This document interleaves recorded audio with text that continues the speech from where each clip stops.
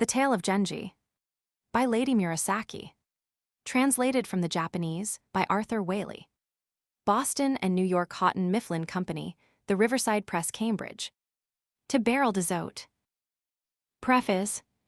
Readers of the Diaries of Court Ladies of Old Japan, translated by Madame Amori and Professor Doi, will remember that the second of the three diaries is that of a certain Murasaki Shikibu. The little that is known of this lady's life has been set forth by Miss Amy Lowell in her introduction to that book. A few dates, most of them very insecure, will be found in Appendix I of this volume. It is, however, certain that Murasaki was born in the last quarter of the 10th century, that she lost her husband in 1001, and that a few years later she became lady-in-waiting to the Empress Akiko. We know that she was chosen for this post on account of her proficiency in Chinese, a subject which the young empress was anxious to study. Akiko was then about 16, so that Murasaki's position in the house was what, in our parlance, we should call that of governess, rather than of lady-in-waiting. Akiko, though officially espoused to the emperor, was still living at home, and her father soon began to pay somewhat embarrassing attentions to the new governess. From the diary, we know that on one occasion, at any rate, his solicitations were refused. Was the tale of Genji or any part of it already written when Murasaki came to court? We only know that in a passage of the diary which apparently refers to the year 1008, she speaks of her novel having been read out loud to the emperor. His Majesty's comment, "This is a learned lady.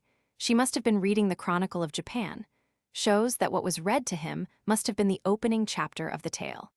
For in the whole work, there is only one sentence which could possibly remind anyone of the Nihongi, Chronicle of Japan, and that is the conclusion of Chapter 1. So though we may be certain that the first few books were already written in 1008, it is quite possible that the whole 54 were not finished till long afterwards.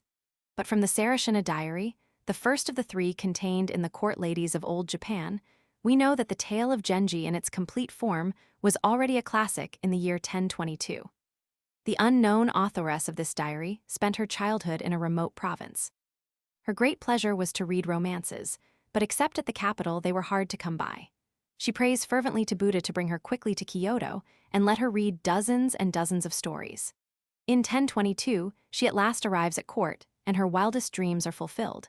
Packed in a big box, her aunt sends round the 50-odd chapters of Genji and a whole library of shorter fairy tales and romances.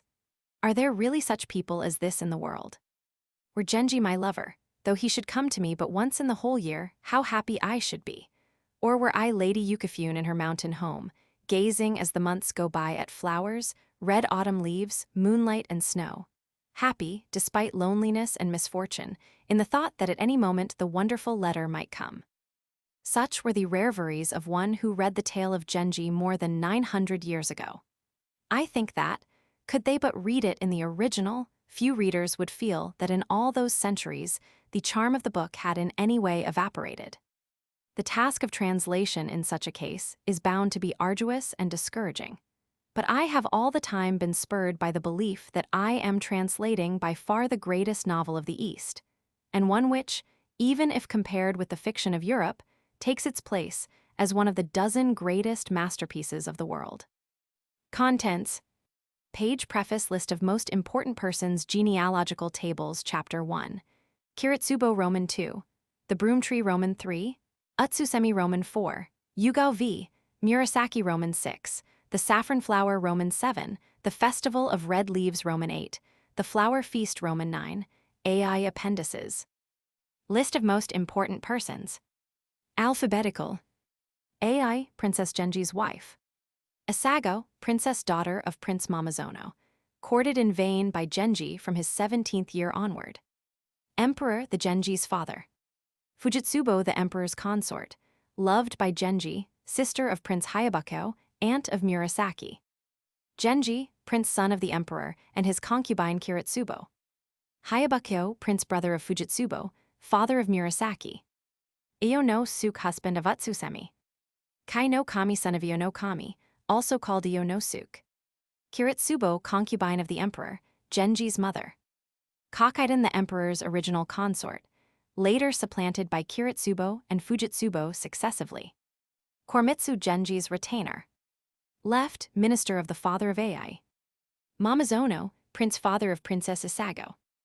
Murasaki, child of Prince Hyabukyo, adopted by Genji, becomes his second wife. Mayabu, a young court lady, who introduces Genji to Princess Sayatsumi Yohana. Nikiba no Ogikai no Kami's sister. Aburazukio, princess sister of Kakaiden. Amiyabu Fujitsubo's maid. Right, minister of the father of Kakaiden. Rokujo, princess widow of the emperor's brother, Prince Zembo, Genji's mistress from his year onward. Shanagan, Murasaki's nurse. Sayatsumi Yohana, princess daughter of Prince Hitachi, a timid and eccentric lady. Tano Chujo, Genji's brother-in-law and great friend. Yukin, Yugao's maid. Utsusemi, wife of the provincial governor, Iyo no Suke, courted by Genji. Yugao, mistress first of Tano Chujo then of Genji, dies bewitched. Genealogical tables. Prince Zembo M, Lady Rokujo and died young, Vestal Virgin of Ise, the emperor. Heir apparent, his mother was Kakaiden, San no Miya, Kaoru Genji. Genji, his mother was Kiritsubo, Prince Mamazono, Princess Isago, Princess Amiya M, the minister of the left, Ai, Ujiri, Tano Chujo, Kashiwagi. Minister of the right, Kakaiden eldest daughter, Aburazukio sixth daughter. A former emperor, Prince Hyabukyo, Murasaki, Genji's second wife, Fujitsubo, child supposed to be the emperor's, really Genji's. Iyo no Kami, husband of Utsusemi, Kai no Kami by a former marriage, Nikiba no Ogi by a former marriage. Chapter 1. Kiritsubo. At the court of an emperor, he lived. It matters not when there was among the many gentlewomen of the wardrobe and chamber one, who though she was not of very high rank was favored far beyond all the rest, so that the great ladies of the palace, each of whom had secretly hoped that she herself would be chosen, looked with scorn and hatred upon the upstart who had dispelled their dreams. Still less were her former companions, the minor ladies of the wardrobe, content to see her raised so far above them. Thus her position at court, preponderant though it was, exposed her to constant jealousy and ill will. And soon, worn out with petty vexations, she fell into a decline, growing very melancholy and retiring frequently to her home. But the emperor, so far from wearying of her now that she was no longer well or gay, grew every day more tender, and paid not the smallest heed to those who reproved him, till his conduct became the talk of all the land, and even his own barons and courtiers began to look askance at an attachment so ill-advised. They whispered among themselves that in the land beyond the sea such happenings had led to riot and disaster. The people of the country did indeed soon have many grievances to show, and some likened her to Yang Kui-fei, the mistress of Ming Huang. Yet, for all this discontent, so great was the sheltering power of her master's love that none dared openly molest her. Her father, who had been a counselor, was dead. Her mother, who never forgot that the father was in his day a man of some consequence, managed despite all difficulties to give her as good an upbringing as generally falls to the lot of young ladies whose parents are alive and at the height of fortune. It would have helped matters greatly if there had been some influential guardian to busy himself on the child's behalf. Unfortunately, the mother was entirely alone in the world, and sometimes, when troubles came, she felt very bitterly the lack of anyone to whom she could turn for comfort and advice. But to return to the daughter. In due time she bore him a little prince who, perhaps, because in some previous life a close bond had joined them, turned out as fine and likely a man-child as well might be in all the land. The emperor could hardly contain himself during the days of waiting. But when, at the earliest possible moment, the child was presented at court, he saw that rumor had not exaggerated its beauty.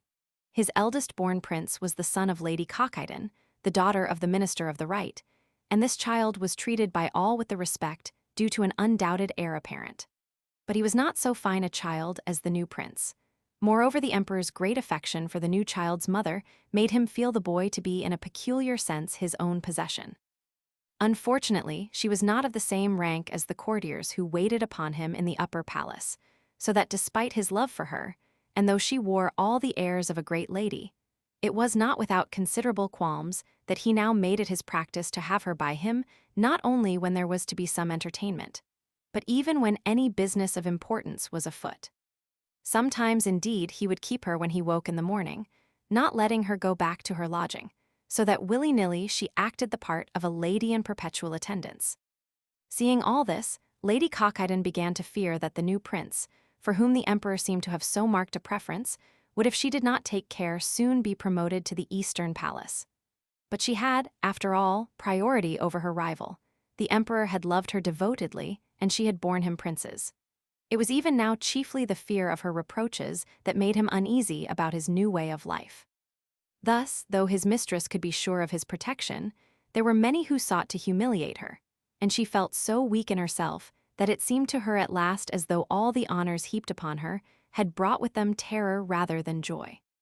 Her lodging was in the wing called Kiritsubo. It was but natural that the many ladies whose doors she had to pass on her repeated journeys to the emperor's room should have grown exasperated. And sometimes, when these comings and goings became frequent beyond measure, it would happen that on bridges and in corridors, here or there along the way that she must go, strange tricks were played to frighten her, or unpleasant things were left lying about which spoiled the dresses of the ladies who accompanied her. Once indeed someone locked the door of a portico, so that the poor thing wandered this way, and that for a great while in sore distress. So many were the miseries into which this state of affairs now daily brought her that the emperor could no longer endure to witness her vexations, and moved her to the Korodin. In order to make room for her, he was obliged to shift the chief lady of the wardrobe to lodgings outside. So far from improving matters, he had merely procured her a new and most embittered enemy.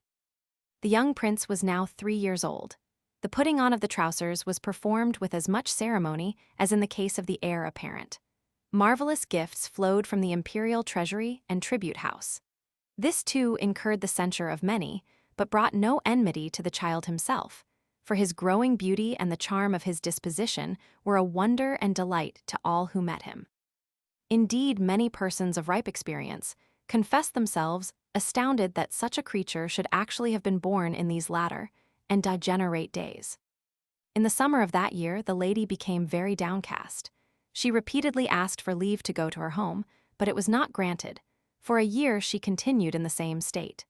The emperor to all her entreaties answered only, "Try for a little while longer." But she was getting worse every day, and when for 5 or 6 days she had been growing steadily weaker, her mother sent to the palace a tearful plea for her release. Fearing even now that her enemies might contrive to put some unimaginable shame upon her, the sick lady left her son behind and prepared to quit the palace in secret. The emperor knew that the time had come when, little as he liked it, he must let her go. But that she should slip away without a word of farewell was more than he could bear, and he hastened to her side. He found her still charming and beautiful, but her face very thin and wan. She looked at him tenderly, saying nothing. Was she alive? So faint was the dwindling spark that she scarcely seemed so. Suddenly forgetting all that had happened and all that was to come, he called her by 100 pretty names and weeping showered upon her 1,000 caresses, but she made no answer. For sounds and sights reached her but faintly, and she seemed dazed, as one that scarcely remembered she lay upon a bed. Seeing her thus, he knew not what to do. In great trouble and perplexity, he sent for a hand litter. But when they would have laid her in it, he forbade them, saying, "There was an oath between us that neither should go alone upon the road that all at last must tread. How can I now let her go from me?" The lady heard him, and at last, she said, "Though that desired at last be come, because I go alone, how gladly would I live." Thus with faint voice and failing breath she whispered, but though she had found strength to speak, each word was uttered with great toil and pain. Come what might, the emperor would have watched by her till the end, but that the priests who were to read the intercession had already been dispatched to her home. She must be brought there before nightfall, and at last he forced himself to let the bearers carry her away. He tried to sleep, but felt stifled and could not close his eyes. All night long messengers were coming and going between her home and the palace. From the first, they brought no good news, and soon after midnight announced that this time on arriving at the house, they had heard a noise of wailing and lamentation, and learned from those within that the lady had just breathed her last. The emperor lay motionless as though he had not understood. Though his father was so fond of his company, it was thought better after this event that the prince should go away from the palace.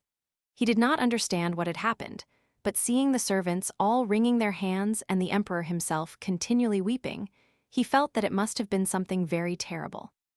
He knew that even quite ordinary separations made people unhappy, But here was such a dismal wailing and lamenting as he had never seen before, and he concluded that this must be some very extraordinary kind of parting. When the time came for the funeral to begin, the girl's mother cried out that the smoke of her own body would be seen rising beside the smoke of her child's bier. She rode in the same coach with the court ladies who had come to the funeral. The ceremony took place at Atego and was celebrated with great splendor. So overpowering was the mother's affection that so long as she looked on the body, she still thought of her child as alive. It was only when they lighted the pyre she suddenly realized that what lay upon it was a corpse. Then, though she tried to speak sensibly, she reeled and almost fell from the coach, and those with her turned to one another and said, "At last she knows." A herald came from the palace and read a proclamation which promoted the dead lady to the 3rd rank. The reading of this long proclamation by the bier was a sad business. The emperor repented bitterly that he had not long ago made her a lady-in-waiting, and that was why he now raised her rank by 1 degree. There were many who grudged her even this honor, but some less stubborn began now to recall that she had indeed been a lady of uncommon beauty, and others that she had very gentle and pleasing manners, while some went so far as to say it was a shame that anybody should have disliked so sweet a lady, and that if she had not been singled out unfairly from the rest, no one would have said a word against her. The 7 weeks of mourning were, by the emperor's order, minutely observed. Time passed, but he still lived in rigid seclusion from the ladies of the court. The servants who waited upon him had a sad life, for he wept almost without ceasing both day and night. Kokiden and the other great ladies were still relentless, and went about saying, it looked as though the emperor would be no less foolishly obsessed by her memory than he had been by her person. He did indeed sometimes see Kokiden's son, the firstborn prince, but this only made him long the more to see the dead lady's child, and he was always sending trusted servants, such as his own old nurse, to report to him upon the boy's progress. The time of the autumn equinox had come. Already the touch of the evening air was cold upon the skin. So many memories crowded upon him that he sent a girl, the daughter of his quiver-bearer, with a letter to the dead lady's house. It was beautiful moonlit weather, and after he had dispatched the messenger, he lingered for a while gazing out into the night. It was at such times as this that he had been wont to call for music.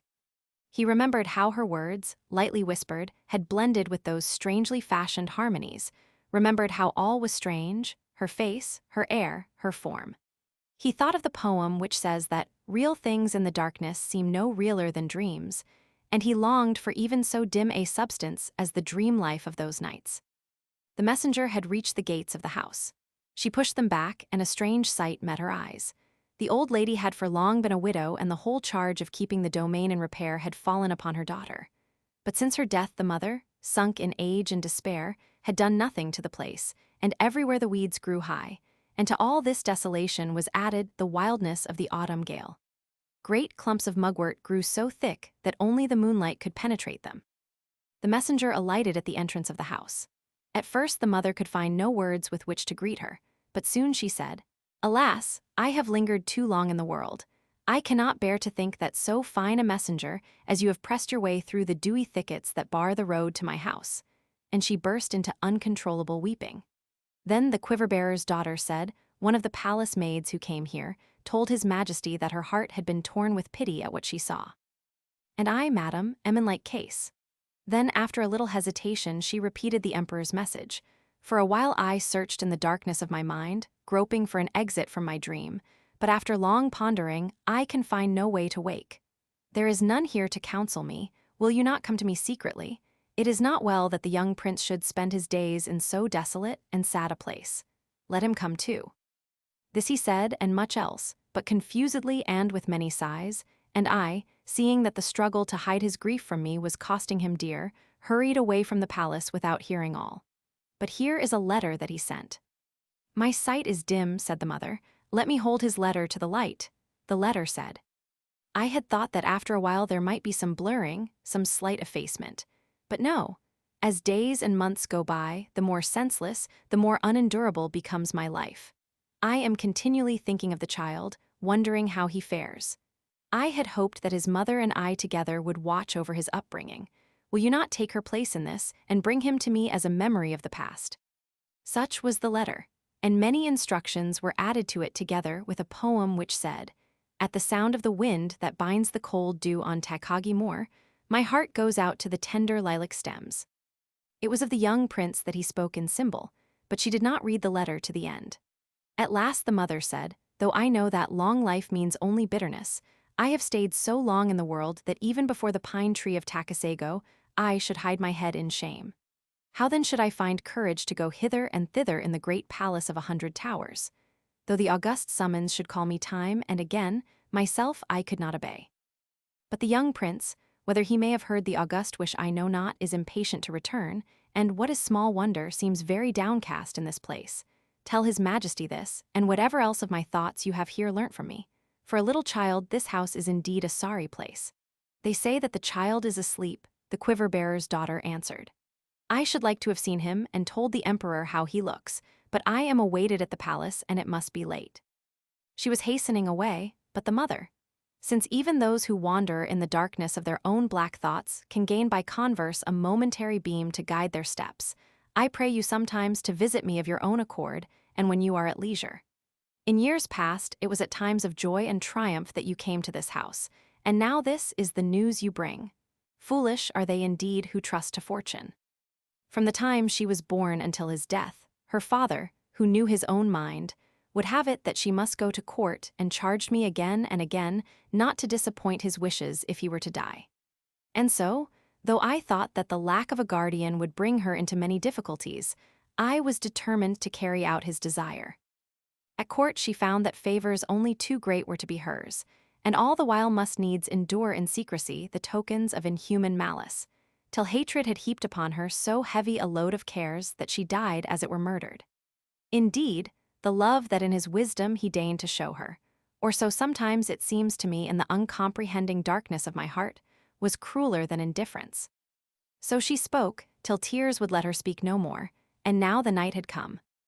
All this, the girl answered, he himself has said, and further, that thus against my will and judgment I yielded helplessly to a passion so reckless that it caused men's eyes to blink, was perhaps decreed for the very reason that our time was fated to be so short. It was the wild and vehement passion of those who are marked down for instant separation.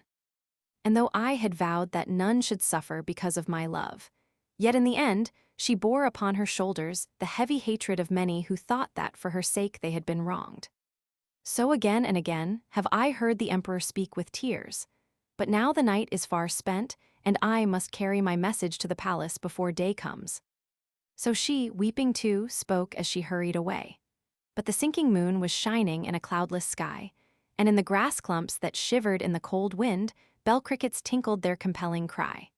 It was hard to leave these grass clumps, and the quiver-bearer's daughter, loth to ride away, recited the poem which says, "Ceaseless as the interminable voices of the bell cricket, all night till dawn my tears flow." The mother answered, "Upon the thickets that teem with myriad insect voices falls the dew of a cloud dweller's tears.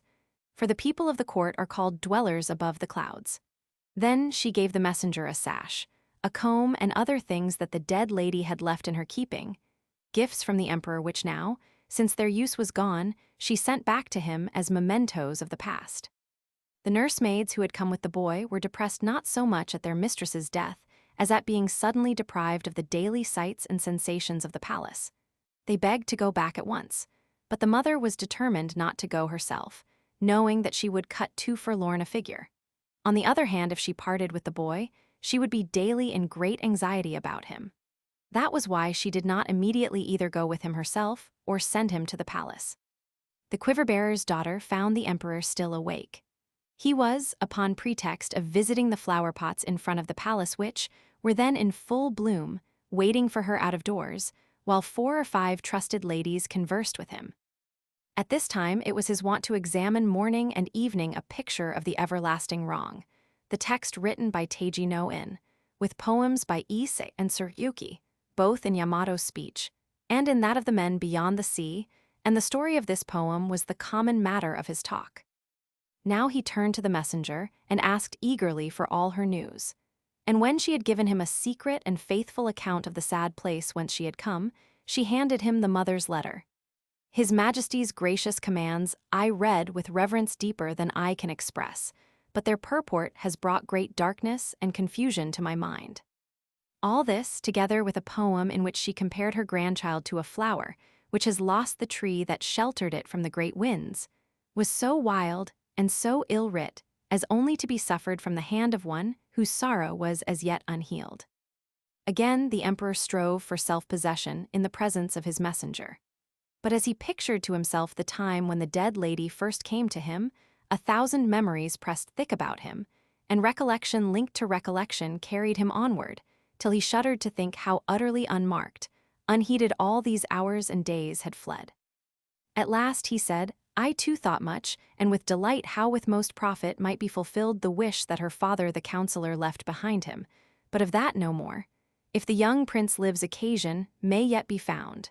It is for his long life that we must pray." He looked at the presents she had brought back, and "Would that like the wizard you had brought a kingfisher hairpin, as token of your visit to the place where her spirit dwells," he cried, and recited the poem. "Oh, for a master of magic who might go and seek her, and by a message teach me where her spirit dwells." For the picture of Kyuifei, skillful though the painter might be, was but the work of a brush and had no living fragrance. And though the poet tells us that Kyuifei's grace was as that of the hibiscus of the royal lake or the willows of the Weiyang palace, the lady in the picture was all paint and powder and had a simpering chinesified air. But when he thought of the lost lady's voice and form, he could find neither in the beauty of flowers nor in the song of birds any fit comparison. Continually, he pined that fate should not have allowed them to fulfill the vow which morning and evening was ever talked of between them, the vow that their lives should be as the twin birds that share a wing, the twin trees that share a bough. The rustling of the wind, the chirping of an insect would cast him into the deepest melancholy. And now Kakaidan, who for a long while had not been admitted to his chamber, must needs sit in the moonlight making music far on into the night. This evidently distressed him in the highest degree, and those ladies and courtiers who were with him were equally shocked and distressed on his behalf. But the offending lady was one who stood much upon her dignity, and she was determined to behave as though nothing of any consequence had taken place in the palace. And now the moon had set. The emperor thought of the girl's mother in the house amid the thickets and wondered, making a poem of the thought, with what feelings she had watched the sinking of the autumn moon. For even we men above the clouds were weeping when it sank. He raised the torches high in their sockets and still sat up. But at last he heard voices coming from the watch house of the right and knew that the hour of the bull had struck. Then, lest he should be seen, he went into his chamber. He found he could not sleep and was up before daybreak. But as though he remembered the words, he knew not the dawn was at his window of Issei's poem, he showed little attention to the affairs of his morning audience, scarcely touched his dried rice and seemed but dimly aware of the viands on the great table, so that the carvers and waiting men groaned to see their master's plight. And all his servants, both men and women, kept on whispering to one another, "What a senseless occupation has ours become," and supposed that he was obeying some extravagant vow. Regardless of his subjects' murmurings, he continually allowed his mind to wander from their affairs to his own, so that the scandal of his negligence was now as dangerous to the state as it had been before, and again there began to be whispered references to a certain emperor of another land. Thus the months and days passed, and in the end the young prince arrived at court. He had grown up to be a child of unrivaled beauty, and the emperor was delighted with him. In the spring an heir to the throne was to be proclaimed, and the emperor was sorely tempted to pass over the firstborn prince in favor of the young child. But there was no one at court to support such a choice, and it was unlikely that it would be tolerated by the people. It would indeed bring danger rather than glory to the child. So he carefully concealed from the world that he had any such design, and gained great credit, men saying, though he dotes on the boy, there is at least some limit to his folly. And even the great ladies of the palace became a little easier in their minds. The grandmother remained inconsolable, and impatient to set out upon her search for the place where the dead lady's spirit dwelt. She soon expired. Again the emperor was in great distress, and this time the boy, being now 6 years old, understood what had happened and wept bitterly. And often he spoke sadly of what he had seen when he was brought to visit the poor dead lady who had for many years been so kind to him. Henceforward he lived always at the palace. When he became 7, he began to learn his letters, and his quickness was so unusual that his father was amazed. Thinking that now no one would have the heart to be unkind to the child, the emperor began to take him to the apartments of Kokiden and the rest, saying to them, "Now that his mother is dead, I know that you will be nice to him." Thus the boy began to penetrate the royal curtain. The roughest soldier, the bitterest foeman could not have looked on such a child without a smile, and Kokiden did not send him away. She had 2 daughters who were indeed not such fine children as the little prince. He also played with the court ladies, who, because he was now very pretty and bashful in his ways, found endless amusement, as indeed did everyone else, in sharing his games. As for his serious studies, he soon learnt to send the sounds of zithern and flute flying gaily to the clouds. But if I were to tell you of all his accomplishments, you would think that he was soon going to become a bore. At this time, some Koreans came to court, and among them a fortune-teller. Hearing this, the emperor did not send for them to come to the palace, because of the law against the admission of foreigners which was made by the Emperor Yuda. But in strict secrecy, he sent the prince to the stranger's quarters. He went under the escort of the secretary of the right, who was to introduce him as his own son. The fortune-teller was astonished by the boy's lineaments and expressed his surprise by continually nodding his head. He has the marks of one who might become a father of the state, and if this were his fate, he would not stop short at any lesser degree than that of mighty king and emperor of all the land. But when I look again, I see that confusion and sorrow would attend his reign. But should he become a great officer of state and counselor of the realm, I see no happy issue, for he would be defying those kingly signs of which I spoke before. The secretary was a most talented, wise, and learned scholar, and now began to conduct an interesting conversation with the fortune-teller. They exchanged essays and poems, and the fortune-teller made a little speech, saying, "It has been a great pleasure to me on the eve of my departure to meet with a man of capacities so unusual. And though I regret my departure, I shall now take away most agreeable impressions of my visit." The little prince presented him with a very nice verse of poetry, at which he expressed boundless admiration and offered the boy a number of handsome presents. In return, the emperor sent him a large reward from the imperial treasury. This was all kept strictly secret, but somehow or other the heir apparent's grandfather, the minister of the right, and others of his party got wind of it and became very suspicious. The emperor then sent for native fortune-tellers and made trial of them, explaining that because of certain signs which he had himself observed, he had hitherto refrained from making the boy a prince. With one accord, they agreed that he had acted with great prudence, and the emperor determined not to set the child adrift upon the world as a prince without royal standing or influence upon the mother's side. For he thought, "My own power is very insecure. I had best set him to watch on my behalf over the great officers of state." Thinking that he had thus agreeably settled the child's future, he set seriously to work upon his education, and saw to it that he should be made perfect in every branch of art and knowledge.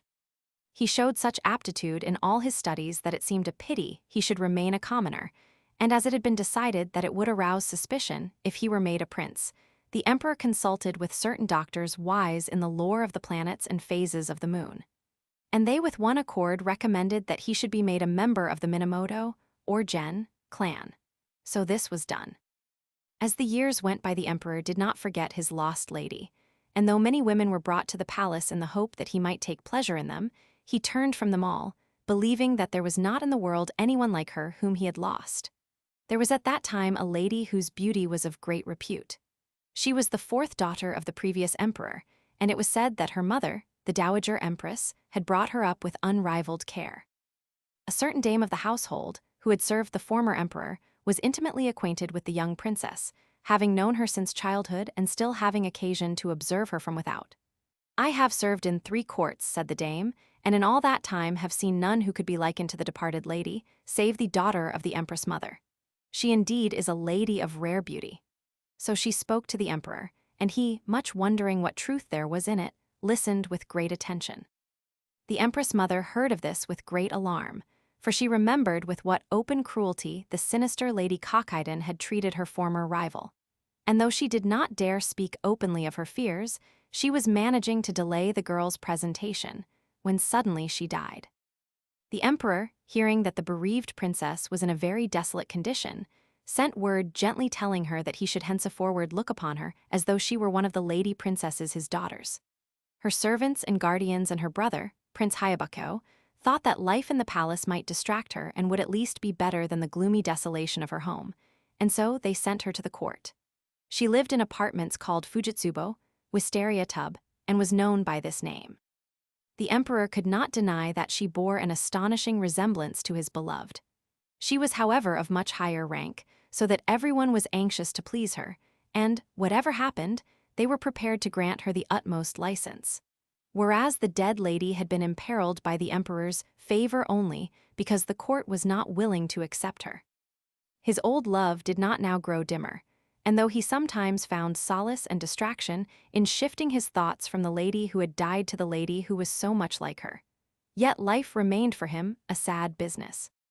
Genji, he of the Minamoto clan, as he was now called, was constantly at the emperor's side. He was soon quite at his ease with the common run of ladies in waiting and ladies of the wardrobe, so it was not likely he would be shy with one who was daily summoned to the emperor's apartments. It was but natural that all these ladies should vie eagerly with one another for the first place in Genji's affections, and there were many whom in various ways he admired very much. But most of them behaved in too grown-up a fashion. Only one, the new princess, was pretty and quite young as well, and though she tried to hide from him, it was inevitable that they should often meet.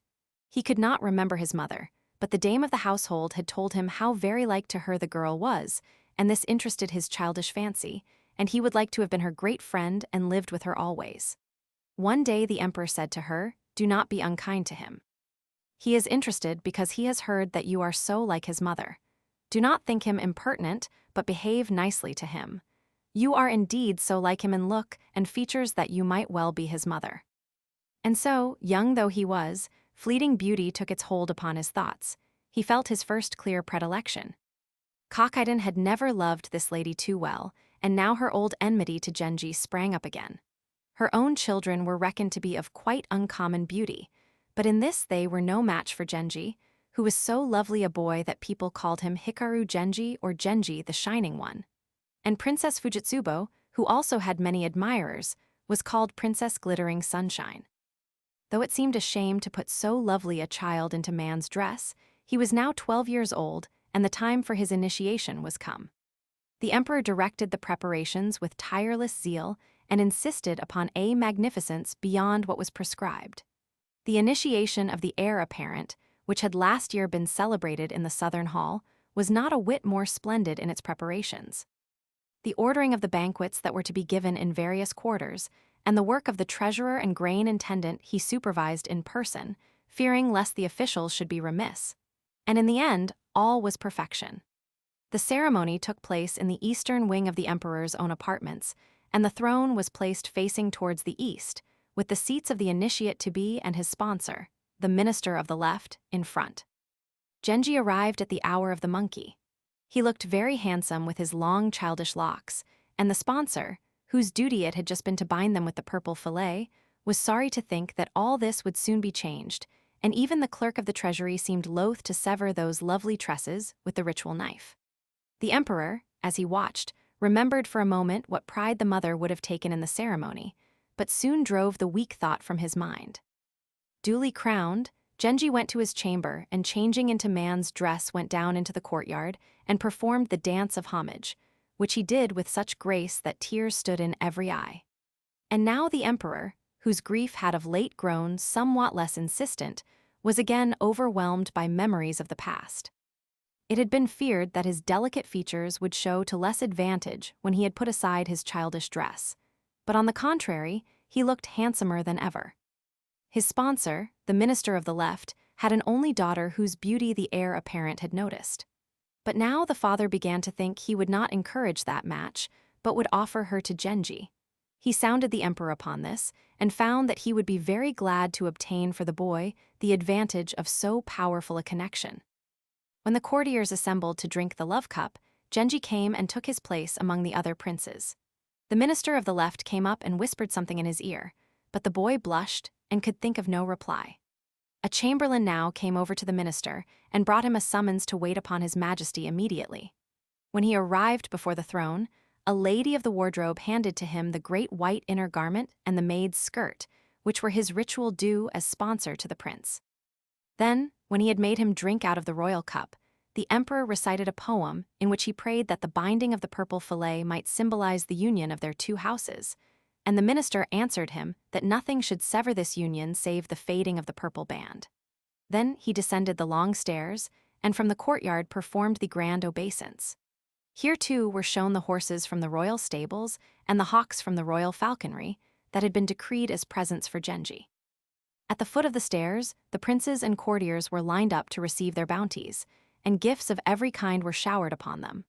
That day, the hampers and fruit baskets were distributed in accordance with the emperor's directions by the learned secretary of the rite, and boxes of cake and presents lay about so thick that one could scarcely move. Such profusion had not been seen even at the heir apparent's initiation. That night Genji went to the minister's house, where his betrothal was celebrated with great splendor. It was thought that the little prince looked somewhat childish and delicate, but his beauty astonished everyone. Only the bride, who was 4 years older, regarded him as a mere baby and was rather ashamed of him. The emperor still demanded Genji's attendance at the palace, so he did not set up a house of his own. In his inmost heart, he was always thinking how much nicer she was than anyone else, and only wanted to be with people who were like her, but alas, no one was the least like her. Everyone seemed to make a great deal of fuss about Princess Ai, his betrothed, but he could see nothing nice about her. The girl at the palace now filled all his childish thoughts, and this obsession became a misery to him. Now that he was a man, he could no longer frequent the women's quarters, as he had been wont to do. But sometimes, when an entertainment was afoot, he found comfort in hearing her voice dimly blending with the sound of zithern or flute, and felt his grown-up existence to be unendurable. After an absence of 5 or 6 days, he would occasionally spend 2 or 3 at his betrothed's house. His father-in-law, attributing this negligence to his extreme youth, was not at all perturbed, and always received him warmly. Whenever he came, the most interesting and agreeable of the young people of the day were asked to meet him, and endless trouble was taken in arranging games to amuse him. The Shijasa, one of the rooms which had belonged to his mother, was allotted to him as his official quarters in the palace, and the servants who had waited on her were now gathered together again and formed his suite. His grandmother's house was falling into decay. The Imperial Office of Works was ordered to repair it. The grouping of the trees and disposition of the surrounding hills had always made the place delightful. Now the basin of the lake was widened, and many other improvements were carried out. If only I were going to live here with someone whom I liked, thought Genji sadly. Some say that the name of Hikaru, the Shining One, was given to him in admiration by the Korean fortune-teller. This chapter should be read with indulgence. In it, Murasaki, still under the influence of her somewhat childish predecessors, writes in a manner which is a blend of the court chronicle with the conventional fairy tale. Famous emperor of the Tiang dynasty in China, lived AD 680–5762. The child of an emperor could not be shown to him for several weeks after its birth, i.e. be made heir apparent. She herself was, of course, carried in a litter. A poem by the Chinese writer Po Chuai about the death of Yang Qiufei, favorite of the Emperor Ming Huang. C. Giles, Chinese Literature, p. 169. Name of the Emperor Yuda, after his retirement, in AD 897. Poetess, 9th century. Famous poet, 880–946 AD. 1 a.m. A poem by Lady Issei written on a picture illustrating Po Chuai's everlasting wrong. Reigned 889–897. The law in question was made in 894. 3 p.m. These symbolized the unmanly life of childhood, which Genji had now put behind him. The Budo, a form of kowtow so elaborate as to be practically a dance. Fujitsubo. This touch is reminiscent of early chronicles such as the Nihongi, which delight in alternative explanations. In the subsequent chapters, such archaisms entirely disappear. Chapter 2. The Broom Tree. Genji the Shining One. He knew that the bearer of such a name could not escape much scrutiny and jealous censure, and that his lightest dallyings would be proclaimed to posterity. Fearing then lest he should appear to after ages as a mere good-for-nothing and trifler, and knowing that, so accursed is the blabbing of gossips, tongues, his most secret acts might come to light, he was obliged always to act with great prudence and to preserve at least the outward appearance of respectability. Thus nothing really romantic ever happened to him, and Katano no Shosho would have scoffed at his story. While he was still a captain of the guard and was spending most of his time at the palace, his infrequent visits to the Great Hall were taken as a sign that some secret passion had made its imprint on his heart. But in reality, the frivolous, commonplace, straight-ahead amours of his companions did not in the least interest him, and it was a curious trait in his character that when on rare occasions, despite all resistance, love did gain a hold upon him, it was always in the most improbable and hopeless entanglement that he became involved. It was the season of the long rains. For many days there had not been a fine moment, and the court was keeping a strict fast. The people at the Great Hall were becoming very impatient of Genji's long residence at the palace, but the young lords, who were court pages, liked waiting upon Genji better than upon anyone else, always managing to put out his clothes and decorations in some marvelous new way. Among these brothers, his greatest friend was the equerry, Tano Chujo, with whom above all other companions of his playtime he found himself familiar and at ease. This lord too found the house which his father-in-law, the minister of the right, had been at pains to build for him, somewhat oppressive, while at his father's house he, like Genji, found the splendors somewhat dazzling, so that he ended by becoming Genji's constant companion at court. They shared both studies and play and were inseparable companions on every sort of occasion, so that soon all formalities were dispensed with between them and the inmost secrets of their hearts freely exchanged. It was on a night when the rain never ceased its dismal downpour. There were not many people about in the palace, and Genji's room seemed even quieter than usual. He was sitting by the lamp, looking at various books and papers. Suddenly he began pulling some letters out of the drawers of a desk which stood nearby. This aroused Tano Chujo's curiosity. "Some of them I can show to you," said Genji, "but there are others which I had rather. It is just those which I want to see." Ordinary, commonplace letters are very much alike, and I do not suppose that yours differ much from mine. What I want to see are passionate letters written in moments of resentment, letters hinting consent, letters written at dusk. He begged so eagerly that Genji let him examine the drawers. It was not indeed likely that he had put any very important or secret documents in the ordinary desk. He would have hidden them away much further from sight. So he felt sure that the letters in these drawers would be nothing to worry about. After turning over a few of them, what an astonishing variety! Tano Chujo exclaimed and began guessing at the writers' names and made one or two good hits. More often he was wrong, and Genji, amused by his puzzled air, said very little but generally managed to lead him astray. At last he took the letters back, saying, "But you too must have a large collection. Show me some of yours, and my desk will open to you with better will." "I have none that you would care to see," said Tano Chujo, and he continued, "I have at last discovered that there exists no woman of whom one can say, 'Here is perfection. This is indeed she.' There are many who have the superficial art of writing a good running hand, or if occasion requires of making a quick repartee. But there are few who will stand the ordeal of any further test. Usually their minds are entirely occupied by admiration for their own accomplishments, and their abuse of all rivals creates a most unpleasant impression. Some, again, are adored by overfond parents. These have been since childhood guarded behind lattice windows, and no knowledge of them is allowed to reach the outer world, save that of their excellence in some accomplishment or art, and this may indeed sometimes arouse our interest. She is pretty and graceful, and has not yet mixed at all with the world. Such a girl, by closely copying some model and applying herself with great industry, will often succeed in really mastering one of the minor and ephemeral arts. Her friends are careful to say nothing of her defects and to exaggerate her accomplishments, and while we cannot altogether trust their praise, we cannot believe that their judgment is entirely astray. But when we take steps to test their statements, we are invariably disappointed.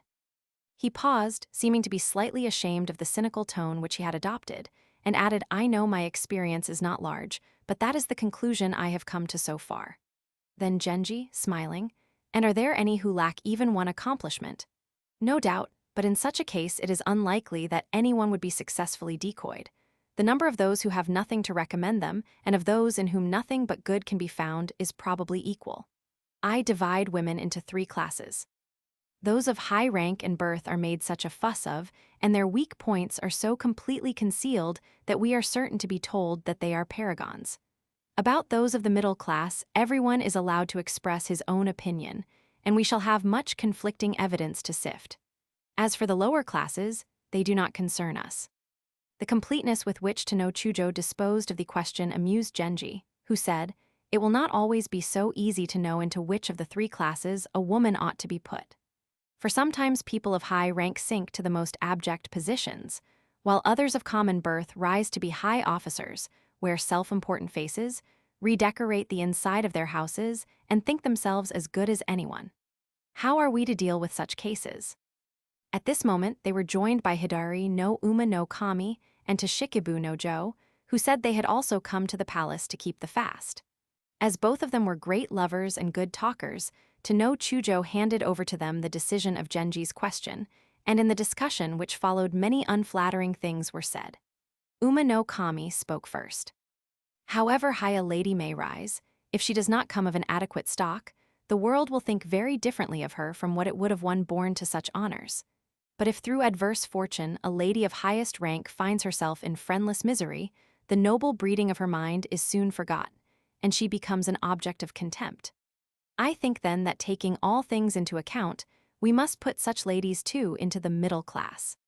But when we come to classify the daughters of Zario, who are sent to labor at the affairs of distant provinces, they have such ups and downs that we may reasonably put them too into the middle class. Then there are ministers of the third and fourth classes without cabinet rank. These are generally thought less of even than the humdrum, ordinary officials.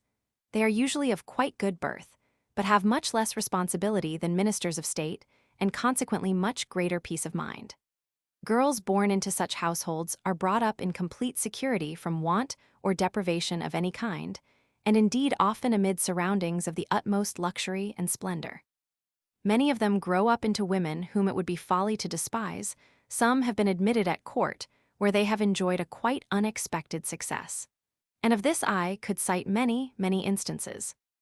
Their success has generally been due to their having a lot of money," said Genji smiling. "You should have known better than to say that," said to no Chujo, reproving him, and Uma no Kami went on. "There are some whose lineage and reputation are so high that it never occurs to one that their education could possibly be at fault. Yet when we meet them, we find ourselves exclaiming in despair, 'How can they have contrived to grow up like this?' No doubt the perfect woman in whom none of those essentials is lacking must somewhere exist, and it would not startle me to find her. But she would certainly be beyond the reach of a humble person like myself. And for that reason, I should like to put her in a category of her own and not to count her in our present classification. But suppose that behind some gateway overgrown with vineweed, in a place where no one knows there is a house at all, there should be locked away some creature of unimagined beauty. With what excitement should we discover her? The complete surprise of it, the upsetting of all our wise theories and classifications, would be likely, I think, to lay a strange and sudden enchantment upon us. I imagine her father rather large and gruff, her brother a surly, ill-looking fellow. Locked away in an utterly blank and uninteresting bedroom, she will be subject to odd flights of fancy, so that in her hands the arts that others learn as trivial accomplishments will seem strangely full of meaning and importance.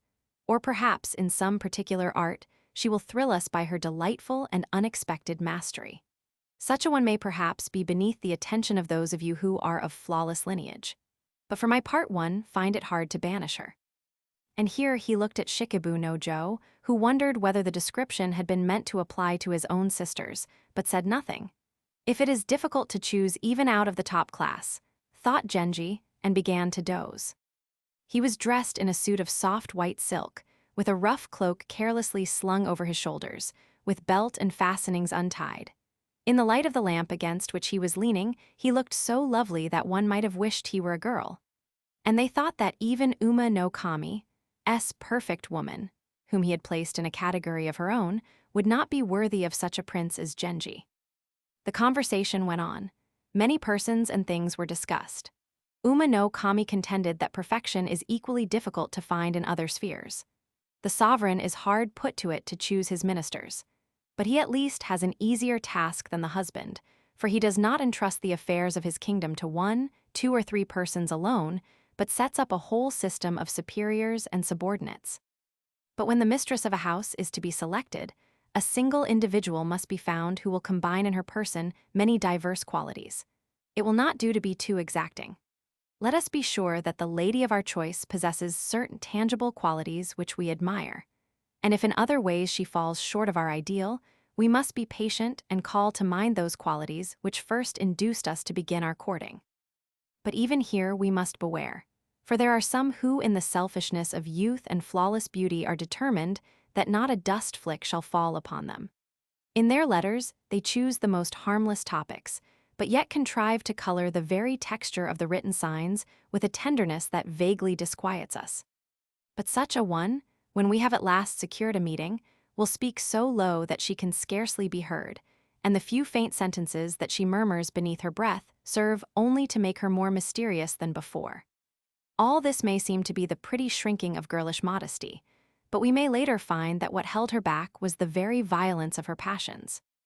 Or again, where all seems plain sailing, the perfect companion will turn out to be too impressionable, and will upon the most inappropriate occasions display her affections in so ludicrous a way that we begin to wish ourselves rid of her. Then there is the zealous housewife, who regardless of her appearance twists her hair behind her ears and devotes herself entirely to the details of our domestic welfare.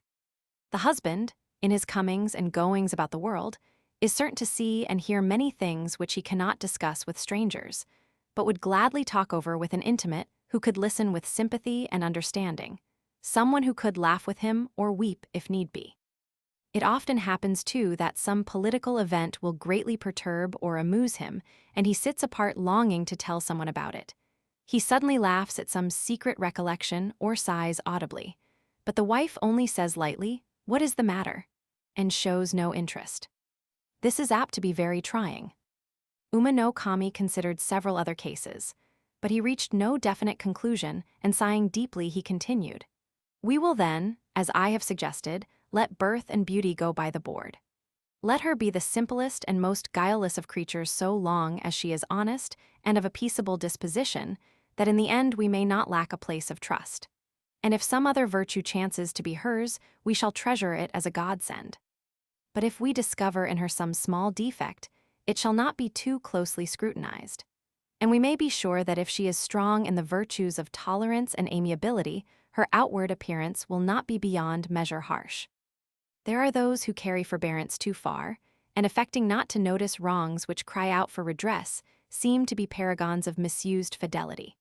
But suddenly, a time comes when such a one can restrain herself no longer, and leaving behind her a poem couched in pitiful language and calculated to rouse the most painful sentiments of remorse, she flies to some remote village in the mountains or some desolate seashore, and for a long while all trace of her is lost.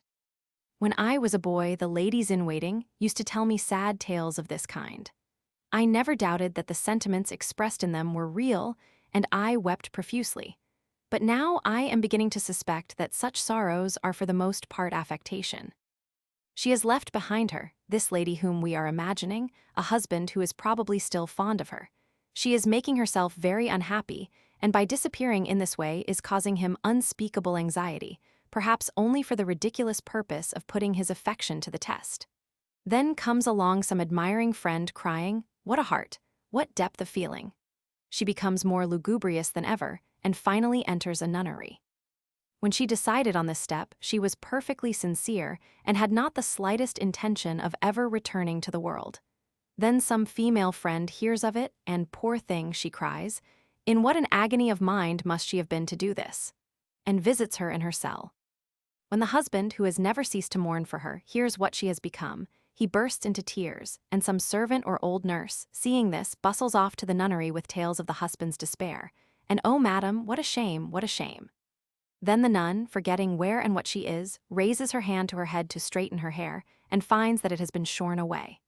In helpless misery she sinks to the floor, and do what she will, the tears begin to flow.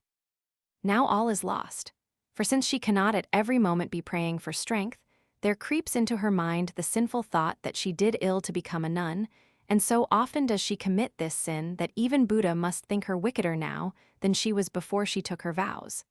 And she feels certain that these terrible thoughts are leading her soul to the blackest hell. But if the karma of their past lives should chance to be strongly weighted against a parting, she will be found and captured before she has taken her final vows. In such a case, their life will be beyond endurance unless she be fully determined, come good or ill, this time to close her eyes to all that goes amiss. Again, there are others who must needs be forever mounting guard over their own and their husband's affections. Such a one, if she sees in him not a fault indeed, but even the slightest inclination to stray, makes a foolish scene, declaring with indignation that she will have no more to do with him. But even if a man's fancy should chance indeed to have gone somewhat astray, yet his earlier affection may still be strong and in the end will return to its old haunts. Now by her tantrums she has made a rift that cannot be joined. Whereas she who when some small wrong calls for silent rebuke, shows by a glance that she is not unaware. But when some large offense demands admonishment knows how to hint without severity, will end by standing in her master's affections better than ever she stood before. For often the sight of our own forbearance will give our neighbor strength to rule his mutinous affections. But she whose tolerance and forgiveness know no bounds, though this may seem to proceed from the beauty and amiability of her disposition, is in fact displaying the shallowness of her feeling. The unmoored boat must needs drift with the stream.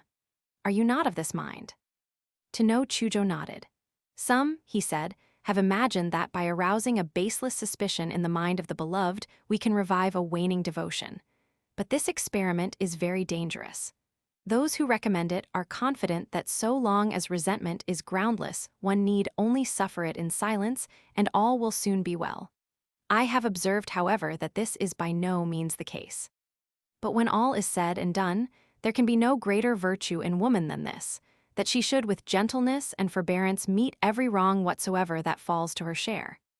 He thought as he said this of his own sister, Princess Ai, but was disappointed and piqued to discover that Genji, whose comments he awaited, was fast asleep.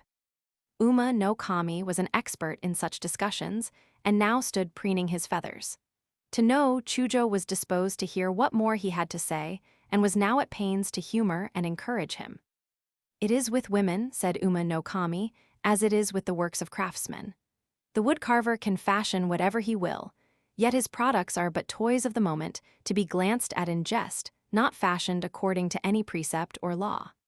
When times change, the carver too will change his style and make new trifles to hit the fancy of the passing day. But there is another kind of artist, who sets more soberly about his work, striving to give real beauty to the things which men actually use, and to give to them the shapes which tradition has ordained. This maker of real things must not for a moment be confused with the carver of idle toys. In the painter's workshop, too, there are many excellent artists chosen for their proficiency in ink drawing, and indeed they are all so clever it is hard to set one above the other. But all of them are at work on subjects intended to impress and surprise. One paints the mountain of Horai, another a raging sea monster riding a storm, another ferocious animals from the land beyond the sea, or faces of imaginary demons. Letting their fancy run wildly riot, they have no thought of beauty, but only of how best they may astonish the beholder's eye. And though nothing in their pictures is real, all is probable. But ordinary hills and rivers, just as they are, houses such as you may see anywhere, with all their real beauty and harmony of form, quietly to draw such scenes as this, or to show what lies behind some intimate hedge that is folded away far from the world, and thick trees upon some unheroic hill, and all this with befitting care for composition, proportion, and the like. Such works demand the highest master's utmost skill, and must needs draw the common craftsman into 1,000 blunders. So too in handwriting, we see some who aimlessly prolong their cursive strokes this way or that, and hope their flourishes will be mistaken for genius. But true penmanship preserves in every letter its balance and form, and though at first some letters may seem but half-formed, yet when we compare them with the copybooks we find that there is nothing at all amiss. So it is in these trifling matters, and how much the more in judging of the human heart should we distrust all fashionable airs and graces, all tricks and smartness, learnt only to please the outward gaze. This I first understood some while ago, and if you will have patience with me, I will tell you the story. So saying, he came and sat a little closer to them, and Genji woke up. To no Chujo, in rapt attention, was sitting with his cheek propped upon his hand. Uma no Kami's whole speech that night was indeed very much like a chaplain's sermon about the ways of the world, and was rather absurd. But upon such occasions as this we are easily led on into discussing our own ideas and most private secrets without the least reserve. It happened when I was young, and in an even more humble position than I am today, Uma no Kami continued. I was in love with a girl who, like the drudging, faithful wife of whom I spoke a little while ago, was not a full-sail beauty, and I in my youthful vanity thought she was all very well for the moment, but would never do for the wife of so fine a fellow as I. She made an excellent companion in times when I was at a loose end. But she was of a disposition so violently jealous that I could have put up with a little less devotion if only she had been somewhat less fiercely ardent and exacting.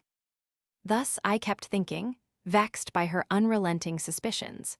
But then I would remember her ceaseless devotion to the interests of one who was after all a person of no account, and full of remorse, I made sure that with a little patience on my part, she would one day learn to school her jealousy. It was her habit to minister to my smallest wants even before I was myself aware of them. Whatever she felt was lacking in her, she strove to acquire, and where she knew that in some quality of mind she still fell behind my desires, she was at pains never to show her deficiency in such a way as might vex me.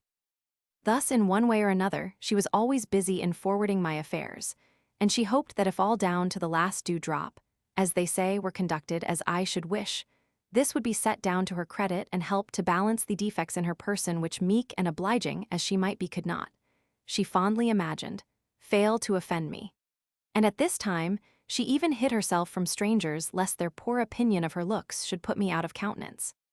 I meanwhile, becoming used to her homely looks, was well content with her character, save for this one article of jealousy, and here she showed no amendment. Then I began to think to myself, surely, since she seems so anxious to please, so timid, there must be some way of giving her a fright which will teach her a lesson, so that for a while at least we may have a respite from this accursed business.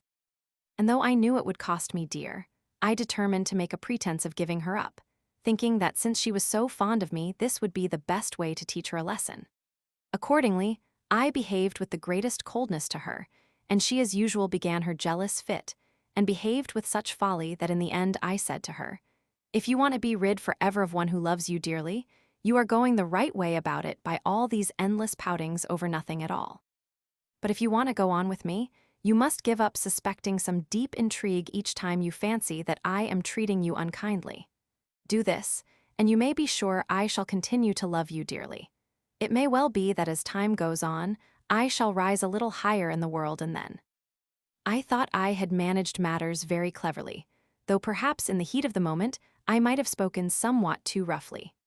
She smiled faintly and answered that if it were only a matter of bearing for a while with my failures and disappointments, that did not trouble her at all, and she would gladly wait till I became a person of consequence. "But it is a hard task," she said, "to go on year after year enduring your coldness and waiting the time when you will at last learn to behave to me with some decency. And therefore I agree with you that the time has come when we had better go each his own way." Then, in a fit of wild and uncontrollable jealousy, she began to pour upon me a torrent of bitter reproaches, and with a woman's savagery, she suddenly seized my little finger and bit deep into it. The unexpected pain was difficult to bear, but composing myself, I said tragically, "Now you have put this mark upon me, I shall get on worse than ever in polite society. As for promotion, I shall be considered a disgrace to the meanest public office, and unable to cut a genteel figure in any capacity. I shall be obliged to withdraw myself completely from the world. You and I, at any rate, shall certainly not meet again," and bending my injured finger as I turned to go, I recited the verse, "As on bent hand I count the times that we have met, it is not one finger only that bears witness to my pain." And she, all of a sudden bursting into tears, "If still in your heart only you look for pains to count, then were our hands best employed in parting." After a few more words I left her, not for a moment thinking that all was over. Days went by, and no news. I began to be restless. One night when I had been at the palace for the rehearsal of the festival music, heavy sleet was falling, and I stood at the spot where those of us who came from the palace had dispersed, unable to make up my mind which way to go. for in no direction had I anything which could properly be called a home. I might of course take a room in the palace precincts, but I shivered to think of the cheerless grandeur that would surround me. Suddenly I began to wonder what she was thinking, how she was looking, and brushing the snow off my shoulders, I set out for her house. I own I felt uneasy, but I thought that after so long a time her anger must surely have somewhat abated. Inside the room a lamp showed dimly, turned to the wall. Some undergarments were hung out upon a large, warmly quilted couch, the bed hangings were drawn up, and I made sure that she was for some reason actually expecting me. I was priding myself on having made so lucky a hit, when suddenly, not at home, and on questioning the maid I learnt that she had but that very night gone to her parents' home, leaving only a few necessary servants behind. The fact that she had till now sent no poem or conciliatory message seemed to show some hardening of heart, and had already disquieted me. Now I began to fear that her accursed suspiciousness and jealousy had but been a stratagem to make me grow weary of her, and though I could recall no further proof of this I fell into great despair. And to show her that, though we no longer met, I still thought of her and planned for her, I got her some stuff for a dress, choosing a most delightful and unusual shade of color, and a material that I knew she would be glad to have. For after all, I thought, she cannot want to put me altogether out of her head. When I informed her of this purchase, she did not rebuff me nor make any attempt to hide from me, but to all my questions she answered quietly and composedly, without any sign that she was ashamed of herself. At last she told me that if I went on as before, she could never forgive me, but if I would promise to live more quietly, she would take me back again. Seeing that she still hankered after me, I determined to school her a little further yet, and said that I could make no conditions and must be free to live as I chose. So the tug-of-war went on, but it seems that it hurt her far more than I knew, for in a little while she fell into a decline and died, leaving me aghast at the upshot of my wanton game. And now I felt that, whatever faults she might have had, her devotion alone would have made her a fit wife for me. I remembered how both in trivial talk and in consideration of important matters, she had never once shown herself at a loss. How in the dyeing of brocades she rivaled the goddess of Tatsuta who tints the autumn leaves, and how in needlework and the like she was not less skillful than Tanabata, the weaving lady of the sky. Here he stopped, greatly distressed at the recollection of the lady's many talents and virtues. The weaving lady and the herd boy, said to no Chujo, enjoy a love that is eternal. Had she but resembled the divine sempstress in this, you would not, I think, have minded her being a little less skillful with her needle. I wonder that, with this rare creature in mind, you pronounce the world to be so blank a place. Listen, replied Uma no Kami, about the same time there was another lady whom I used to visit. She was of higher birth than the first. Her skill in poetry, cursive writing, and lute playing, her readiness of hand and tongue were all marked enough to show that she was not a woman of trivial nature, and this indeed was allowed by those who knew her. To add to this, she was not ill-looking, and sometimes, when I needed a rest from my unhappy persecutress, I used to visit her secretly. In the end, I found that I had fallen completely in love with her. After the death of the other, I was in great distress. But it was no use brooding over the past, and I began to visit my new lady more and more often. I soon came to the conclusion that she was frivolous, and I had no confidence that I should have liked what went on when I was not there to see. I now visited her only at long intervals, and at last decided that she had another lover. It was during the godless month, on a beautiful moonlight night. As I was leaving the palace, I met a certain young courtier, who, when I told him that I was driving out to spend the night at the Danegan, said that my way was his and joined me. The road passed my lady's house, and here it was that he alighted, saying that he had an engagement which he should have been very sorry not to fulfill. The wall was half in ruins, and through its gaps I saw the shadowy waters of the lake. It would not have been easy, for even the moonbeams seemed to loiter here, to hasten past so lovely a place, and when he left his coach, I too left mine. At once this man, whom I now knew to be that other lover whose existence I had guessed, went and sat unconcernedly on the bamboo skirting of the portico and began to gaze at the moon. The chrysanthemums were just in full bloom, the bright fallen leaves were tumbling and tussling in the wind. It was indeed a scene of wonderful beauty that met our eyes. Presently he took a flute out of the folds of his dress and began to play upon it. Then putting the flute aside, he began to murmur, "Sweet is the shade," and other catches. Soon a pleasant-sounding native zithern began to tune up somewhere within the house, and an ingenious accompaniment was fitted to his careless warblings. Her zithern was tuned to the autumn mode, and she played with so much tenderness, and feeling that though the music came from behind closed shutters, it sounded quite modern and passionate, and well accorded with the soft beauty of the moonlight. The courtier was ravished, and as he stepped forward to place himself right under her window, he turned to me and remarked in a self-satisfied way that among the fallen leaves no other footstep had left its mark. Then, plucking a chrysanthemum, he sang, "Strange that the music of your lute, these matchless flowers, and all the beauty of the night, have lured no other feet to linger at your door." And then, beseeching her pardon for his halting verses, he begged her to play again while one was still near who longed so passionately to hear her. When he had paid her many other compliments, the lady answered in an affected voice with the verse, "Would that I had some song that might detain the flute that blends its note with the low rustling of the autumn leaves." And after these blandishments, still unsuspecting, she took up the 13-stringed lute, and tuning it to the banjoki mode, she clattered at the strings with all the frenzy that fashion now demands. It was a fine performance, no doubt, but I cannot say that it made a very agreeable impression upon me. A man may amuse himself well enough by trifling from time to time with some lady at the court, will get what pleasure he can out of it while he is with her, and not trouble his head about what goes on when he is not there. This lady, too, I only saw from time to time, but such was her situation that I had once fondly imagined myself the only occupant of her thoughts. However, that night's work dissolved the last shred of my confidence, and I never saw her again. These two experiences, falling to my lot while I was still so young, early deprived me of any hope from women, and since that time my view of them has but grown the blacker. No doubt to you at your age they seem very entrancing, these dewdrops on the grass that fall if they are touched, these glittering hailstones that melt if gathered in the hand. But when you are a little older you will think as I do, take my advice in this at least, beware of caressing manners and soft, entangling ways.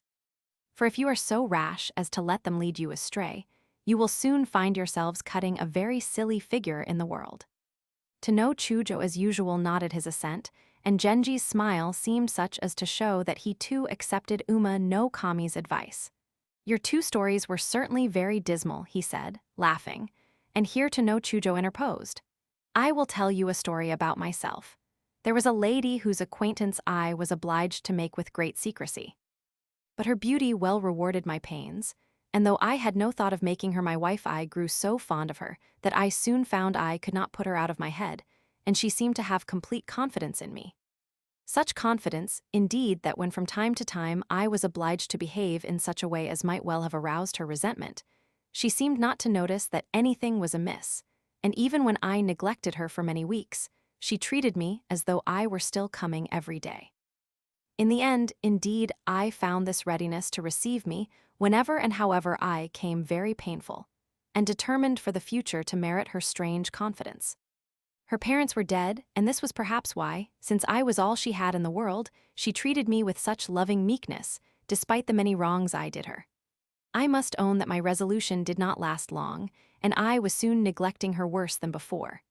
During this time, I did not hear of it till afterwards. Someone who had discovered our friendship began to send her veiled messages which cruelly frightened and distressed her. Knowing nothing of the trouble she was in, although I often thought of her, I neither came nor wrote to her for a long while. Just when she was in her worst despair, a child was born, and at last in her distress, she plucked a blossom of the flower that is called Child of my Heart, and sent it to me."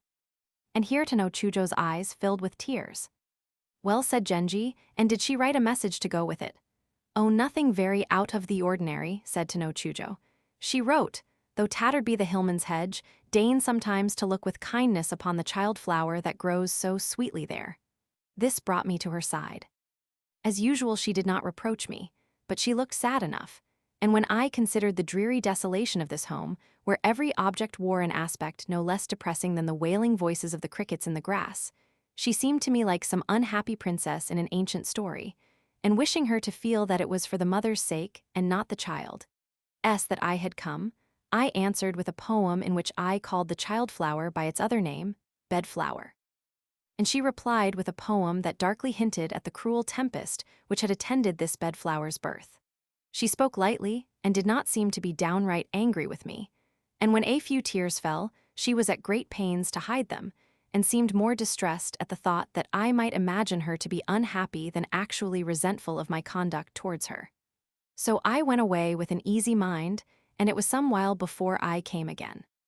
When at last I returned, she had utterly disappeared, and if she is alive, she must be living a wretched vagrant life. If while I still loved her she had but shown some outward sign of her resentment, she would not have ended thus as an outcast and wanderer. For I should never have dared to leave her so long neglected, and might in the end have acknowledged her and made her mine forever. The child, too, was a sweet creature, and I have spent much time in searching for them, but still without success. It is, I fear, as sorrowful a tale as that which Uma no Kami has told you. I, unfaithful, thought that I was not missed, and she, still loved, was in no better case than one whose love is not returned.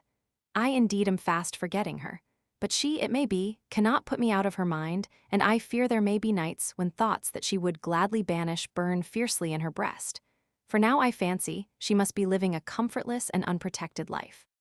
When all is said and done, said Uma no Kami, my friend, though I pine for her now that she is gone, was a sad plague to me while I had her, and we must own that such a one will in the end be sure to make us wish ourselves well rid of her. The zithern player had much talent to her credit, but was a great deal too light-headed. And your diffident lady, to no Chujo, seems to me to be a very suspicious case. The world appears to be so constructed that we shall in the end be always at a loss to make a reasoned choice. Despite all our picking, sifting, and comparing, we shall never succeed in finding this in all ways, and to all lengths adorable and impeccable female. I can only suggest the goddess Kichijo, said to no Chujo, and I fear that intimacy with so holy and majestic a being might prove to be impracticable. At this they all laughed, and to no Chujo continued, but now it is Shikibu's turn, and he is sure to give us something entertaining. Come, Shikibu, keep the ball rolling. Nothing of interest ever happens to humble folk like myself, said Shikibu, but to no Chujo scolded him for keeping them waiting, and after reflecting for a while which anecdote would best suit the company, he began. While I was still a student at the university, I came across a woman who was truly a prodigy of intelligence. One of Uma no Kami's demands she certainly fulfilled, for it was possible to discuss with her to advantage both public matters and the proper handling of one's private affairs. But not only was her mind capable of grappling with any problems of this kind, she was also so learned that ordinary scholars found themselves, to their humiliation, quite unable to hold their own against her. I was taking lessons from her father, who was a professor. I had heard that he had several daughters, and some accidental circumstance made it necessary for me to exchange a word or two with one of them who turned out to be the learned prodigy of whom I have spoken. The father, hearing that we had been seen together, came up to me with a wine cup in his hand and made an allusion to the poem of the two wives. Unfortunately, I did not feel the least inclination towards the lady. However, I was very civil to her, upon which she began to take an affectionate interest in me and lost no opportunity of displaying her talents by giving me the most elaborate advice how best I might advance my position in the world. She sent me marvelous letters written in a very far-fetched epistolary style and entirely in Chinese characters, in return for which I felt bound to visit her, and by making her my teacher I managed to learn how to write Chinese poems. They were wretched, knock-kneed affairs, but I am still grateful to her for it. She was not, however, at all the sort of woman whom I should have cared to have as a wife, for though there may be certain disadvantages in marrying a complete dolt, it is even worse to marry a blue-stocking. Still less do princes like you and Genji require so huge a stock of intellect and erudition for your support. Let her but be one to whom the karma of our past lives draws us in natural sympathy. What matter if now and again her ignorance distresses us? Come to that, even men seem to me to get along very well without much learning. Here he stopped, but Genji and the rest, wishing to hear the end of the story, cried out that for their part they found her a most interesting woman. Shikibu protested that he did not wish to go on with the story, but at last, after much coaxing, pulling a comical wry face, he continued. I had not seen her for a long time. When at last some accident took me to the house, she did not receive me with her usual informality, but spoke to me from behind a tiresome screen. Ha ha, thought I foolishly, she is sulking. Now is the time to have a scene and break with her. I might have known that she was not so little of a philosopher as to sulk about trifles. She prided herself on knowing the ways of the world, and my inconstancy did not in the least disturb her. She told me, speaking without the slightest tremor, that having had a bad cold for some weeks she had taken a strong garlic cordial, which had made her breath smell rather unpleasant, and that for this reason she could not come very close to me. But if I had any matter of special importance to discuss with her, she was quite prepared to give me her attention. All this she had expressed with solemn literary perfection. I could think of no suitable reply, and with an "at your service," I rose to go. Then, feeling that the interview had not been quite a success, she added, raising her voice, "Please come again when my breath has lost its smell." I could not pretend I had not heard. Had, however, no intention of prolonging my visit, particularly as the odor was now becoming definitely unpleasant, and looking cross-eyed recited the acrostic, on this night marked by the strange behavior of the spider, "How foolish to bid me come back tomorrow," and calling over my shoulder, "There is no excuse for you." I ran out of the room. But she, following me, if night by night, and every night we met, in daytime too, I should grow bold to meet you face to face. Here in the second sentence she had cleverly concealed the meaning. If I had had any reason to expect you, I should not have eaten garlic. What a revolting story, cried the young princes, and then, laughing, he must have invented it. Such a woman is quite incredible, it must have been some sort of ogress. You have shocked us, Shikibu, and they looked at him with disapproval. You must try to tell us a better story than that. I do not see how any story could be better, said Shikibu, and left the room. There is a tendency among men as well as women, said Uma no Kami, so soon as they have acquired a little knowledge of some kind, to want to display it to the best advantage. To have mastered all the difficulties in the 3 histories and 5 classics is no road to amiability. But even a woman cannot afford to lack all knowledge of public and private affairs. Her best way will be without regular study to pick up a little here and a little there, merely by keeping her eyes and ears open. Then, if she has her wits at all about her, she will soon find that she has amassed a surprising store of information. Let her be content with this, and not insist upon cramming her letters with Chinese characters, which do not at all accord with her feminine style of composition, and will make the recipient exclaim in despair, if only she could contrive to be a little less mannish. And many of these characters, to which she intended the colloquial pronunciation to be given, are certain to be read as Chinese, and this will give the whole composition an even more pedantic sound than it deserves. Even among our ladies of rank and fashion there are many of this sort, and there are others who, wishing to master the art of verse-making, in the end allow it to master them, and, slaves to poetry, cannot resist the temptation, however urgent the business they are about or however inappropriate the time, to make use of some happy illusion which has occurred to them, but must needs fly to their desks and work it up into a poem. On festival days, such a woman is very troublesome. For example, on the morning of the Iris festival, when everyone is busy making ready to go to the temple, she will worry them by stringing together all the old tags about the matchless root, or on the 9th day of the 9th month, when everyone is busy thinking out some difficult Chinese poem to fit the rhymes which have been prescribed, she begins making metaphors about the dew on the chrysanthemums, thus diverting our attention from the far more important business which is in hand. At another time, we might have found these compositions quite delightful, but by thrusting them upon our notice at inconvenient moments, when we cannot give them proper attention, she makes them seem worse than they really are. For in all matters, we shall best commend ourselves if we study men's faces to read in them the why so, or the as you will, and do not, regardless of times and circumstances, demand an interest and sympathy that they have not leisure to give. Sometimes, indeed, a woman should even pretend to know less than she knows, or say only a part of what she would like to say. All this while Genji, though he had sometimes joined in the conversation, had in his heart of hearts been thinking of one person only, and the more he thought the less could he find a single trace of those shortcomings and excesses which, so his friends had declared, were common to all women. There is no one like her, he thought, and his heart was very full. The conversation indeed had not brought them to a definite conclusion, but it had led to many curious anecdotes and reflections. So they passed the night, and at last, for a wonder, the weather had improved. After this long residence at the palace, Genji knew he would be expected at the great hall and set out at once. There was in Princess Ai's air and dress a dignified precision which had something in it even of stiffness.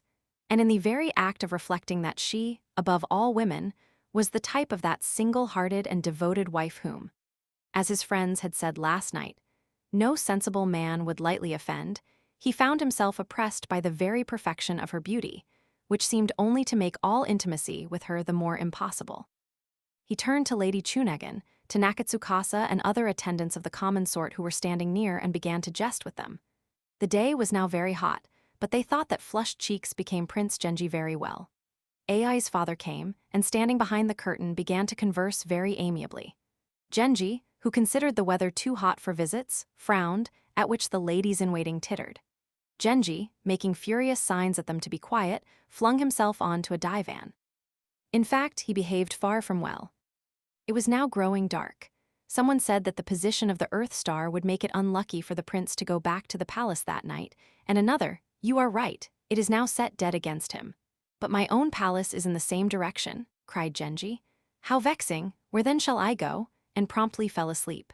The ladies-in-waiting, however, agreed that it was a very serious matter and began discussing what could be done. "There is Kai no Kami's house," said one. This Kai no Kami was one of Genji's gentlemen-in-waiting. "It is in the middle river," she went on, "and delightfully cool and shady, for they have lately dammed the river and made it flow right through the garden." "That sounds very pleasant," said Genji, waking up. "Besides, they are the sort of people who would not mind one's driving right in at the front gate, if one had a mind to." He had many friends whose houses lay out of the unlucky direction. But he feared that if he went to one of them, Ai would think that, after absenting himself so long, he was now merely using the Earth star as an excuse for returning to more congenial company. He therefore broached the matter to Kai no Kami, who accepted the proposal, but stepping aside whispered to his companions that his father Io no Kami, who was absent on service, had asked him to look after his young wife. "I am afraid we have not sufficient room in the house to entertain him as I could wish." Genji, overhearing this, strove to reassure him, saying, "It will be a pleasure to me to be near the lady. A visit is much more agreeable when there is a hostess to welcome us. Find me some corner behind her partition. Even then, I fear you may not find." But breaking off, Kai no Kami sent a runner to his house, with orders to make ready an apartment for the prince. Treating a visit to so humble a house as a matter of no importance, he started at once, without even informing the minister, and taking with him only a few trusted body servants. Kai no Kami protested against the precipitation, but in vain. The servants dusted and aired the eastern side chamber of the central hall, and here made temporary quarters for the prince. They were at pains to improve the view from his windows, for example by altering the course of certain rivulets. They set up a rustic wattled hedge and filled the borders with the choicest plants. The low humming of insects floated on the cool breeze, numberless fireflies wove inextricable mazes in the air. The whole party settled down near where the moat flowed under the covered bridge and began to drink wine. Kai no Kami went off in a great bustle, saying that he must find them something to eat. Genji, quietly surveying the scene, decided this was one of those middle-class families which in last night's conversation had been so highly commended. He remembered that he had heard the lady who was staying in the house well spoken of and was curious to see her. He listened and thought that there seemed to be people in the western wing. There was a soft rustling of skirts, and from time to time the sound of young and by no means disagreeable voices. They did not seem to be much in earnest in their efforts to make their whispering and laughter unheard, for soon one of them opened the sliding window. But Kai no Kami, crying, "What are you thinking of?" crossly closed it again. The light of a candle in the room filtered through a crack in the paper window. Genji edged slightly closer to the window in the hope of being able to see through the crack, but found that he could see nothing. He listened for a while and came to the conclusion that they were sitting in the main women's apartments, out of which the little front room opened. They were speaking very low, but he could catch enough of it to make out that they were talking about him. What a shame that a fine young prince should be taken so young and settled down forever with a lady that was none of his choosing. "I understand that marriage does not weigh very heavily upon him," said another. This probably meant nothing in particular, but Genji, who imagined they were talking about what was uppermost in his own mind, was appalled at the idea that his relations with Lady Fujitsubo were about to be discussed. How could they have found out? but the subsequent conversation of the ladies soon showed that they knew nothing of the matter at all, and Genji stopped listening. Presently he heard them trying to repeat the poem which he had sent with a nosegay of morning glory to Princess Asagao, daughter of Prince Mamazono. But they got the lines rather mixed up, and Genji began to wonder whether the lady's appearance would turn out to be on a level with her knowledge of prosody. At this moment Kai no Kami came in with a lamp which he hung on the wall. Having carefully trimmed it, he offered Genji a tray of fruit. This was all rather dull, and Genji, by a quotation from an old folk song, hinted that he would like to meet Kai no Kami's other guests. The hint was not taken.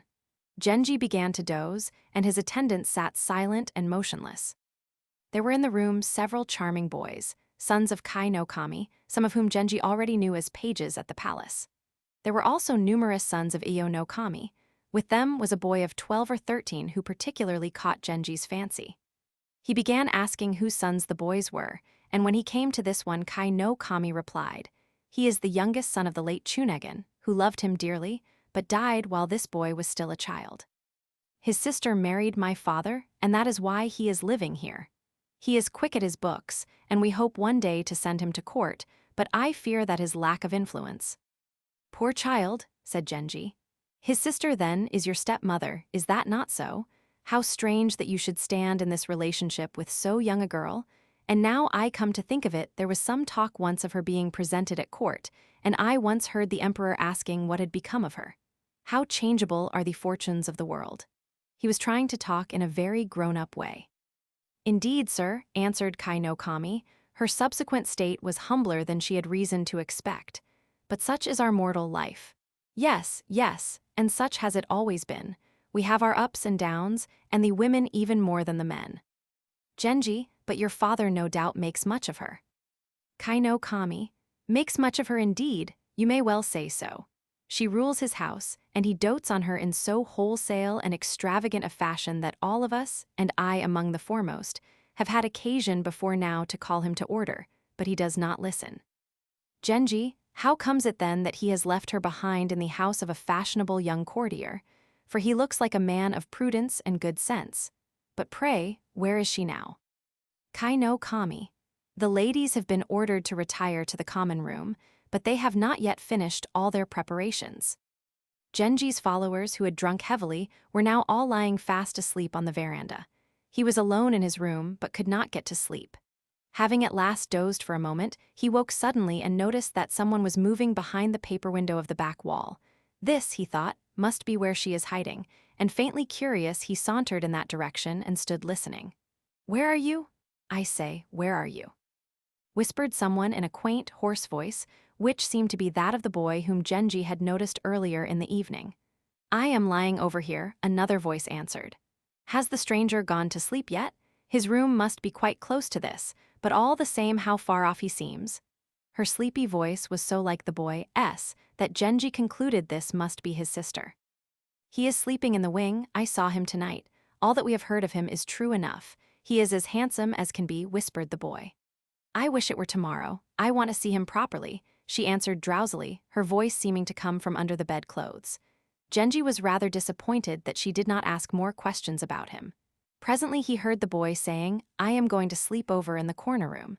How bad the light is," and he seemed to be trimming the lamp. His sister's bed appeared to be in the corner opposite the paper window. "Where is Chujo?" she called. "I am frightened, I like to have someone close to me."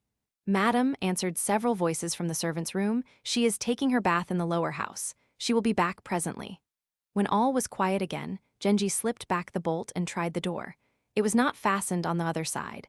He found himself in an anteroom with a screen at the end, beyond which a light glimmered. In the half-darkness, he could see clothes boxes and trunks strewn about in great disorder. Quietly threading his way among them, he entered the inner room from which the voices had proceeded. One very minute figure was couched there who, to Genji's slight embarrassment, on hearing his approach pushed aside the cloak which covered her, thinking that he was the maid for whom she had sent. "Madam, hearing you call for Chujo, I thought that I might now put at your service the esteem in which I have long secretly held you." The lady could make nothing of all this, and terrified out of her wits tried hard to scream. But no sound came, for she had buried her face in the bedclothes. "Please listen," said Genji. This sudden intrusion must of course seem to you very impertinent. You do not know that for years I have waited for an occasion to tell you how much I like and admire you, and if tonight I could not resist the temptation of paying this secret visit, pray take the strangeness of my behavior as proof of my impatience to pay a homage that has long been due." He spoke so courteously and gently and looked so kind that not the devil himself would have taken umbrage at his presence. But feeling that the situation was not at all a proper one for a married lady, she said, without much conviction, "I think you have made a mistake." She spoke very low. Her bewildered air made her all the more attractive, and Genji, enchanted by her appearance, hastened to answer. "Indeed, I have made no mistake. Rather, with no guide but a long-felt deference and esteem, I have found my way unerringly to your side. But I see that the suddenness of my visit has made you distrust my purpose. Let me tell you then that I have no evil intentions and seek only for someone to talk with me for a while about a matter which perplexes me." So saying, he took her up in his arms, for she was very small, and was carrying her through the anteroom when suddenly Chujo, the servant for whom she had sent before, entered the bedroom. Genji gave an astonished cry, and the maid, wondering who could have entered the anteroom, began groping her way towards them. But coming closer, she recognized by the rich perfume of his dress that this could be none other than the prince. And though she was sorely puzzled to know what was afoot, she dared not say a word. Had he been an ordinary person, she would soon have had him by the ears. Nay, she thought, even if he were not a prince, I should do best to keep my hands off him, for the more stir one makes, the more tongues wag. But if I should touch this fine gentleman. And all in a flutter, she found herself obediently following Genji to his room. Here he calmly closed the door upon her, saying as he did so, "You will come back to fetch your mistress in the morning." Utsusemi herself was vexed beyond measure at being thus disposed of in the presence of her own waiting maid, who could indeed draw but one conclusion from what she had seen. But to all her misgivings and anxieties, Genji, who had the art of improvising a convincing reply to almost any question, answered with such a wealth of ingenuity and tender concern that for a while she was content. But soon becoming again uneasy, "This must all be a dream, that you, so great a prince, should stoop to consider so humble a creature as I, and I am overwhelmed by so much kindness. But I think you have forgotten what I am. A Zario's wife. There is no altering that, and you." Genji now began to realize how deeply he had distressed and disquieted her by his wild behavior, and feeling thoroughly ashamed of himself, he answered, "I am afraid I know very little about these questions of rank and precedence. Such things are too confusing to carry in one's head. And whatever you may have heard of me, I want to tell you for some reason or other I have, till this day, cared nothing for gallantry, nor ever practiced it, and that even you cannot be more astonished at what I have done tonight than I myself am." With this, and a score of other speeches, he sought to win her confidence. But she, knowing that if once their talk became a jot less formal, she would be hard put to it to withstand his singular charm, was determined, even at the risk of seeming stiff and awkward, to show him that in trying so hard to put her at her ease, he was only wasting his time, with the result that she behaved very boorishly indeed.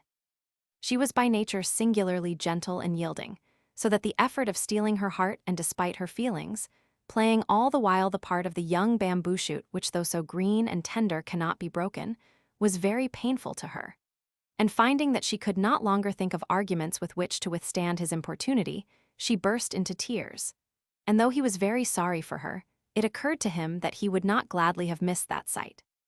He longed, however, to console her, but could not think of a way to do so, and said at last, "Why do you treat me so unkindly? It is true that the manner of our meeting was strange, yet I think that fate meant us to meet. It is harsh that you should shrink from me as though the world and you had never met." So he chided her, and she, "If this had happened long ago, before my troubles, before my lot was cast, perhaps I should have been glad to take your kindness while it lasted, knowing that you would soon think better of your strange condescension. But now that my course is fixed, what can such meetings bring me save misery and regret? Tell none that you have seen my home," she ended, quoting the old song. Small wonder that she is sad, thought Genji, and he found many a tender way to comfort her. And now the cock began to crow. Out in the courtyard, Genji's men were staggering to their feet, one crying drowsily, "How I should like to go to sleep again," and another, "Make haste there, bring out his honor's coach." Kai no Kami came out into the yard. "What's all this hurry? It is only when there are women in his party that a man need hasten from a refuge to which the Earth Star has sent him. Why is His Highness setting off in the middle of the night? Genji was wondering whether such an opportunity would ever occur again. How would he be able even to send her letters? And thinking of all the difficulties that awaited him, he became very despondent. Chujo arrived to fetch her mistress. For a long while he would not let her go, and when at last he handed her over, he drew her back to him saying, "How can I send news to you?" "For madam," he said, raising his voice that the maid Chujo might hear, "such love as mine, and such pitiless cruelty as yours have never been seen in the world before." Already the birds were singing in good earnest. She could not forget that she was no one and he a prince. And even now, while he was tenderly entreating her, there came unbidden to her mind the image of her husband Io no Suke, about whom she generally thought either not at all or with disdain. To think that even in a dream he might see her now, filled her with shame and terror. It was daylight. Genji went with her to the partition door. Indoors and out there was a bustle of feet. As he closed the door upon her, it seemed to him a barrier that shut him out from all happiness. He dressed and went out onto the balcony. A blind in the western wing was hastily raised. There seemed to be people behind who were looking at him. They could only see him indistinctly across the top of a partition in the veranda. Among them was one, perhaps, whose heart beat wildly as she looked. The moon had not set, and though with dwindled light still shone crisp and clear in the dawn. It was a daybreak of marvelous beauty. But in the passionless visage of the sky men read only their own comfort or despair. And Genji, as with many backward glances he went upon his way, paid little heed to the beauty of the dawn. He would send her a message. No, even that was utterly impossible. And so, in great unhappiness, he returned to his wife's house. He would gladly have slept a little, but could not stop trying to invent some way of seeing her again, or when that seemed hopeless, imagining to himself all that must now be going on in her mind. She was no great beauty, Genji reflected, and yet one could not say that she was ugly. Yes, she was in every sense a member of that middle class upon which Uma no Kami had given them so complete a dissertation. He stayed for some while at the great hall, and finding that, try as he might, he could not stop thinking about her and longing for her. At last in despair he sent for Kai no Kami and said to him, "Why do you not let me have that boy in my service, the Chunegan's son, whom I saw at your house? He is a likely-looking boy, and I might make him my body servant, or even recommend him to the emperor." "I am sensible of your kindness," said Kai no Kami. "I will mention what you have said to the boy's sister." This answer irritated Genji, but he continued, "And has this lady given you step-brothers, my lord?" "Sir, she has been married these 2 years, but has had no child. It seems that in making this marriage she disobeyed her father's last injunctions, and this has set her against her husband." "Genji, that is sad indeed. I am told that she is not ill-looking. Is that so?" "Kai no Kami, I believe she is considered quite passable, but I have had very little to do with her. Intimacy between stepchildren and step-parents is indeed proverbially difficult." 5 or 6 days afterwards Kai no Kami brought the boy. He was not exactly handsome, but he had great charm and, thought Genji, an air of distinction. The prince spoke very kindly to him and soon completely won his heart. To Genji's many questions about his sister, he made such answers as he could, and when he seemed embarrassed or tongue-tied, Genji found some less direct way of finding out what he wanted to know, and soon put the boy at his ease. For though he vaguely realized what was going on and thought it rather odd, he was so young that he made no effort to understand it, and without further question carried back a letter from Genji to his sister. She was so much agitated by the sight of it that she burst into tears and, lest her brother should perceive them, held the letter in front of her face while she read it. It was very long. Among much else it contained the verse, "Would that I might dream that dream again? Alas, since first this wish was mine, not once have my eyelids closed in sleep." She had never seen such beautiful writing, and as she read, a haze clouded her eyes. What incomprehensible fate had first dragged her down to be the wife of Azario, and then for a moment raised her so high? Still pondering, she went to her room. Next day Genji again sent for the boy, who went to his sister saying, "I am going to Prince Genji. Where is your answer to his letter?" "Tell him," she answered, "that there is no one here who reads such letters." The boy burst out laughing. "Why, you silly, how could I say such a thing to him? He told me himself to be sure to bring an answer." It infuriated her to think that Genji should have thus taken the boy into his confidence, and she answered angrily, "He has no business to talk to you about such things at your age. If that is what you talk about, you had better not go to him anymore. But he sent for me, said the boy, and started off. I was waiting for you all yesterday, said Genji when the boy returned. Did you forget to bring the answer? Did you forget to come? The child blushed and made no reply. And now, she said, there is no one at home who reads such letters. How silly, what can be the use of saying such things?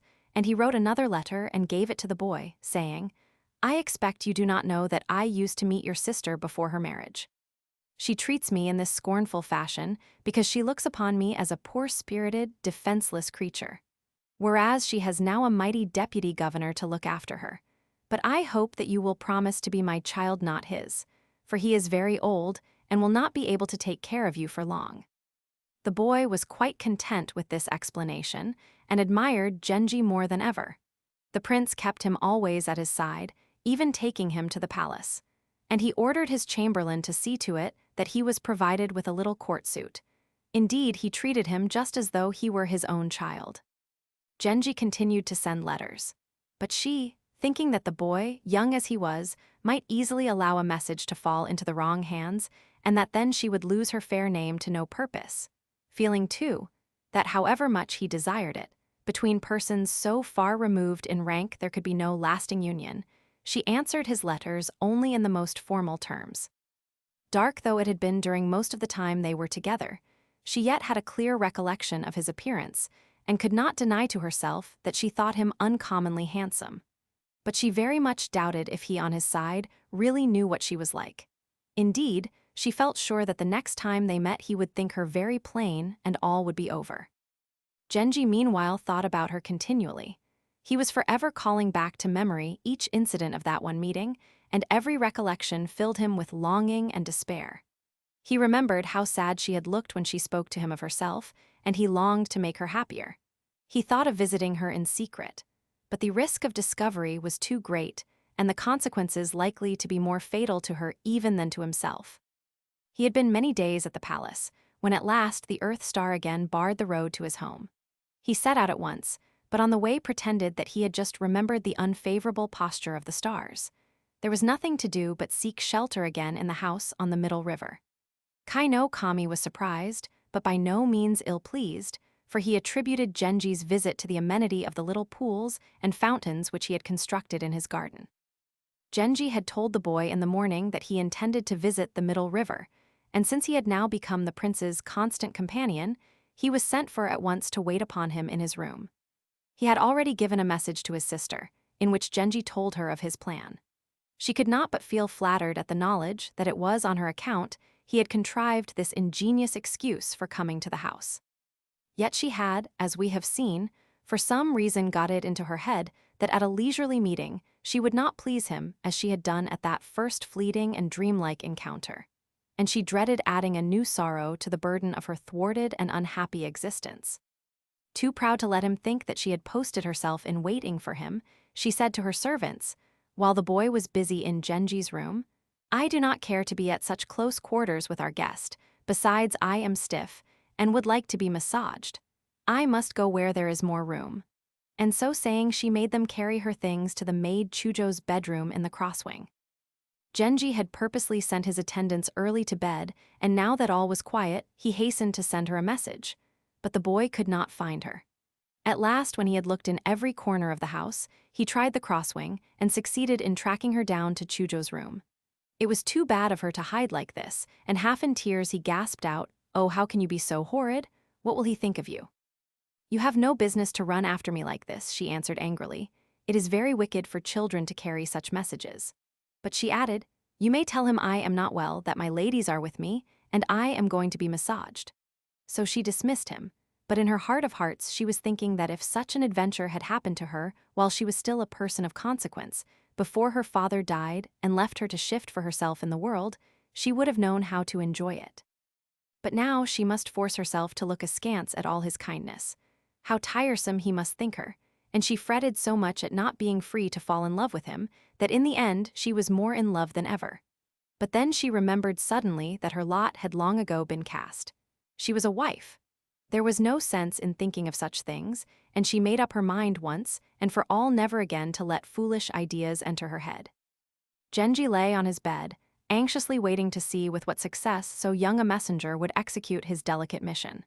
When at last the answer came, astonished at this sudden exhibition of coldness, he exclaimed in deep mortification, "This is a disgrace, a hideous disgrace," and he looked very rueful indeed. For a while he said no more, but lay sighing deeply, in great distress. At last he recited the poem, "I knew not the nature of the strange tree that stands on Sono plain, and when I sought the comfort of its shade, I did but lose my road," and sent it to her. She was still awake, and answered with the poem, "Too like am I in these my outcast years to the dim tree that dwindles from the traveler's approaching gaze." The boy was terribly sorry for Genji and did not feel sleepy at all, but he was afraid people would think his continual excursions very strange. By this time, however, everyone else in the house was sound asleep. Genji alone lay plunged in the blackest melancholy. But even while he was raging at the inhuman stubbornness of her newfound and incomprehensible resolve, he found that he could not but admire her the more for this invincible tenacity. At last he grew tired of lying awake. There was no more to be done. A moment later he had changed his mind again, and suddenly whispered to the boy, "Take me to where she is hiding." "It is too difficult," he said. "She is locked in and there are so many people there. I am afraid to go with you." "So be it," said Genji, "but you at least must not abandon me," and he laid the boy beside him on his bed. He was well content to find himself lying by this handsome young prince's side, and Genji, we must record, found the boy no bad substitute for his ungracious sister. The hero of a lost popular romance. It is also referred to by Murasaki's contemporary, Sei Shonagon, in chapter 145 of her Makura no Soshi. His father-in-law's house, where his wife Princess Ai still continued to live. Japanese houses were arranged somewhat differently from ours, and for many of the terms which constantly recur in this book, kicho, suder, sanoko, etc., no exact English equivalents can be found. In such cases, I have tried to use expressions which, without being too awkward or unfamiliar, will give an adequate general idea of what is meant. Provincial officials, Murasaki herself came of this class. The 10th month. From the Seibara ballad, The Well of Asuka, "Sweet is the shade, the lapping waters cool, and good the pasture for our weary steeds. By the Well of Asuka, here let us stay." The Japanese zithern, also called wagon, a species of koto, as opposed to the formal and traditional music imported from China. See Encyclopédia de la Musique, p. 247. Under the name nanlu, this mode was frequently used in the Chinese love dramas of the 14th century. It was considered very wild and moving. Goddess of Beauty. A poem by Po Chuai pointing out the advantages of marrying a poor wife. There is a reference to an old poem which says, "I know that tonight my lover will come to me. The spider's antics prove it clearly. Omens were drawn from the behavior of spiders." There is also a pun on huru day and huru garlic, so that an ordinary person would require a few moments, reflection before understanding the poem. The irises used for the Tango festival, 5th day of 5th month, had to have 9 flowers growing on a root. The lord of the center, i.e. the planet Saturn, i.e. people with whom one can be quite at ease. It was usual to unharness one's bulls at the gate. Kai no Kami's stepmother. We learn later that Genji courted this lady in vain from his 17th year onward. Though she has never been mentioned before, Murasaki speaks of her as though the reader already knew all about her. This device is also employed by Marcel Proust. Chujo means captain, which was Genji's rank at the time. Kikinshu 811, an anonymous love poem. The hahakigi, or broom tree, when seen in the distance appears to offer ample shade, but when approached turns out to be a skimpy bush. Chapter 3. Utsusemi. Genji was still sleepless. "No one has ever disliked me before," he whispered to the boy. "It is more than I can bear. I am sick of myself and of the world, and do not want to go on living anymore." This sounded so tragic that the boy began to weep. The smallness and delicacy of his build, even the way in which his hair was cropped, gave him an astonishing resemblance to his sister, thought Genji, who found his sympathy very endearing. At times he had half thought of creeping away from the boy's side and searching on his own account for the lady's hiding place, but soon abandoned a project which would only have involved him in the most appalling scandal. So he lay, waiting for the dawn. At last, while it was still dark, so full of his own thoughts that he quite forgot to make his usual parting speech to his young page, he left the house. The boy's feelings were very much hurt, and all that day he felt lonely and injured.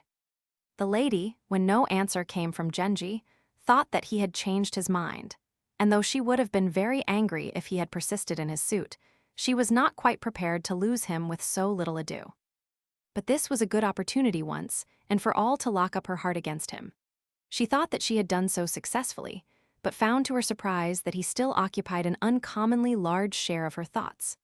Genji, though he felt it would have been much better to put the whole business out of his head, knew that he had not the strength of mind to do so, and at last, unable to bear his wretchedness any longer, he said to the boy, "I am feeling very unhappy. I keep on trying to think of other things, but my thoughts will not obey me. I can struggle no longer. You must watch for a suitable occasion, and then contrive some way of bringing me into the presence of your sister." This worried the boy, but he was inwardly flattered at the confidence which Genji placed in him, and an opportunity soon presented itself. Kai no Kami had been called away to the provinces, and there were only women in the house. One evening when dusk had settled upon the quiet streets, the boy brought a carriage to fetch him. He knew that the lad would do his best, but not feeling quite safe in the hands of so young an accomplice, he put on a disguise, and then in his impatience, not waiting even to see the gates closed behind him, he drove off at top speed. They entered unobserved at a side gate, and here he bade Genji descend. The brother knew that as he was only a boy, the watchmen and gardeners would not pay any particular attention to his movements, and so he was not at all uneasy. Hiding Genji in the porch of the double door of the eastern wing, he purposely banged against the sliding partition which separated this wing from the main part of the house, and that the maids might have the impression he did not mind who heard him enter, he called out crossly, "Why is the door shut on a hot night like this? My lady of the West has been here since this morning, and she is playing go with my other lady." Longing to catch sight of her, even though she were with a companion, Genji stole from his hiding place and crept through a gap in the curtains. The partition door through which the boy had passed was still open, and he could see through it, right along the corridor into the room on the other side. The screen which protected the entrance of this room was partly folded, and the curtains which usually concealed the divan had, owing to the great heat, been hooked up out of the way, so that he had an excellent view. The lady sitting near the lamp, half leaning against the middle pillar must, he supposed, be his beloved. He looked closely at her. She seemed to be wearing an unlined, dark purple dress, with some kind of scarf thrown over her shoulders. The poise of her head was graceful, but her extreme smallness had the effect of making her seem somewhat insignificant. She seemed to be trying all the while to hide her face from her companion, and there was something furtive about the movements of her slender hands, which she seemed never to show for more than a moment. Her companion was sitting right opposite him, and he could see her perfectly. She wore an underdress of thin white stuff, and thrown carelessly over it a cloak embroidered with red and blue flowers. The dress was not fastened in front, showing a bare neck and breast, showing even the little red sash which held up her drawers. She had indeed an engagingly free and easy air. Her skin was very white and delicate. She was rather plump, but tall and well built. The poise of her head and angle of her brow were faultless, the expression of her mouth and eyes was very pleasing, and her appearance altogether most delightful. Her hair grew very thick, but was cut short so as to hang on a level with her shoulders. It was very fine and smooth. How exciting it must be to have such a girl for one's daughter. Small wonder if Iyo no Kami was proud of her. If she was a little less restless, he thought, she would be quite perfect. The game was nearly over. She was clearing away the unwanted pieces. She seemed to be very excitable and was making a quite unnecessary commotion about the business.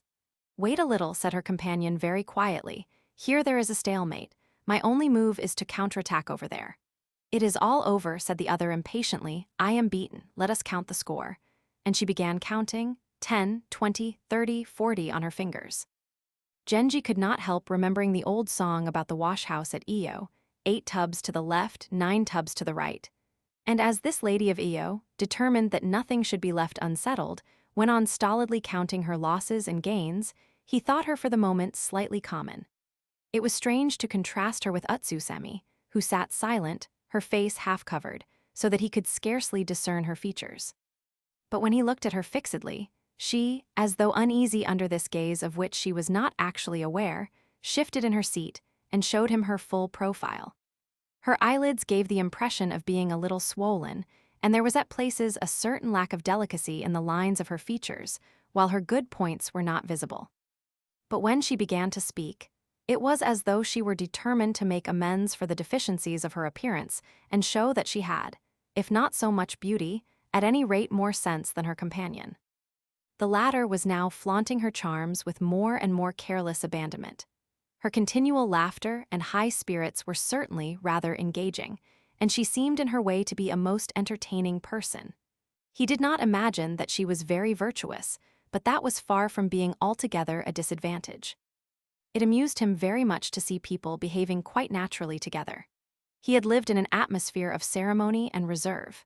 This peep at everyday life was a most exciting novelty, and though he felt slightly uneasy at spying in this deliberate way upon two persons who had no notion that they were observed, he would gladly have gone on looking, when suddenly the boy, who had been sitting by his sister's side, got up, and Genji slipped back again into his proper hiding place. The boy was full of apologies at having left him waiting for so long, but I am afraid nothing can be done today. There is still a visitor in her room. And am I now to go home again? Said Genji. That is really too much to ask. No, stay here. I will try what can be done when the visitor has gone. Genji felt quite sure that the boy would manage to find some way of cajoling his sister, for he had noticed that though a mere child, he had a way of quietly observing situations and characters and making use of his knowledge. The game of Go must now be over. A rustling of skirts and pattering of feet showed that the household was not retiring to rest. Where is the young master? Genji heard a servant saying. I am going to fasten this partition door, and there was the sound of bolts being slipped. They have all gone to bed, said Genji. Now is the time to think of a plan. The boy knew that it would be no use arguing with his sister or trying beforehand in any way to bend her obstinate resolution. The best thing to be done under the circumstances was to wait till no one was about and then lead Genji straight to her. Is Kai no Kami's sister still here? Asked Genji. I should like just to catch a glimpse of her. But that is impossible, said the boy. She is in my sister's room. Indeed, said Genji, affecting surprise, for though he knew very well where she was, he did not wish to show that he had already seen her. Becoming very impatient of all these delays, he pointed out that it was growing very late, and there was no time to be lost. The boy nodded, and tapping on the main door of the women's quarters, he entered. Everyone was sound asleep. I am going to sleep in the anteroom, the boy said out loud. I shall leave the door open so as to make a draught, and so saying he spread his mattress on the ground and for a while pretended to be asleep. Soon, however, he got up and spread a screen as though to protect him from the light, and under its shadow Genji slipped softly into the room. Not knowing what was to happen next, and much doubting whether any good would come of the venture, with great trepidation he followed the boy to the curtain that screened the main bedroom, and pulling it aside entered on tiptoe. But even in the drab garments which he had chosen for his disguise, he seemed to the boy to cut a terribly conspicuous figure as he passed through the midnight quietness of the house. Utsusemi meanwhile had persuaded herself that she was very glad Genji had forgotten to pay his threatened visit, but she was still haunted by the memory of their one strange and dreamlike meeting, and was in no mood for sleep. But near her, as she lay tossing, the lady of the Go party, delighted by her visit and all the opportunities it had afforded for chattering to her heart's content, was already asleep, and as she was young and had no troubles, she slept very soundly. The princely scent which still clung to Genji's person reached the bed. Utsusemi raised her head and fancied that she saw something move behind a part of the curtain that was only of one thickness. Though it was very dark, she recognized Genji's figure. Filled with a sudden terror and utter bewilderment, she sprang from the bed, threw a fragile gauze mantle over her shoulders, and fled silently from the room. A moment later Genji entered. He saw with delight that there was only one person in the room, and that the bed was arranged for two. He threw off his cloak and advanced towards the sleeping figure.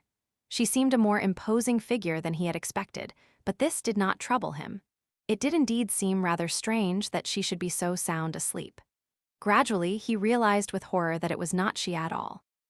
It is no use, thought Genji, saying that I have come to the wrong room, for I have no business anywhere here. Nor is it worthwhile pursuing my real lady, for she would not have vanished like this if she cared a straw about me. What if it were the lady he had seen by the lamplight? She might not after all prove a bad exchange. But no sooner had he thought this than he was horrified at his own frivolity. She opened her eyes. She was naturally somewhat startled, but did not seem to be at all seriously put out. She was a thoughtless creature in whose life no very strong emotion had ever played a part. Hers was the flippancy that goes with an experience, and even this sudden visitation did not seem very much to perturb her. He meant at first to explain that it was not to see her that he had come, but to do so would have been to give away the secret which Utsusemi so jealously guarded from the world. There was nothing for it but to pretend that his repeated visits to the house, of which the lady was well aware, had been made in the hope of meeting her. This was a story which would not have withstood the most cursory examination, but outrageous as it was, the girl accepted it without hesitation. He did not by any means dislike her, but at that moment all his thoughts were busy with the lady who had so mysteriously vanished. No doubt she was congratulating herself in some safe hiding place upon the absurd situation in which she had left him. Really, she was the most obstinate creature in the world. What was the use of running after her? But all the same she continued to obsess him.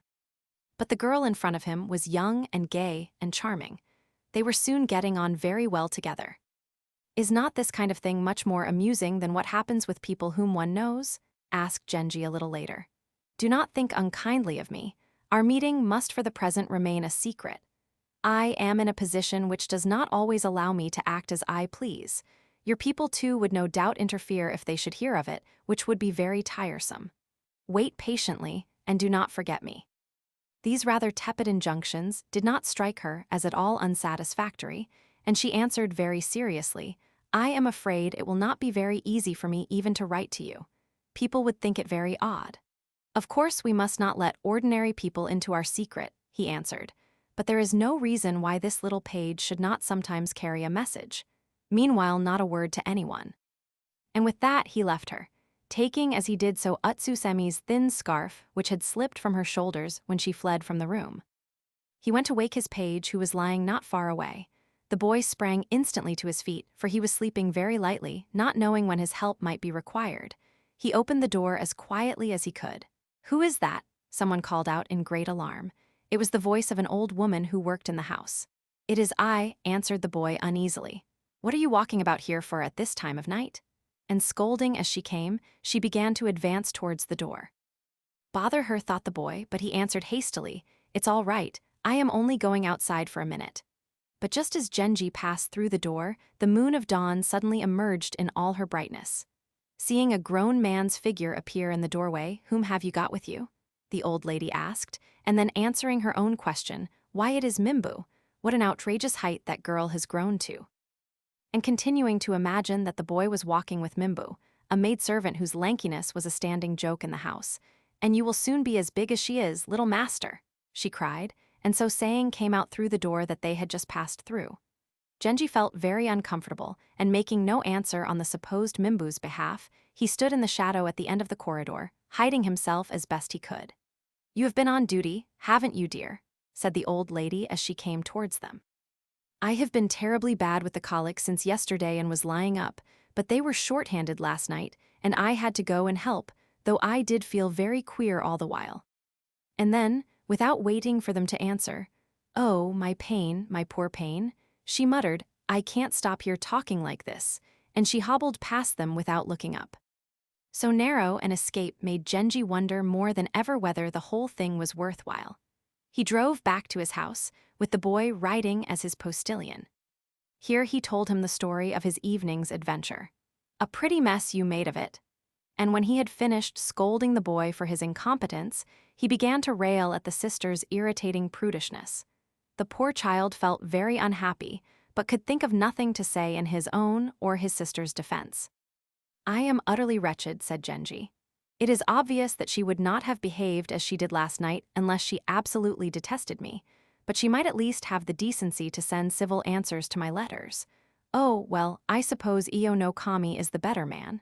So he spoke, thinking that she desired only to be rid of him. Yet when at last he lay down to rest, he was wearing her scarf hidden under his dress. He had put the boy by his side, and after giving much vent to his exasperation, He said at last, "I am very fond of you, but I am afraid in future I shall always think of you in connection with this hateful business, and that will put an end to our friendship." He said it with such conviction that the boy felt quite forlorn. For a while they rested, but Genji could not sleep, and at dawn he sent in haste for his inkstone. He did not write a proper letter, but scribbled on a piece of folded paper, in the manner of a writing exercise, a poem in which he compared the scarf which she had dropped in her flight to the dainty husk which the cicada sheds on some bank beneath a tree. The boy picked the paper up and thrust it into the folds of his dress. Genji was very much distressed at the thought of what the other lady's feelings must be, but after some reflection, he decided that it would be better not to send any message. The scarf, to which still clung the delicate perfume of its owner, he wore for long afterwards beneath his dress. When the boy got home, he found his sister waiting for him in very ill humor. "It was not your doing that I escaped from the odious quandary in which you landed me, and even so, pray, what explanation can I offer to my friend? A fine little clown the prince must think you now. I hope you are ashamed of yourself." Despite the fact that both parties were using him so ill, the boy drew the rescued verses from out the folds of his dress and handed them to her. She could not forbear to read them. What of this discarded mantle? Why should he speak of it? The coat that the fishers of Iseo left lying upon the shore. Those were the words that came into her mind, but they were not the clue. She was sorely puzzled. Meanwhile, the Lady of the West was feeling very ill at ease. She was longing to talk about what had happened, but must not do so, and had to bear the burden of her impatience all alone. The arrival of Utsusemi's brother put her into a great state of excitement. No letter for her? She could not understand it at all, and for the first time a cloud settled upon her gay, confiding heart. Utsusemi, though she had so fiercely steeled herself against his love, seeing such tenderness hidden under the words of his message, again fell to longing that she were free. And though there was no undoing what was done, she found it so hard to go without him that she took up the folded paper and wrote in the margin a poem in which she said that her sleeve, so often wet with tears, was like the cicada's dew-drenched wing. Kai no Kami's sister, referred to later in the story as Nikiba no Ogi. This name means cicada and is given to her later in the story in reference to the scarf which she discarded as a cicada sheds its husk. But at this point, it becomes grammatically important that she should have a name, and I therefore anticipate. Allusion to the old poem, does he know that since he left me my eyes are wet as the coat that the fishers left lying upon the shore? The Visitor. Chapter 4. Yuga. It was at the time when he was secretly visiting the lady of the 6th ward. One day on his way back from the palace, he thought that he would call upon his foster mother who, having for a long while been very ill, had become a nun. She lived in the 5th ward. After many inquiries, he managed to find the house, but the front gate was locked and he could not drive in. He sent one of his servants for Kormitsu, his foster nurse's son, and while he was waiting began to examine the rather wretched-looking by street. The house next door was fenced with a new paling, above which at one place were 4 or 5 panels of open trellis work, screened by blinds which were very white and bare. Through chinks in these blinds, a number of foreheads could be seen. They seemed to belong to a group of ladies who must be peeping with interest into the street below. At first he thought they had merely peeped out as they passed, but he soon realized that if they were standing on the floor, they must be giants. No, evidently they had taken the trouble to climb onto some table or bed, which was surely rather odd. He had come in a plain coach with no outriders. No one could possibly guess who he was, and feeling quite at his ease, he leant forward and deliberately examined the house. The gate, also made of a kind of trellis work, stood ajar, and he could see enough of the interior to realize that it was a very humble and poorly furnished dwelling. For a moment he pitied those who lived in such a place, but then he remembered the song, "Seek not in the wide world to find a home, but where you chance to rest, call that your house." And again, monarchs may keep their palaces of jade, for in a leafy cottage two can sleep.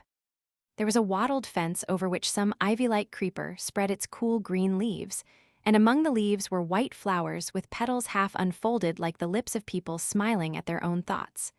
They are called yugo, evening faces, one of his servants told him. How strange to find so lovely a crowd clustering on this deserted wall. And indeed, it was a most strange and delightful thing to see how on the narrow tenement in a poor quarter of the town they had clambered over rickety eaves and gables, and spread wherever there was room for them to grow. He sent one of his servants to pick some. The man entered at the half-opened door and had begun to pluck the flowers, when a little girl in a long yellow tunic came through a quite genteel sliding door, and holding out towards Genji's servant a white fan heavily perfumed with incense, she said to him, "Would you like something to put them on? I am afraid you have chosen a wretched-looking bunch," and she handed him the fan. Just as he was opening the gate on his way back, the old nurse's son Koremitsu came out of the other house full of apologies for having kept Genji waiting so long. "I could not find the key of the gate," he said. Fortunately, the people of this humble quarter were not likely to recognize you and press or stare, but I am afraid you must have been very much bored waiting in this hugger-mugger back street, and he conducted Genji into the house. Koremitsu's brother, the deacon, his brother-in-law Mikawa, no Kami, and his sister all assembled to greet the prince, delighted by a visit with which they had not thought he was ever likely to honor them again. The nun too rose from her couch. "For a long time I had been waiting to give up the world, but one thing held me back. I wanted you to see your old nurse just once again as you used to know her. You never came to see me, and at last I gave up waiting and took my vows. Now, in reward for the penances which my order enjoins, I have got back a little of my health, and having seen my dear young master again, I can wait with a quiet mind for the Lord Amida's light."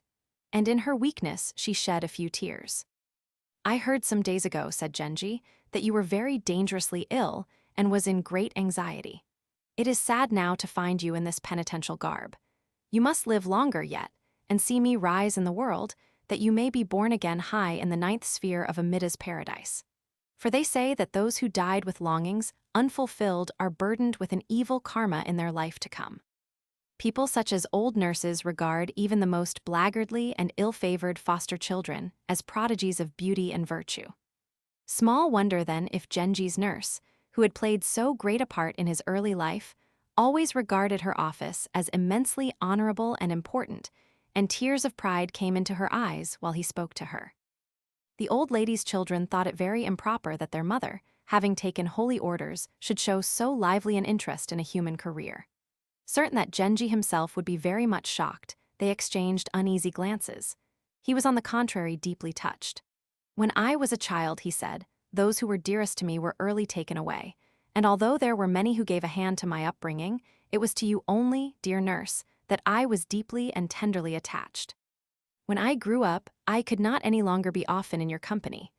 I have not even been able to come here and see you as often as I wanted to.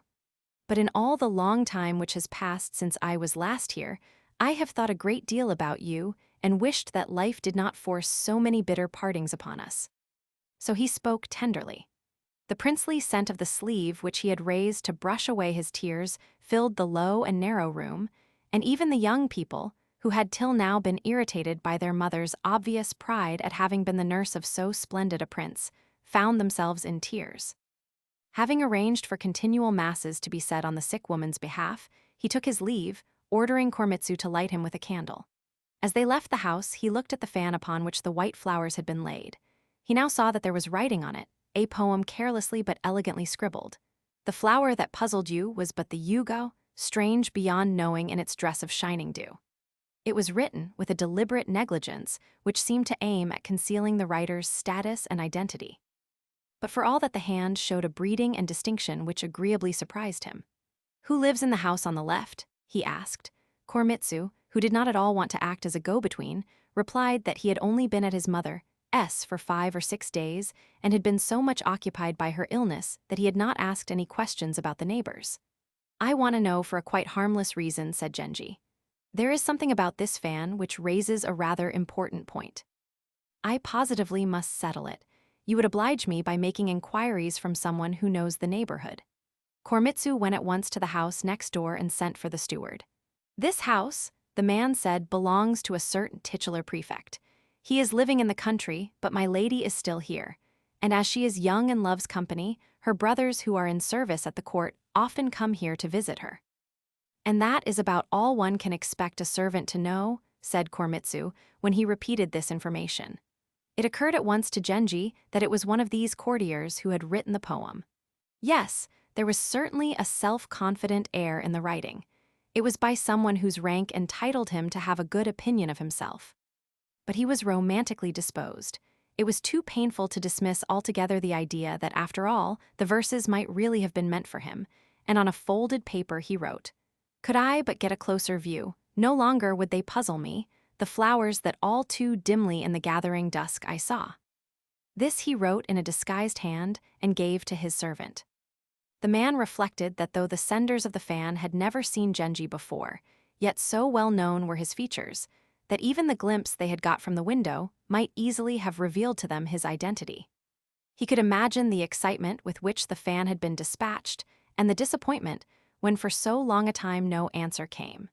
His somewhat rudely belated arrival would seem to them to have been purposely contrived. They would all be agog to know what was in the reply, and he felt very nervous as he approached the house. Meanwhile, lighted only by a dim torch, Genji quietly left his nurse's home. The blinds of the other house were now drawn, and only the firefly glimmer of a candle shone through the gap between them. When he reached his destination, a very different scene met his eyes. A handsome park, a well-kept garden, how spacious and comfortable it all was. And soon the magnificent owner of these splendors had driven from his head all thought of the wooden paling, the shutters, and the flowers. He stayed longer than he intended, and the sun was already up when he set out for home. Again, he passed the house with the shutters. He had driven through the quarter countless times without taking the slightest interest in it, but that one small episode of the fan had suddenly made his daily passage through these streets an event of great importance. He looked about him eagerly and would have liked to know who lived in all the houses. For several days, Koremitsu did not present himself at Genji's palace. When at last he came, he explained that his mother was growing much weaker, and it was very difficult for him to get away. Then, drawing nearer, he said in a low voice, "I made some further inquiries, but could not find out much. It seems that someone came very secretly in June and has been living there ever since, but who she really is not even her own servants know. I have once or twice peeped through a hole in the hedge and caught a glimpse of some young women, but their skirts were rolled back and tucked in at their belts, so I think they must have been waiting maids. Yesterday, some while after sunset, I saw a lady writing a letter. Her face was calm, but she looked very unhappy, and I noticed that some of her women were secretly weeping." Genji was more curious than ever. Though his master was of a rank which brought with it great responsibilities, Koremitsu knew that in view of his youth and popularity, the young prince would be thought to be positively neglecting his duty if he did not indulge in a few escapades, and that everyone would regard his conduct as perfectly natural and proper, even when it was such as they would not have dreamed of permitting to ordinary people. "Hoping to get a little further information," he said, "I found an excuse for communicating with her and received in reply a very well-worded answer in a cultivated hand. She must be a girl of quite good position." "You must find out more," said Genji. "I shall not be happy till I know all about her." Here perhaps was just such a case as they had imagined on that rainy night. A lady whose outward circumstances seemed to place her in that lowest class, which they had agreed to dismiss as of no interest, but who in her own person showed qualities by no means despicable. But to return for a moment to Utsusemi. Her unkindness had not affected him as it would have affected most people. If she had encouraged him, he would soon have regarded the affair as an appalling indiscretion which he must put an end to at all costs. Whereas now he brooded continually upon his defeat and was forever plotting new ways to shake her resolution. He had never, till the day of his visit to the foster nurse, been interested in anyone of quite the common classes. But now, since that rainy night's conversation, he had explored, so it seemed to him, every corner of society, including in his survey even those categories which his friends had passed over as utterly remote and improbable. He thought of the lady who had, so to speak, been thrown into his life as an extra. With how confiding an air she had promised that she would wait. He was very sorry about her, but he was afraid that if he wrote to her Utsusemi might find out, and that would prejudice his chances. He would write to her afterwards. Suddenly, at this point, Iyo no Suke himself was announced. He had just returned from his province, and had lost no time in paying his respects to the prince. The long journey by boat had made him look rather swarthy and haggard. Really, thought Genji, he is not at all an attractive man. Still, it was possible to talk to him, for if a man is of decent birth and breeding, however broken he may be by age or misfortune, he will always retain a certain refinement of mind and manners which prevent him from becoming merely repulsive. They were beginning to discuss the affairs of Eo's province, and Genji was even joking with him, when a sudden feeling of embarrassment came over him. Why should those recollections make him feel so awkward? Io no Suke was quite an old man, it had done him no harm. These scruples are absurd, thought Genji. However, she was right in thinking it was too queer, too ill-assorted a match, and remembering Uma no Kami's warnings, he felt that he had behaved badly. Though her unkindness still deeply wounded him, he was almost glad for Io's sake that she had not relented. My daughter is to be married, Io was saying, and I am going to take my wife back with me to my province. Here was a double surprise. At all costs he must see Utsusemi once again. He spoke with her brother, and the boy discussed the matter with her. It would have been difficult enough for anyone to have carried on an intrigue with the prince under such circumstances as these.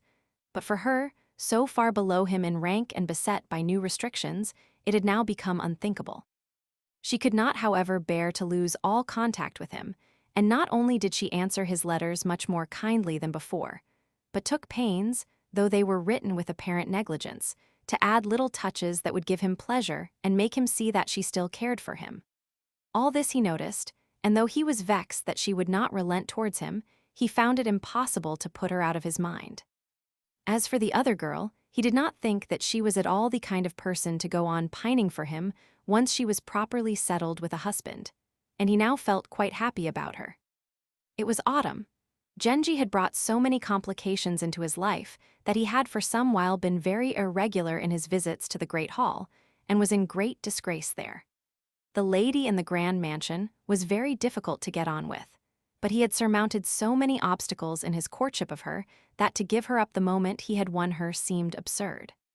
Yet he could not deny that the blind, intoxicating passion which possessed him while she was still unattainable had almost disappeared.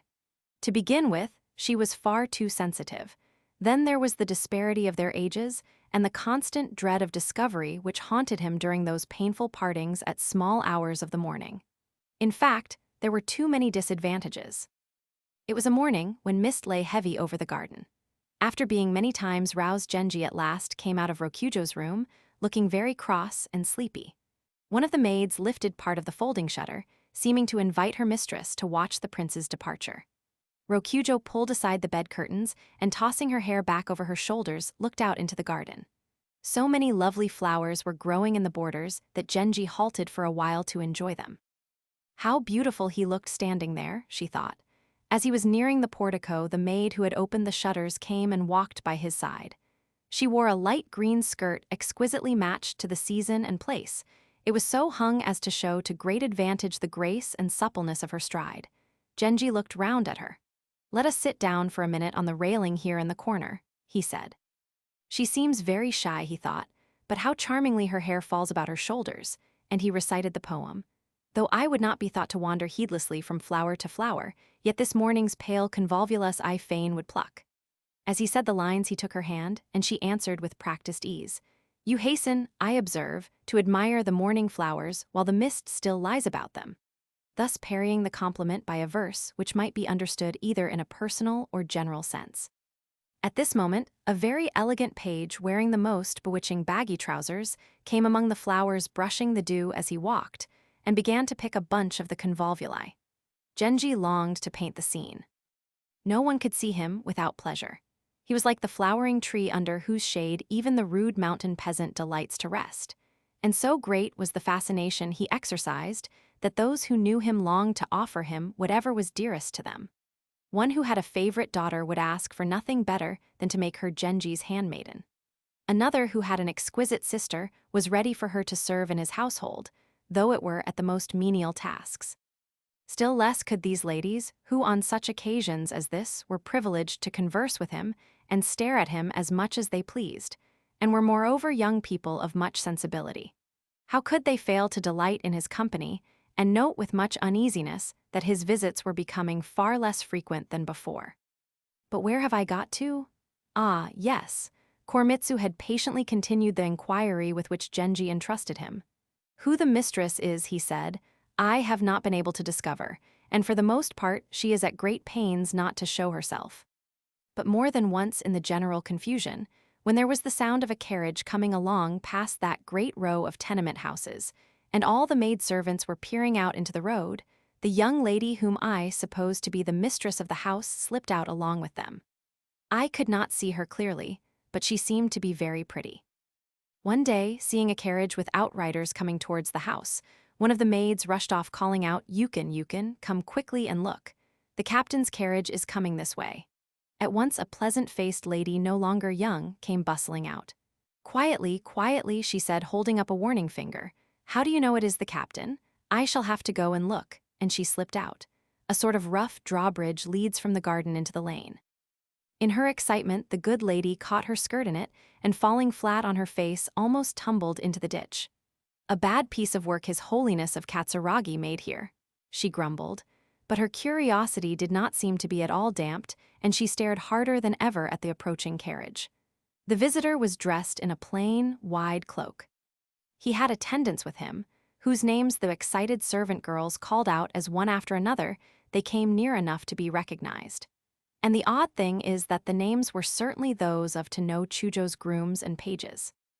I must see that carriage for myself, said Genji. What if this should be the very lady whom Chujo, at the time of that rainy night's conversation, despaired of rediscovering? Koremitsu, noting that Genji was listening with particular attention, continued. I must tell you that I too have reason to be interested in this house, and while making inquiries on my own account I discovered that the young lady always addresses the other girls in the house as though they were her equals.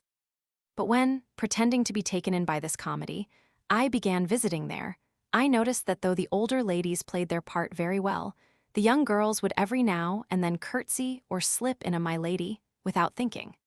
Whereupon the others would hasten to cover up the mistake as best they might, saying anything they could think of to make it appear that there was no mistress among them.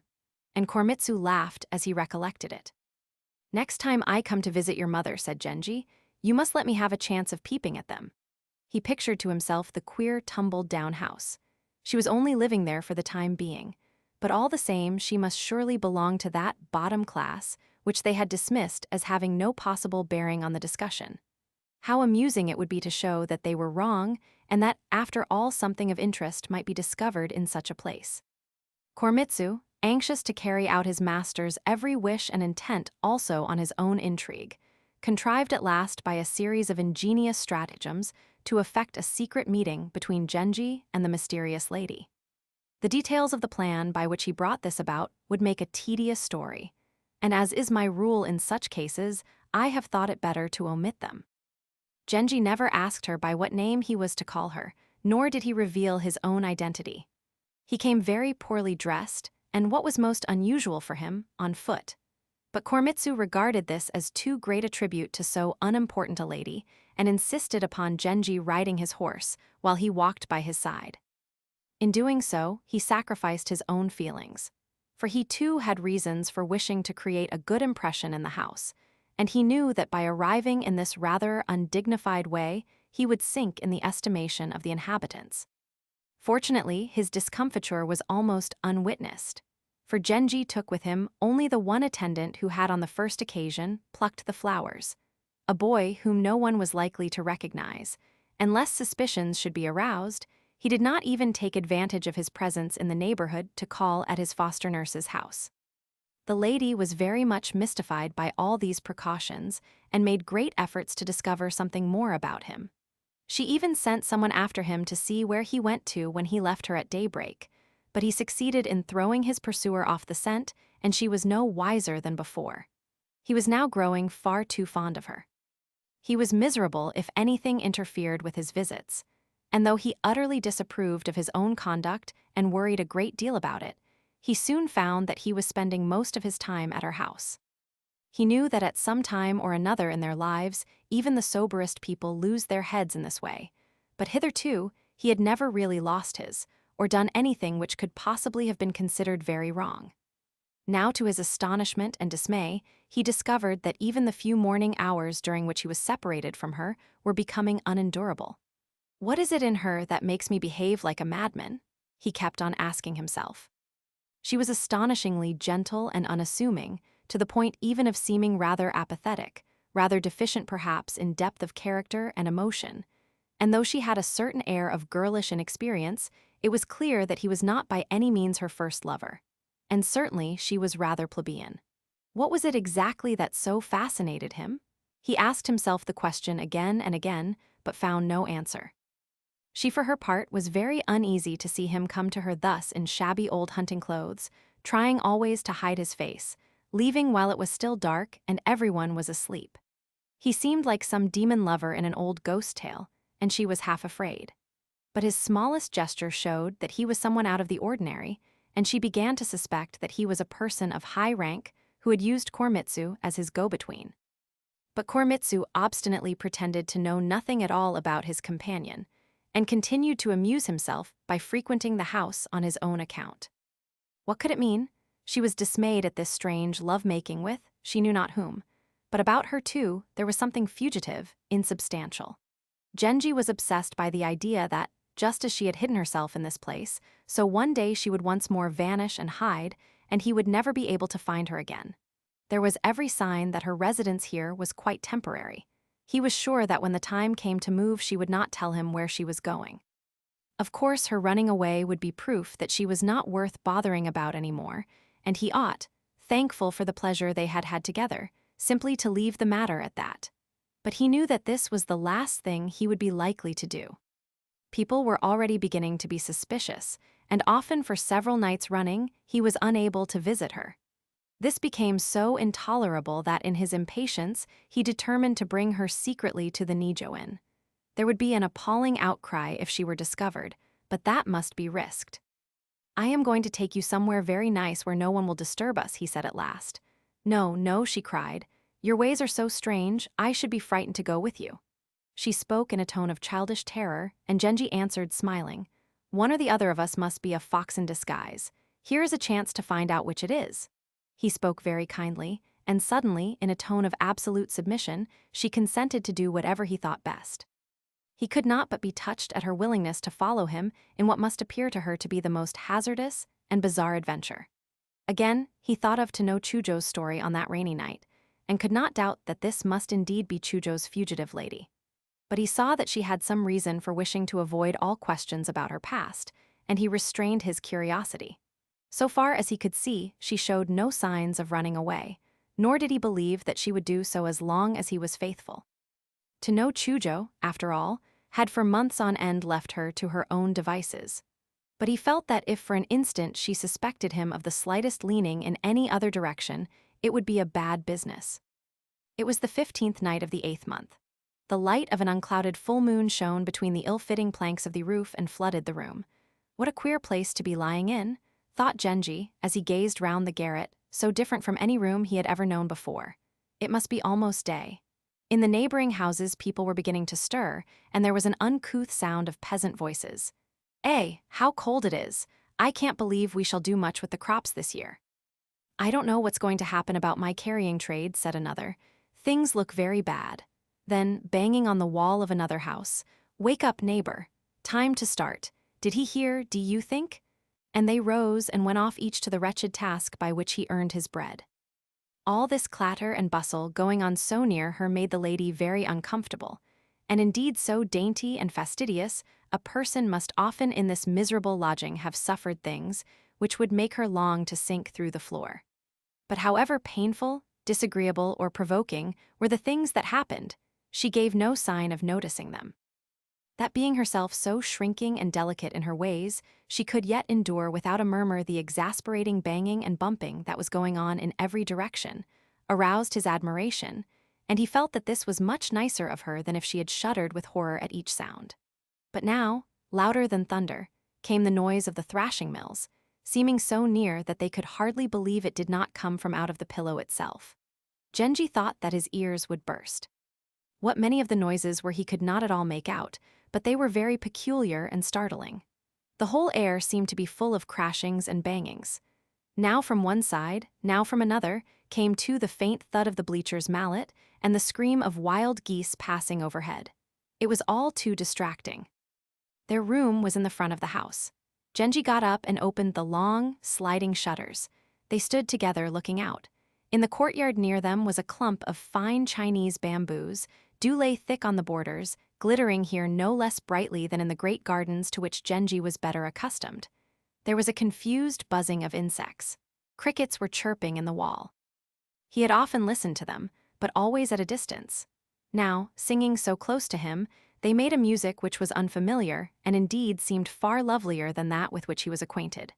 But then, everything in this place, where one thing was so much to his liking, seemed despite all drawbacks to take on a new tinge of interest and beauty. She was wearing a white bodice with a soft, gray cloak over it. It was a poor dress, but she looked charming and almost distinguished. Even so, there was nothing very striking in her appearance, only a certain fragile grace and elegance. It was when she was speaking that she looked really beautiful. There was such pathos, such earnestness in her manner. If only she had a little more spirit. But even as she was, he found her irresistible and longed to take her to some place where no one could disturb them. "I am going to take you somewhere not at all far away, where we shall be able to pass the rest of the night in peace. We cannot go on like this, parting always at break of day." "Why have you suddenly come to that conclusion?" she asked, but she spoke submissively. He vowed to her that she should be his love in this and in all future lives, and she answered so passionately that she seemed utterly transformed from the listless creature he had known, and it was hard to believe that such vows were no novelty to her. Discarding all prudence, he sent for the maid Yukin and bade her order his servants to fetch a coach. The affair was soon known to all the household, and the ladies were at first somewhat uneasy at seeing their mistress carried off in this fashion, but on the whole they did not think he looked the sort of person who would do her any harm. It was now almost daylight. The cocks had stopped crowing. The voice of an old man, a pilgrim preparing for the ascent of the holy mountain, sounded somewhere not far away, and, as at each prayer he bent forward to touch the ground with his head, they could hear with what pain and difficulty he moved.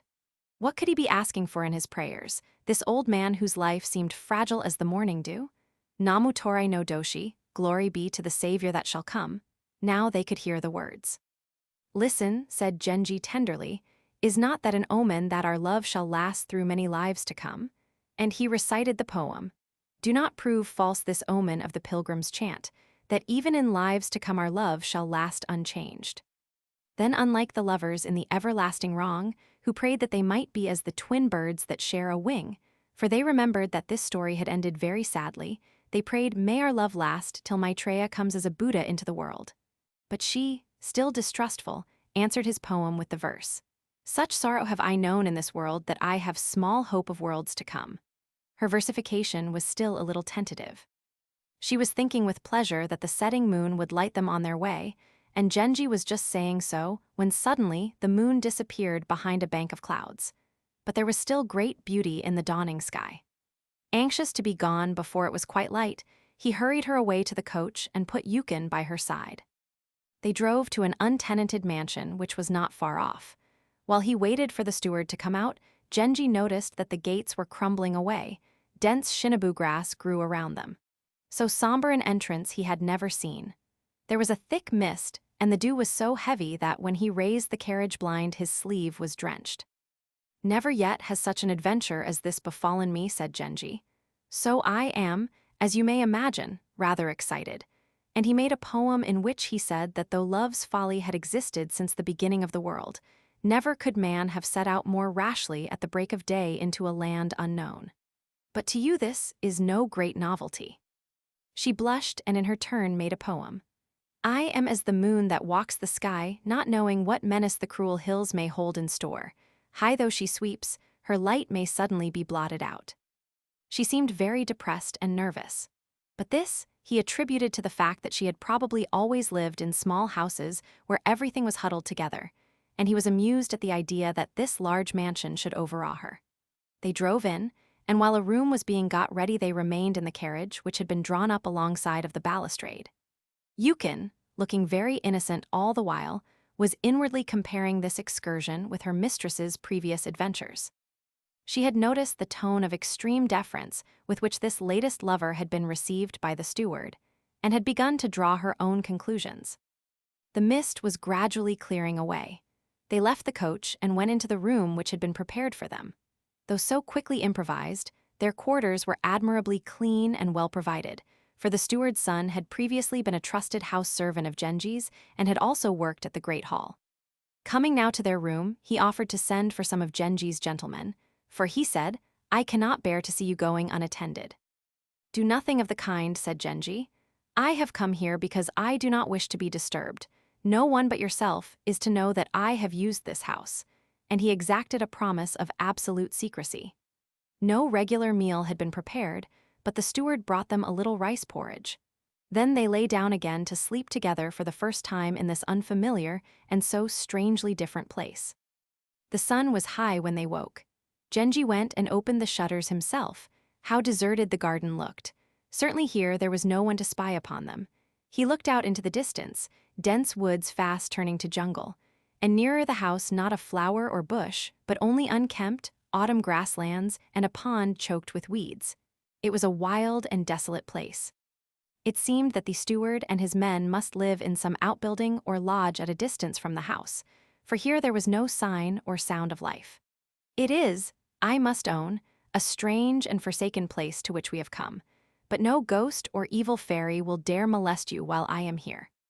It pained her very much that he still was masked, and indeed such a precaution was quite out of keeping with the stage at which they had now arrived. So at last, reciting a poem in which he reminded her that all their love down to this moment, when the flower opened its petals to the evening dew, had come from a chance vision seen casually from the street, half turning his face away. For a moment he let her see him unmasked. "What of the shining dew?" he asked, using the words that she had written on the fan. How little knew I of its beauty who had but in the twilight doubted and guessed. So she answered his poem in a low and halting voice. She need not have feared, for to him, poor as the verses were, they seemed delightful. And indeed the beauty of his uncovered face, suddenly revealed to her in this black wilderness of dereliction and decay, surpassed all loveliness that she had ever dreamed of or imagined. "I cannot wonder that while I still set this barrier between us, you did not choose to tell me all that I long to know, but now it would be very unkind of you not to tell me your name. I am like the fisherman's daughter in the song," she said. "I have no name or home." But for all that she would not tell him who she was, she seemed much comforted that he had let her see him. "Do as you please about it," said Genji at last, but for a while he was out of temper. Soon they had made it up again, and so the day passed. Presently Koremitsu came to their quarters, bringing fruit and other viands. He would not come in, for he was frightened that Yukin would rate him mercilessly for the part he had played in arranging the abduction of her mistress. He had now come to the conclusion that the lady must possess charms which he had wholly overlooked, or Genji would certainly never have taken all this trouble about her, and he was touched at his own magnanimity in surrendering to his master a prize which he might well have kept for himself. It was an evening of marvelous stillness. Genji sat watching the sky. The lady found the inner room where she was sitting depressingly dark and gloomy. He raised the blinds of the front room and came to sit with her. They watched the light of the sunset glowing in each other's eyes, and in her wonder at his adorable beauty and tenderness, she forgot all her fears. At last, she was shy with him no longer, and he thought that the newfound boldness and merriment became her very well. She lay by his side till night. He saw that she was again wearing the plaintive expression of a frightened child, so quickly closing the partition door he brought in the great lamp, saying, "Outwardly you are no longer shy with me, but I can see that deep down in your heart there is still some sediment of rancor and distrust. It is not kind to use me so," and again he was cross with her. What were the people at the palace thinking? Would he have been sent for? How far would the messengers pursue their search? He became quite agitated. Then there was the great lady in the 6th ward. What a frenzy she must be in. This time, however, she really had good cause to be jealous. These and other unpleasant considerations were crowding into his head, when looking at the girl who lay beside him so trustfully, unconscious of all that was going on in his mind, he was suddenly filled with an overwhelming tenderness towards her. How tiresome the other was, with her eternal susceptibilities, jealousies, and suspicions. For a while, at any rate, he would stop seeing her. As the night wore on, they began sometimes to doze. Suddenly Genji saw standing over him the figure of a woman, tall and majestic. "You who think yourself so fine, how comes it that you have brought to toy with you here this worthless common creature, picked up at random in the streets? I am astonished and displeased." And with this, she made as though to drag the lady from his side. Thinking that this was some nightmare or hallucination, he roused himself and sat up. The lamp had gone out. Somewhat agitated, he drew his sword and laid it beside him, calling as he did so for Yukin. She came at once, looking a good deal scared herself. "Please wake the watchman in the crosswing," he said, "and tell him to bring a candle." "All in the dark like this? How can I?" she answered. "Don't be childish," said Genji, laughing, and clapped his hands. The sound echoed desolately through the empty house. He could not make anyone hear, and meanwhile he noticed that his mistress was trembling from head to foot. What should he do? He was still undecided, when suddenly she burst out into a cold sweat. She seemed to be losing consciousness. "Do not fear, sir," said Yukin. "All her life she has been subject to these nightmare fits." He remembered now how tired she had seemed in the morning, and how she had lain with her eyes turned upwards as though in pain. "I will go myself and wake someone," he said. "I am tired of clapping with only echoes to answer me. Do not leave her." And drawing Yukin towards the bed, he went in the direction of the main western door. But when he opened it, he found that the lamp in the crosswing had also gone out. A wind had risen. The few attendants he had brought with him were already in bed. There was indeed only the steward's son, the young man who had once been Genji's body servant, and the one young courtier who had attended him on all his visits. They answered when he called and sprang to their feet. "Come with a candle," he said to the steward's son, "and tell my man to get his bow and keep on twanging the string as loud as he can. I wonder anyone should sleep so soundly in such a deserted place. What has happened to Koremitsu?" "He waited for some time, but as you seem to have no need of him, he went home, saying he would be back at daybreak." Genji's man had been an imperial bowman, and making a tremendous din with his bow, he strode towards the steward's lodge crying, "Fire! Fire!" at the top of his voice. The twanging of the bow reminded Genji of the palace. The roll call of night courtiers must be over. The bowman's roll call must be actually going on. It was not so very late. He groped his way back into the room. She was lying just as he had left her, with Yukin face downwards beside her. "What are you doing there?" he cried. "Have you gone mad with fright? You have heard no doubt that in such lonely places as this, fox spirits sometimes try to cast a spell upon men. But dear people, you need not fear. I have come back, and will not let such creatures harm you." And so saying, he dragged Yukin from the bed. "Oh, sir," she said, "I felt so queer and frightened that I fell flat down upon my face, and what my poor lady must be going through I dare not think." "Then try not to add to her fright," said Genji, and pushing her aside bent over the prostrate form. The girl was scarcely breathing. He touched her. She was quite limp. She did not know him. Perhaps some accursed thing, some demon had tried to snatch her spirit away. She was so timid, so childishly helpless. The man came with the candle. Yukin was still too frightened to move. Genji placed a screen so as to hide the bed and called the man to him. It was of course contrary to etiquette that he should serve Genji himself, and he hesitated in embarrassment, not venturing even to ascend the dais. "Come here," said Genji impatiently. "Use your common sense." Reluctantly the man gave him the light, and as he held it towards the bed, he saw for a moment the figure which had stood there in his dreams still hovering beside the pillow. Suddenly it vanished. He had read in old tales of such apparitions and of their power, and was in great alarm. But for the moment he was so full of concern for the lady who now lay motionless on the bed, that he gave no thought to that menacing vision, and lying down beside her, began gently to move her limbs. Already they were growing cold. Her breathing had quite stopped. What could he do? To whom could he turn for help? He ought to send for a priest. He tried to control himself, but he was very young, and seeing her lying there all still and pale, he could contain himself no longer and crying, "Come back to me, my own darling, come back to life. Do not look at me so strangely." He flung his arms about her. But now she was quite cold. Her face was set in a dull, senseless stare. Suddenly Yukin, who had been so busy with her own fears, came to herself again and set up the most dismal weeping. He disregarded her. Something had occurred to him. There was a story of how a certain minister was waylaid by a demon as he passed through the southern hall. The man, Genji remembered, had been prostrate with fear, but in the end he revived and escaped. No, she could not really be dead, and turning to Yukin he said firmly, "Come now, we cannot have you making such a hideous noise in the middle of the night." But he himself was stunned with grief, and though he gave Yukon distracted orders, scarce knew what he was doing. Presently he sent for the steward's son and said to him, "Someone here has had a fright and is in a very bad way. I want you to go to Koremitsu's house and tell him to come as quickly as he can. If his brother, the priest, is there too, take him aside and tell him quietly that I should like to see him at once. But do not speak loud enough for the nun their mother to hear, for I would not have her know of this excursion." But though he managed to say the words, his brain was all the while in a hideous turmoil. For added to the ghastly thought that he himself had caused her death, there was the dread and horror with which the whole place now inspired him. It was past midnight. A violent storm began to rise, sighing dismally as it swept the pine trees that clustered round the house. And all the while some strange bird, an owl he supposed, kept screeching hoarsely, utter desolation on all sides. No human voice, no friendly sound. Why had he chosen this hideous place? Yukon had fainted and was lying by her mistress's side. Was she too going to die of fright? No, he must not give way to such thoughts. He was now the only person left who was capable of action. Was there nothing he could do? The candle was burning badly. He lit it again. Over by the screen in the corner of the main room something was moving.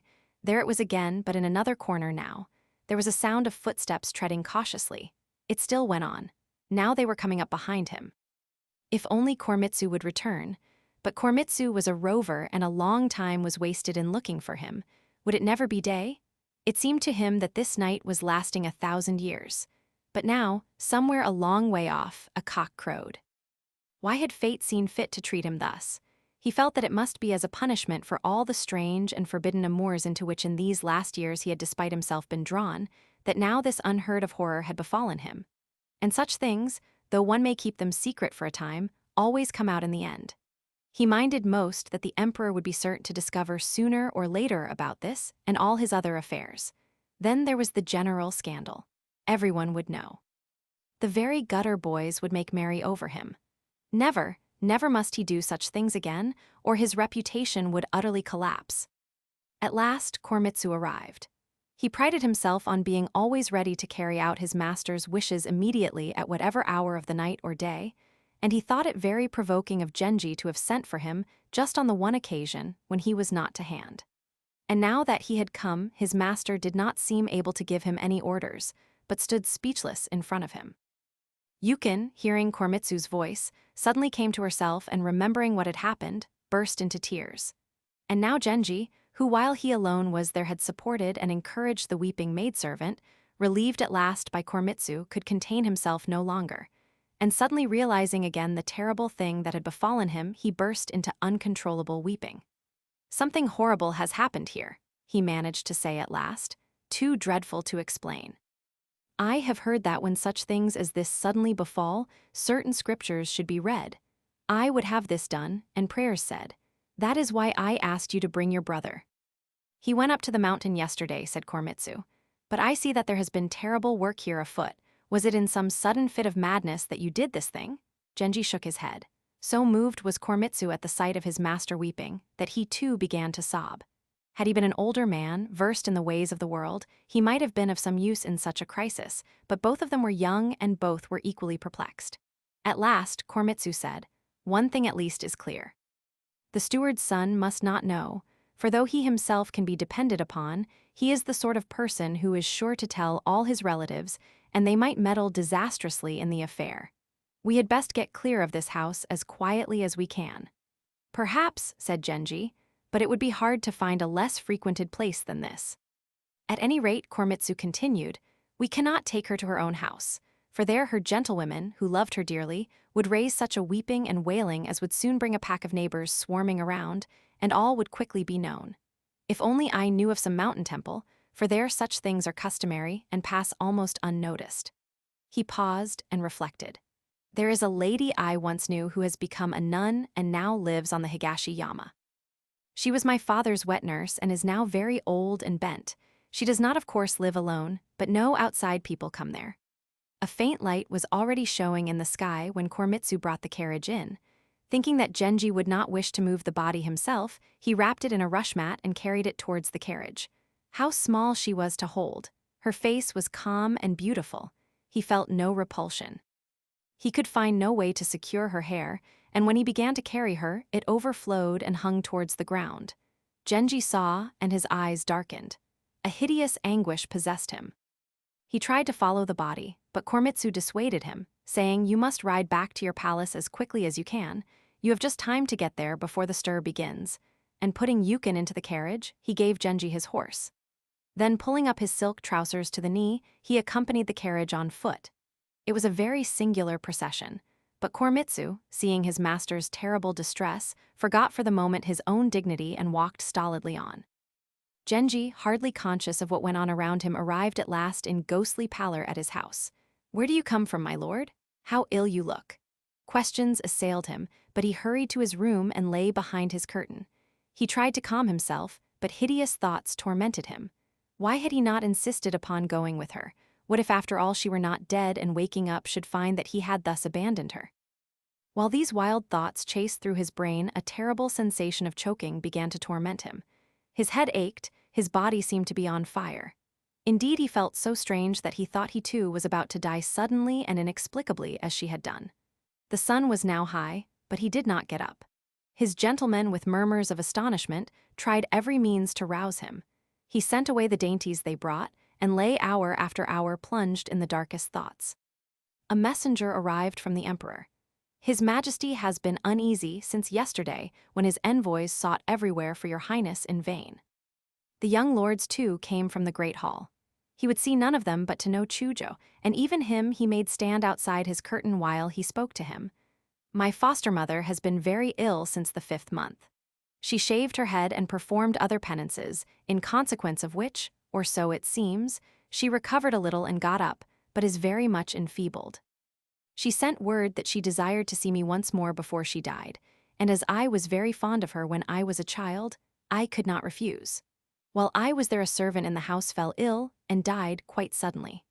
Out of consideration for me, they removed the body at nightfall. But as soon as I was told of what had happened, I remembered that the fast of the 9th month was at hand, and for this reason I have not thought it right to present myself to the emperor my father. Moreover, since early morning I have had a cough and very bad headache, so you will forgive me for treating you in this way.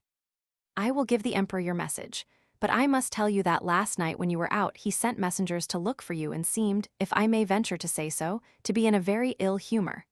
To know Chujo turned to go, but pausing a moment came back to Genji's couch and said quietly, "What really happened to you last night? What you told me just now cannot possibly be true." "You need not go into details," answered Genji impatiently. "Simply tell him that unintentionally I became exposed to a pollution, and apologize to him for me as best you can." He spoke sharply, but in his heart there was only an unspeakable sadness, and he was very tired. All day he lay hidden from sight. Once he sent for to know Chujo's brother Kuroto no Ben and gave him a formal message for the emperor. The same excuse would serve for the great hall, and he sent a similar message there and to other houses where he might be expected. At dusk, Koremitsu came. The story of Genji's pollution had turned all visitors from the door, and Koremitsu found his palace utterly deserted. "What happened?" said Genji, summoning him. "You are sure that she is dead?" And holding his sleeve before his face, he wept. "All is over, of that there is no doubt," said Koremitsu, also in tears. "And since it is not possible for them to keep the body long, I have arranged with a very respectable aged priest who is my friend that the ceremony shall take place tomorrow, since tomorrow chances to be a good calendar day." "And what of her gentlewoman?" asked Genji. "I fear she will not live," said Koremitsu. "She cries out that she must follow her mistress, and this morning, had I not held her, she would have cast herself from a high rock. She threatened to tell the servants at my lady's house, but I prevailed upon her to think the matter over quietly before she did this." "Poor thing," said Genji. "Small wonder that she should be thus distracted. I too am feeling strangely disordered and do not know what will become of me." "Torment yourself no more," said Koremitsu. "All things happen as they must. Here is one who will handle this matter very prudently for you, and none shall be the wiser." "Happen as they must. You are right," said Genji, "and so I try to persuade myself. But in the pursuit of one's own wanton pleasures to have done harm and to have caused someone's death, that is a hideous crime, a terrible load of sin to bear with me through the world. Do not tell even your sister, much less your mother the nun, for I am ashamed that she should even know I have ever done that kind of thing." "Do not fear," answered Koremitsu. "Even to the priests, who must to a certain extent be let into the secret, I have told a long made-up tale," and Genji felt a little easier in his mind. The waiting women of his palace were sorely puzzled. First he says he has been defiled and cannot go to court, and now he sits whispering and sighing. What could it all mean? "Again, I beg you," said Genji at last, "to see that everything is done as it should be." He was thinking all the time of the elaborate court funerals which he had witnessed. He had, indeed, seen no others, and imagined Koremitsu directing a complicated succession of rituals. "I will do what I can, it will be no such great matter," he answered and turned to go. Suddenly Genji could bear no longer the thought that he should never see her again. "You will think it very foolish of me," he said, "but I am coming with you. I shall ride on horseback." "If your heart is set upon it," said Koremitsu, "it is not for me to reason with you. Let us start soon, so that we may be back before the night is over." So putting on the hunting dress and other garments in which he had disguised himself before, he left his room. Already the most hideous anguish possessed him, and now, as he set out upon this strange journey, to the dark thoughts that filled his mind was added a dread lest his visit might rouse to some fresh fury the mysterious power which had destroyed her. Should he go? He hesitated, but though he knew that this way lay no cure for his sadness, yet if he did not see her now, never again perhaps in any life to come would he meet the face and form that he had loved so well. So with Koremitsu, and the one same groom to bear him company, he set out upon the road. The way seemed endless. The moon of the 17th night had risen and lit up the whole space of the Kamo plain, and in the light of the outrunners, torches the countryside towards Toribno now came dimly into sight. But Genji in his sickness and despair saw none of this, and suddenly waking from the stupor into which he had fallen found that they had arrived. The nun's cell was in a chapel built against the wall of a wooden house. It was a desolate spot, but the chapel itself was very beautiful. The light of the visitors' torches flickered through the open door. In the inner room there was no sound but that of a woman weeping by herself. In the outer room were several priests talking together, or was it praying? In hushed voices. In the neighboring temples vespers were over, and there was absolute stillness. Only towards the Kiyomizu were lights visible, and many figures seemed to throng the hillside. A senior priest, son of the aged nun, now began to recite the scriptures in an impressive voice, and Genji as he listened felt the tears come into his eyes. He went in. Yukin was lying behind a screen. When she heard him enter, she turned the lamp to the wall. What terrible thing was she trying to hide from him? But when he came nearer, he saw to his joy that the dead lady was not changed in any way whatsoever, but lay there very calm and beautiful. And feeling no horror or fear at all, he took her hand and said, "Speak to me once again. Tell me why for so short a while you came to me and filled my heart with gladness, and then so soon forsook me, who loved you so well?" And he wept long and bitterly by her side. The priests did not know who he was, but they were touched by his evident misery and themselves shed tears. He asked Yukin to come back with him, but she answered, "I have served this lady since she was a little child, and never once for so much as an hour have I left her. How can I suddenly part from one who was so dear to me and serve in another's house? And I must now go and tell her people what has become of her. For such is the manner of her death, if I do not speak soon, there will be an outcry that it was I who was to blame, and that would be a terrible thing for me, sir." And she burst into tears, wailing, "I will lie with her upon the pyre. My smoke shall mingle with hers." "Poor soul," said Genji, "I do not wonder at your despair, but this is the way of the world. Late or soon we must all go where she has gone. Take comfort and trust in me." So he sought to console her, but in a moment he added, "Those, I know, are but hollow words. I too care no longer for life and would gladly follow her." So he spoke, giving her in the end but little comfort. "The night is far spent," said Koremitsu. "We must now be on our way." And so, with many backward looks and a heart full to bursting, he left the house. A heavy dew had fallen, and the mist was so thick that it was hard to see the road. On the way it occurred to him that she was still wearing his scarlet cloak, which he had lent her when they lay down together on the last evening. How closely their lives had been entwined. Noting that he sat very unsteadily in his saddle, Koremitsu walked beside him and gave him a hand. But when they came to a dike, he lost hold and his master fell to the ground. Here he lay in great pain and bewilderment. "I shall not live to finish the journey," he said. "I have not strength to go so far." Koremitsu too was sorely troubled, for he felt that despite all Genji's insistence, he ought never to have allowed him, fever-stricken as he was, to embark upon this disastrous journey. In great agitation, he plunged his hands in the river and prayed to Our Lady Kwannon of Kiyomizu. Genji too roused himself at last and forced himself to pray inwardly to the Buddha. And so they managed to start upon their journey again, and in the end, with Koremitsu's help, he reached his palace. This sudden journey undertaken so late at night had seemed to all his household the height of imprudence. They had noted for some while past his nightly wanderings grow more and more frequent, but though often agitated and preoccupied, never had he returned so haggard as that morning. What could be the object of these continual excursions? And they shook their heads in great concern. Genji flung himself upon his bed and lay there in fever and pain for several days. He was growing very weak. The news was brought to the emperor, who was greatly distressed and ordered continual prayers to be said for him in all the great temples. And indeed, there were more special services and purification ceremonies and incantations than I have room to rehearse. When it became known that this prince, so famous for his great charm and beauty, was likely soon to die, there was a great stir in all the kingdom. Sick though he was, he did not forget to send for Yukin and have her enrolled among his gentlewomen. Koremitsu, who was beside himself with anxiety concerning his master, yet managed on her arrival to calm himself and give to Yukin friendly instruction in her new duties, for he was touched by the helpless plight in which she had been left. And Genji, whenever he felt a little better, would use her to carry messages and letters, so that she soon grew used to waiting upon him. She was dressed in deep black, and though not at all handsome, was a pleasant enough-looking woman. It seems that the same fate which so early stayed your lady's course has willed that I too should be but little longer for this world. I know in what sore distress you are left by the loss of one who was for so many years your mistress and friend, and it was my purpose to have comforted you in your bereavement by every care and kindness I could devise. For this reason, indeed, it grieves me that I shall survive her for so short a time." So, somewhat stiltedly, he whispered to Yukin, and being now very weak, he could not refrain from tears. Apart from the fact that his death would leave her utterly without resource, she had now quite taken to him and would have been very sorry indeed if he had died. His gentlemen ran hither and thither, distracted.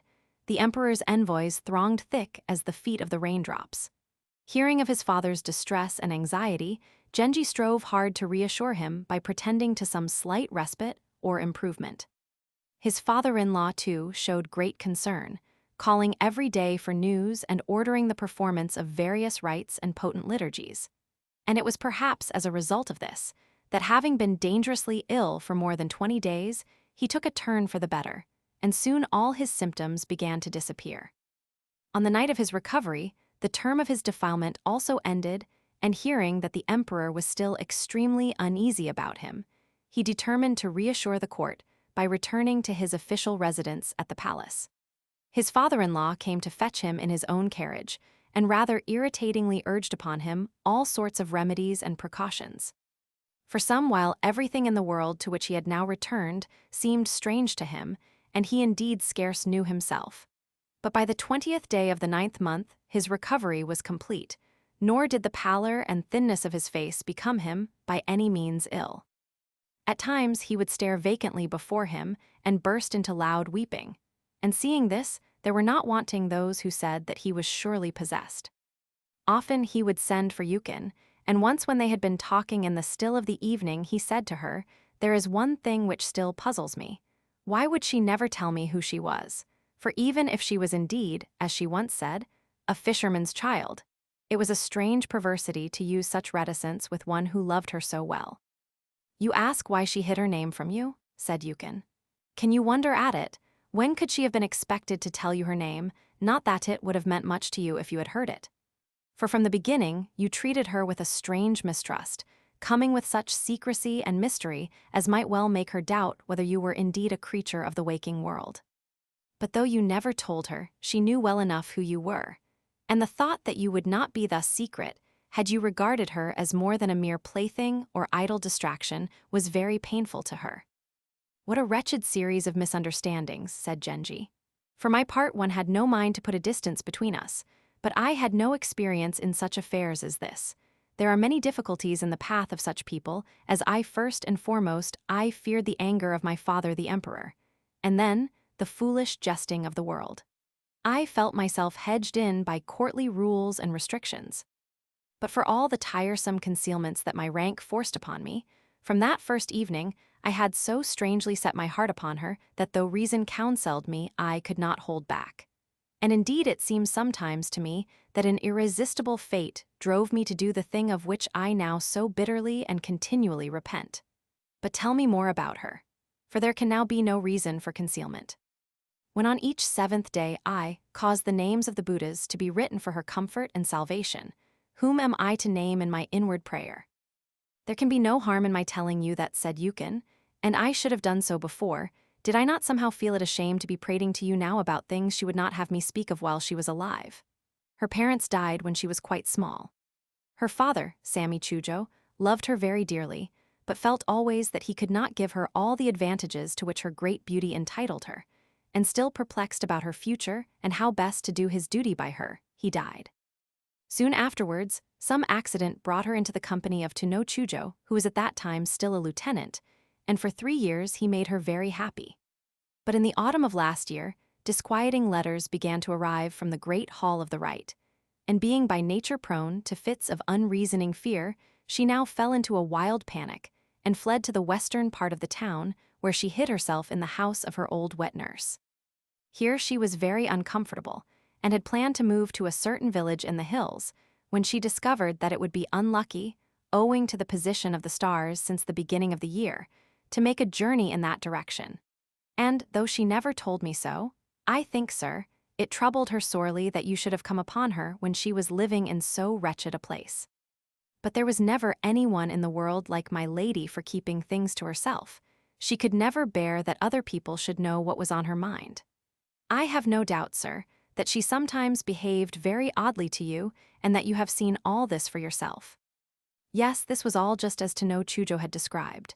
I think there was some mention of a child that Chujo was vexed to have lost sight of, said Genji, more interested than ever. Am I right? Yes, indeed, she answered. It was born in the spring of last year, a girl, and a fine child it was. Where is it now? Asked Genji. Could you get hold of it and bring it to me here without letting anyone know where you were taking it? It would be a great comfort to me in my present misery to have some remembrance of her near me. And he added, I ought of course to tell Chujo, but that would lead to useless and painful discussions about what has happened. Somehow or other I will manage to bring her up here in my palace. I think there can be no harm in that, and you will easily enough find some story to tell to whatever people are now looking after her. I am very glad that this has entered your head, said Yukin.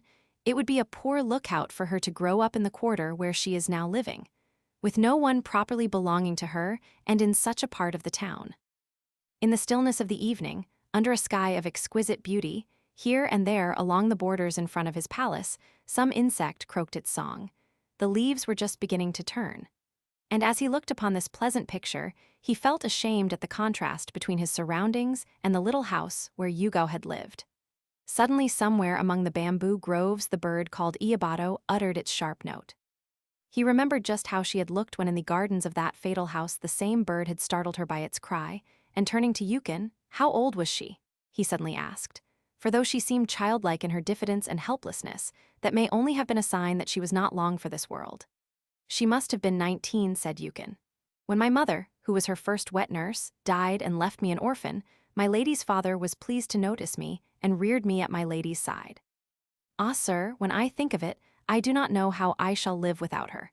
For kind as people here may be, I do not seem to get used to them. I suppose it is that I knew her ways, poor lady, she having been my mistress for so many years. To Genji, even the din of the cloth-beaters' mallets had become dear through recollection, and as he lay in bed, he repeated those verses of Po Chuai. In the 8th month and 9th month, when the nights are growing long 1,000 times, 10,000 times the fuller's stick beats. The young brother still waited upon him, but he no longer brought with him the letters which he had been used to bring. Utsusemi thought he had at last decided that her treatment of him was too unfriendly to be borne, and was vexed that he should feel so.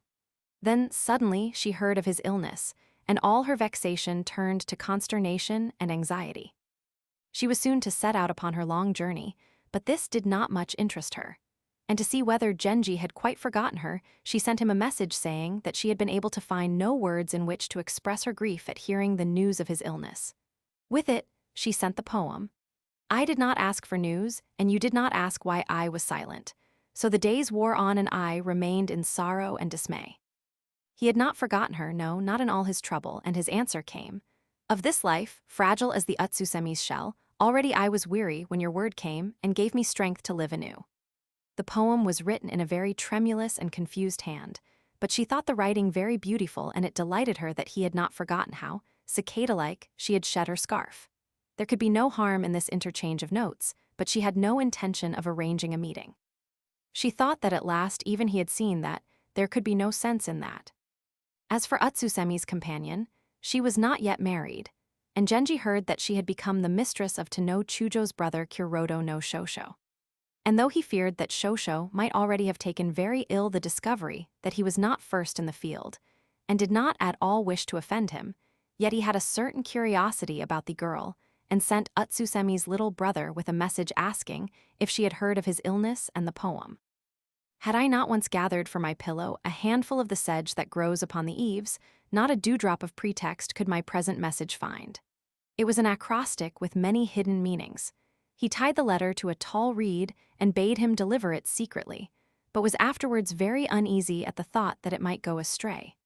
If it falls into Shosho's hands, he thought, he will at once guess that it was I who was before him. But after all, Shosho would probably not take that so very hard. Genji had vanity enough to think. The boy delivered the message when Shosho was at a safe distance. She could not help feeling a little hurt, but it was something that he had remembered her at all, and justifying it to herself with the excuse that she had had no time to do anything better, she sent the boy straight back with the verse. The faint wind of your favor, that but for a moment blew, with grief has part befrosted the small sedge of the eaves. It was very ill written, with all sorts of ornamental but misleading strokes and flourishes, indeed with a complete lack of style. However, it served to remind him of the face he had first seen that evening by the lamplight. As for the other who on that occasion had sat so stiffly facing her, what determination there had been in her face, what a steady resolution to give no quarter. The affair with the lady of the sedge was so unintentional and so insignificant that though he regarded it as rather frivolous and indiscreet, he saw no great harm in it. But if he did not take himself in hand before it was too late, he would soon again be involved in some entanglement which might finally ruin his reputation. On the 49th day after Yugao's death, a service in her memory was by his orders secretly held in the Hokkaido on Mount Hiei. The ritual performed was of the most elaborate kind, everything that was required being supplied from the prince's own store, and even the decoration of the service books and images was carried out with the utmost attention. Koremitsu's brother, a man of great piety, was entrusted with the direction of the ceremony, and all went well. Next Genji sent for his old writing master, a doctor of letters for whom he had a great liking, and bade him write the prayer for the dead. Say that I commit to Amida the Buddha one not named whom I loved but lost disastrously, and he wrote out a rough draft for the learned man to amend. There is nothing to add or alter, said the master, deeply moved. Who could it be, he wondered, at whose death the prince was so distressed? For Genji, try as he might, could not hide his tears. When he was secretly looking through his store for largesse to give to the Hokkaido priests, he came upon a certain dress, and as he folded it made the poem. The girdle that today with tears I knot, shall we ever in some new life untie? Till now her spirit had wandered in the void. But already she must be setting out on her new life path, and in great solicitude, he prayed continually for her safety. He met to know Chujo, and his heart beat violently, for he had longed to tell him about Yugao's child and how it was to be reared. But he feared that the rest of the story would needlessly anger and distress him, and he did not mention the matter. Meanwhile, the servants of Yugao's house were surprised that they had had no news from her, nor even from Yukin, and had begun to be seriously disquieted. They had still no proof that it was Genji who was her lover, but several of them thought that they had recognized him, and his name was whispered among them. They would have it that Koremitsu knew the secret, but he pretended to know nothing whatever about Yugao's lover and found a way to put off all their questions. And as he was still frequenting the house for his own purposes, it was easy for them to believe that he was not really concerned in their mistress's affairs. Perhaps after all it was some blackguard of a Zario's son who, frightened of to know Chujo's interference, had carried her off to his province. The real owner of the house was a daughter of Yugao's second wet nurse, who had 3 children of her own. Yukin had been brought up with them, but they thought that it was perhaps because she was not their own sister that Yukin sent them no news of their mistress, and they were in great distress. Yukin, who knew that they would assail her with questions which her promise to Genji forbade her to answer, dared not go to the house, not even to get news of her lady's child. It had been put out somewhere to nurse, but to her great sorrow, she had quite lost sight of it. Longing all the while to see her face once more, though only in a dream, upon the night after the ceremony on Mount Hiei, he had a vision very different from that for which he prayed. There appeared to him once more, just as on that fatal night, the figure of a woman in menacing posture, and he was dismayed at the thought that some demon witch haunted the desolate spot might on the occasion when it did that terrible thing, also have entered into him and possessed him. Iyo no Suke was to start early in the godless month and had announced that his wife would go with him. Genji sent very handsome parting presents, and among them with special intent, he put many very exquisite combs and fans. With them were silk strips to offer to the god of journeys, and above all, the scarf which she had dropped, and tied to it, a poem in which he said that he had kept it in remembrance of her while there was still hope of their meeting, but now returned it wet with tears shed in vain. There was a long letter with the poem, but this was of no particular interest and is here omitted. She sent no answer by the man who had brought the presents, but gave her brother the poem. That to the changed cicada you should return her summer dress shows that you too have changed and fills an insect heart with woe. He thought long about her. Though she had with so strange and inexplicable a resolution steeled her heart against him to the end, yet each time he remembered that she had gone forever it filled him with depression. It was the first day of the 10th month, and as though in sign that winter had indeed begun, heavy rain fell. All day long Genji watched the stormy sky. Autumn had hideously bereaved him, and winter already was taking from him one whom he dearly loved. Now like a traveler who has tried 2 ways in vain I stand perplexed, where these sad seasons meet. Now at least we must suppose he was convinced that such secret adventures led only to misery. I should indeed be very loth to recount in all their detail matters, which he took so much trouble to conceal. Did I not know that if you found I had omitted anything you would at once ask why? Just because he was supposed to be an emperor's son, I must needs put a favorable showing on his conduct by leaving out all his indiscretions.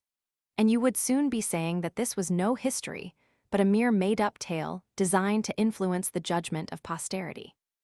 As it is, I shall be called a scandalmonger, but that I cannot help. Lady Rokujo, who she was gradually becomes apparent in the course of the story. Lady Rokujo's house. Rokujo. Genji was now 17, Rokujo 24. The god of bridges. He built in a single night the stone causeway which joins Mount Katsuragi and Mount Kambu. Genji's brother-in-law. His own palace.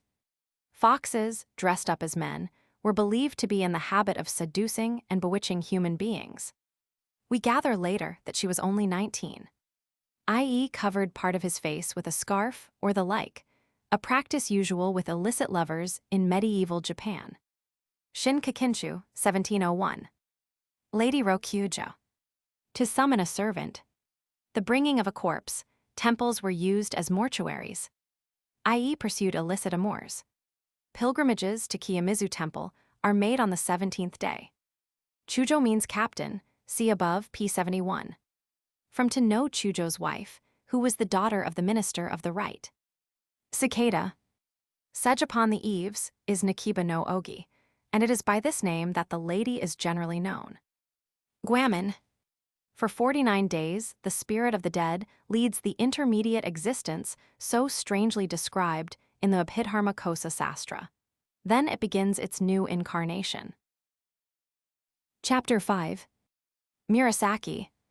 He fell sick of an ague, and when numerous charms and spells had been tried in vain, the illness many times returning, someone said that in a certain temple on the northern hills there lived a wise and holy man who, in the summer of the year before, the ague was then rife, and the usual spells were giving no relief, was able to work many signal cures. Lose no time in consulting him, for while you try one useless means after another, the disease gains greater hold upon you. At once he sent a messenger to fetch the holy man, who however replied that the infirmities of old age no longer permitted him to go abroad. "What is to be done?" said Genji. "I must go secretly to visit him," and taking only 4 or 5 trusted servants he set out long before dawn. The place lay somewhat deep into the hills. It was the last day of the 3rd month, and in the capital the blossoms had all fallen. The hill cherry was not yet out, but as he approached the open country, the mists began to assume strange and lovely forms, which pleased him the more because, being one whose movements were tethered by many proprieties, he had seldom seen such sights before. The temples, too, delighted him. The holy man lived in a deep cave hollowed out of a high wall of rock. Genji did not send in his name and was in close disguise, but his face was well known, and the priest at once recognized him. "Forgive me," he said. "It was you, was it not, who sent for me the other day? Alas, I think no longer of the things of this world, and I am afraid I have forgotten how to work my cures. I am very sorry indeed that you have come so far," and pretending to be very much upset, he looked at Genji, laughing. But it was soon apparent that he was a man of very great piety and learning. He wrote out certain talismans and administered them, and read certain spells. By the time this was over, the sun had risen, and Genji went a little way outside the cave and looked around him. From the high ground where he was standing, he looked down on a number of scattered hermitages. A winding track led down to a hut which, though it was hedged with the same small brushwood as the rest, was more spaciously planned, having a pleasant roofed alley running out from it, and there were trim copses set around. He asked whose house it was, and was told by one of his men that a certain abbot had been living there in retirement for 2 years. "I know him well," said Genji on hearing the abbot's name. "I should not like to meet him dressed and attended as I am. I hope he will not hear." Just then a party of nicely dressed children came out of the house and began to pluck such flowers as are used for the decoration of altars and holy images. "There are some girls with them," said one of Genji's men. "We cannot suppose that his reverence keeps them. Who then can they be?" And to satisfy his curiosity, he went a little way down the hill and watched them. "Yes, there are some very pretty girls, some of them grown up and others quite children," he came back and reported. During a great part of the morning, Genji was busy with his cure. When at last the ceremony was completed, his attendants, dreading the hour at which the fever usually returned, strove to distract his attention by taking him a little way across the mountain to a point from which the capital could be seen. "How lovely," cried Genji, "are those distances half lost in haze, and that blur of shimmering woods that stretches out on every side. How could anyone be unhappy for a single instant who lived in such a place?" "This is nothing," said one of his men. "If I could but show you the lakes and mountains of other provinces, you would soon see how far they excel all that you here admire." And he began to tell him first of Mount Fuji and many another famous peak, and then of the West Country with all its pleasant bays and shores, till he quite forgot that it was the hour of his fever. "Yonder, nearest to us," the man continued, pointing to the sea, "is the bay of Akashi and Harima. Note it well, for though it is not a very out-of-the-way place, yet the feeling one has there of being shut off from everything save one huge waste of sea makes it the strangest and most desolate spot I know. And there it is that the daughter of a lay priest who was once governor of the province presides over a mansion of quite disproportionate and unexpected magnificence. He is the descendant of a prime minister and was expected to cut a great figure in the world. But he is a man of very singular disposition and is averse to all society.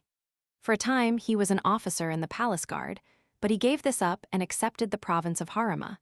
However, he soon quarreled with the local people, and announcing that he had been badly treated and was going back to the capital, he did nothing of the sort, but shaved his head and became a lay priest.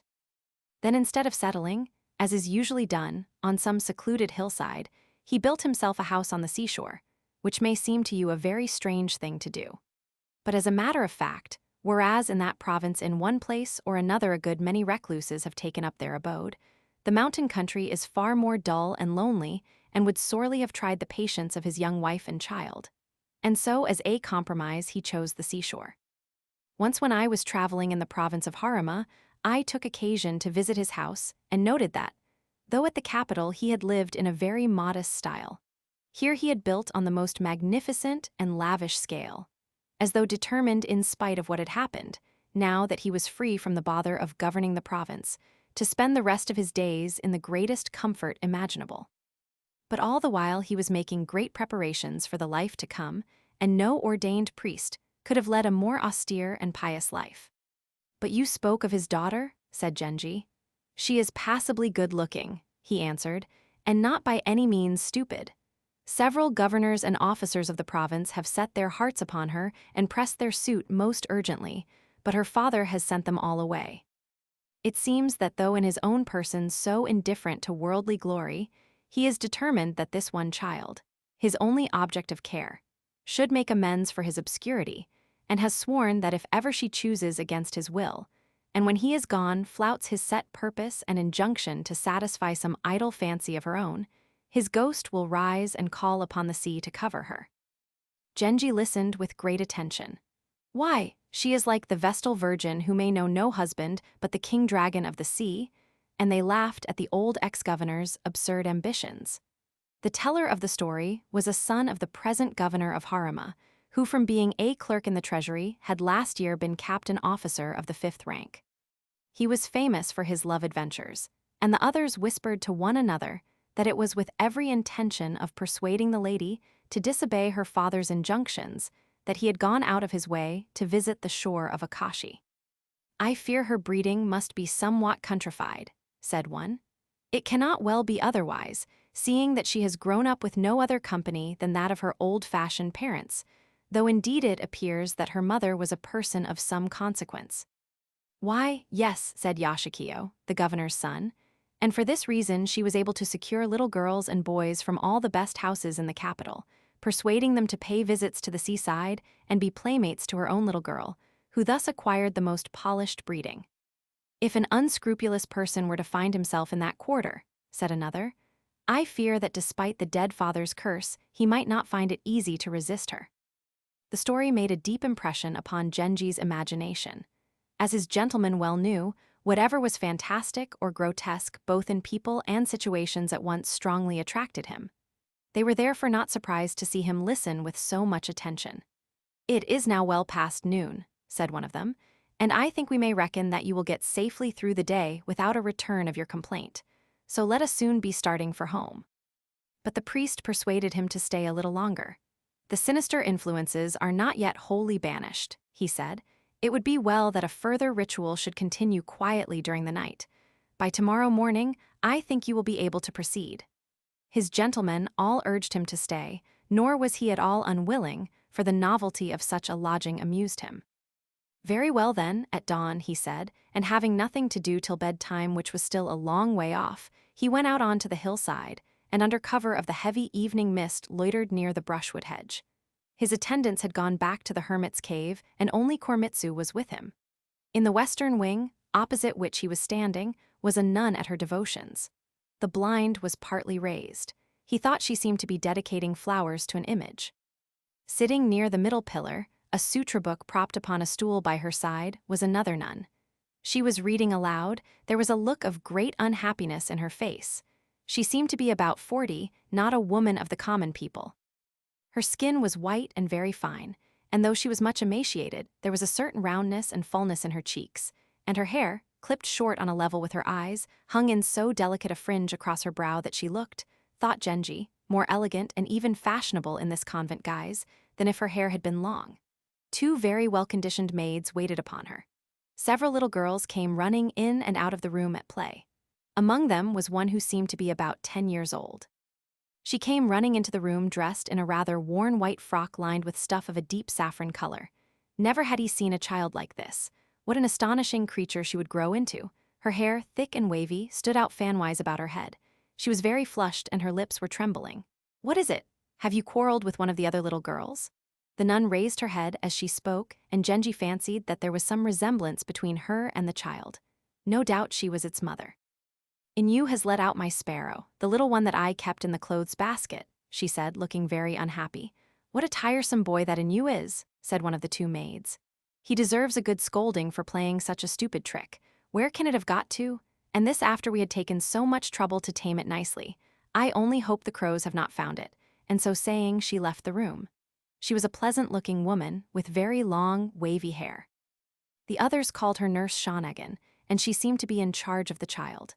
"Come," said the nun to the little girl, "you must not be such a baby. You're thinking all the time of things that do not matter at all. Just fancy, even now when I am so ill that any day I may be taken from you, you do not trouble your head about me, but are grieving about a sparrow. It is very unkind, particularly as I have told you I don't know how many times that it is naughty to shut up live things in cages. Come over here." And the child sat down beside her. Her features were very exquisite, but it was above all the way her hair grew, in cloudy masses over her temples, but thrust back in childish fashion from her forehead, that struck him as marvelously beautiful. As he watched her and wondered what she would be like when she grew up, it suddenly occurred to him that she bore no small resemblance to one whom he had loved with all his being, and at the resemblance he secretly wept. The nun, stroking the child's hair, now said to her, "It's a lovely mop, though you are so naughty about having it combed, but it worries me very much that you are still so babyish. Some children of your age are very different. Your dear mother was only 12 when her father died, yet she showed herself quite capable of managing her own affairs. But if I were taken from you now, I do not know what would become of you, I do not indeed," and she began to weep. Even Genji, peeping at the scene from a distance, found himself becoming quite distressed. The girl, who had been watching the nun's face with a strange, unchildish intensity, now dropped her head disconsolately, and as she did so, her hair fell forward across her cheeks in 2 great waves of black. Looking at her fondly, the nun recited the poem. "Not knowing if any will come to nurture the tender leaf whereon it lies, how loath is the dewdrop to vanish in the sunny air." To which the waiting woman replied with a sigh, "O dewdrop, surely you will linger till the young budding leaf has shown in what fair form it means to grow." At this moment, the priest to whom the house belonged entered the room from the other side.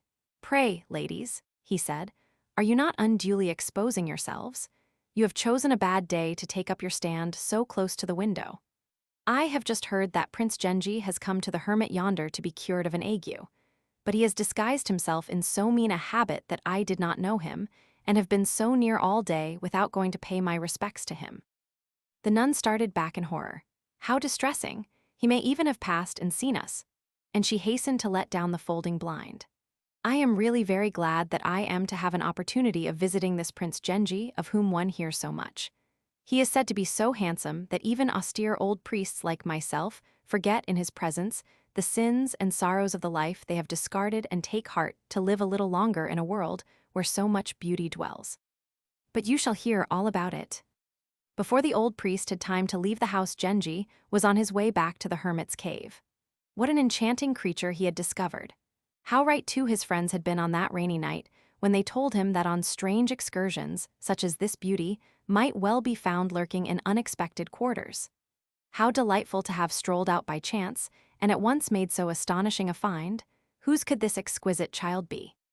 He would dearly love to have her always near him, to be able to turn to her at any moment for comfort and distraction, as once he had turned to the lady in the palace. He was already lying down in the hermit's cave, when, everything being at very close quarters, he heard the voice of the old priest's disciple calling for Koremitsu. "My master has just learnt," said this disciple, "that you were lodged so near at hand. And though it grieves him that you did not in passing honor him with a visit, he would at once have paid his respects to the prince, had he not thought that Lord Genji could not be unaware of his presence in the neighborhood of this hermitage, and might perhaps have refrained from visiting him only because he did not wish to disclose the motive of his present pilgrimage. But my master would remind you," continued the man, "that we too in our poor hut could provide you with straw beds to lie on, and should be sorry if you left without honoring us." "For 10 days," answered Genji from within, "I have been suffering from an ague which returned so constantly that I was in despair, when someone advised me to consult the hermit of this mountain, whom I accordingly visited. But thinking that it would be very disagreeable for a sage of his repute, if in such a case as mine it became known that his treatment had been unsuccessful, I was at greater pains to conceal myself than I should have been if visiting an ordinary wonder-worker. Pray ask your master to accept this excuse and bid him enter the cave." Thus encouraged, the priest presented himself. Genji was rather afraid of him, for though an ecclesiastic he was a man of superior genius, very much respected in the secular world, and Genji felt that it was not at all proper to receive him in the shabby old clothes which he had used for his disguise. After giving some details of his life since he had left the capital and come to live in retirement on this mountain, the priest begged Genji to come back with him and visit the cold spring which flowed in the garden of his hut. Here was an opportunity to see again the people who had so much interested him. But the thought of all the stories that the old priest might have told them about him made him feel rather uncomfortable. What matter? At all costs, he must see that lovely child again, and he followed the old priest back to his hut. In the garden, the natural vegetation of the hillside had been turned to skillful use. There was no moon, and torches had been lit along the sides of the moat, while fairy lanterns hung on the trees. The front parlor was very nicely arranged. A heavy perfume of costly and exotic scents stole from hidden incense burners and filled the room with a delicious fragrance. These perfumes were quite unfamiliar to Genji, and he supposed that they must have been prepared by the ladies of the inner room, who would seem to have spent considerable ingenuity in the task. The priest began to tell stories about the uncertainty of this life and the retributions of the life to come. Genji was appalled to think how heavy his own sins had already been. It was bad enough to think that he would have them on his conscience for the rest of his present life. But then there was also the life to come. What terrible punishments he had to look forward to, and all the while the priest was speaking, Genji thought of his own wickedness. What a good idea it would be to turn hermit and live in some such place. But immediately, his thoughts strayed to the lovely face which he had seen that afternoon, and longing to know more of her, "Who lives with you here?" he asked. "It interests me to know, because I once saw this place in a dream and was astonished to recognize it when I came here today." At this the priest laughed. "Your dream seems to have come rather suddenly into the conversation," he said, "but I fear that if you pursue your inquiry, your expectations will be sadly disappointed. You have probably never heard of Aishai no Dainagon. He died so long ago. He married my sister, who after his death turned her back upon the world. Just at that time, I myself was in certain difficulties and was unable to visit the capital, so for company she came to join me here in my retreat. I have heard that Asaji no Dainagon had a daughter."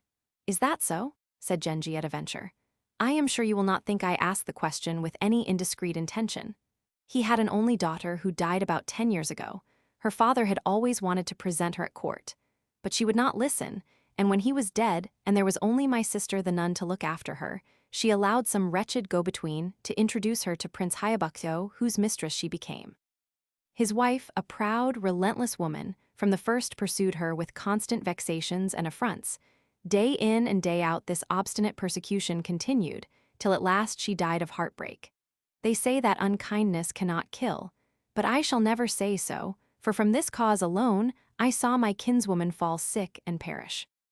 Then the little girl must be this lady's child, Genji realized at last, and that accounted for her resemblance to the lady in the palace.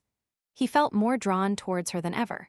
She was of good lineage, which is never amiss, and her rather rustic simplicity would be an actual advantage when she became his pupil, as he was now determined she should, for it would make it the easier for him to mold her unformed tastes to the pattern of his own. "And did the lady whose sad story you have told me leave no remembrance behind her?" asked Genji, still hoping to turn the conversation on to the child herself. "She died only a short while after her child was born, and it too was a girl. The charge of it fell to my sister, who is in failing health and feels herself by no means equal to such a responsibility." All was now clear. "You will think it a very strange proposal," said Genji, "but I feel that I should like to adopt this child. Perhaps you would mention this to your sister? Though others early involved me in marriage, their choice proved distasteful to me, and having, as it seems, very little relish for society, I now live entirely alone. She is, I quite realize, a mere child, and I am not proposing." Here he paused, and the priest answered, "I am very much obliged to you for this offer, but I am afraid it is clear that you do not at all realize that the child in question is a mere infant. You would not even find her amusing as a casual distraction. But it is true that a girl, as she grows up, needs the backing of powerful friends if she is to make her way in the world, and though I cannot promise you that anything will come of it, I ought certainly to mention the matter to her grandmother." His manner had suddenly become somewhat cool and severe. Genji felt that he had been indiscreet and preserved an embarrassed silence. "There is something which I ought to be doing in the hall of our Lord Amida," the priest presently continued, so I must take leave of you for a while. I must also read my vespers, but I will rejoin you afterwards." And he set out to climb the hill. Genji felt very disconsolate. It had begun to rain. A cold wind blew across the hill, carrying with it the sound of a waterfall, audible till then as a gentle intermittent plashing, but now a mighty roar, and with it, somnolently rising and falling, mingled the monotonous chanting of the scriptures. Even the most unimpressionable nature would have been plunged into melancholy by such surroundings. How much the more so Prince Genji, as he lay sleepless on his bed, continually planning and counterplanning. The priest had spoken of vespers, but the hour was indeed very late. It was clear, however, that the nun was still awake, for though she was making as little noise as possible, every now and then her rosary would knock with a faint click against the praying stool. There was something alluring in the sound of this low, delicate tapping. It seemed to come from quite close. He opened a small space between the screens which divided the living room from the inner chamber and rustled his fan. He had the impression that someone in the inner room, after a little hesitation, had come towards the screen as though saying to herself, "It cannot be so, yet I could have sworn I heard," and then retreated a little as though thinking, "Well, it was only my fancy after all." Now she seemed to be feeling her way in the dark, and Genji said aloud, "Follow the Lord Buddha, and though your way lie in darkness, yet shall you not go astray." Suddenly hearing his clear young voice in the darkness, the woman had not at first the courage to reply. But at last she managed to answer. "In which direction, please, is he leading me? I am afraid I do not quite understand." "I am sorry to have startled you," said Genji. "I have only this small request to make, that you will carry to your mistress the following poem. Since first he saw the green leaf of the tender bush, never for a moment has the dew of longing dried from the traveler's sleeve." "Surely you must know that there is no one here who understands messages of that kind," said the woman. "I wonder whom you mean?" "I have a particular reason for wishing your mistress to receive the message," said Genji, "and I should be obliged if you would contrive to deliver it." The nun at once perceived that the poem referred to her grandchild, and supposed that Genji, having been wrongly informed about her age, was intending to make love to her. But how had he discovered her granddaughter's existence?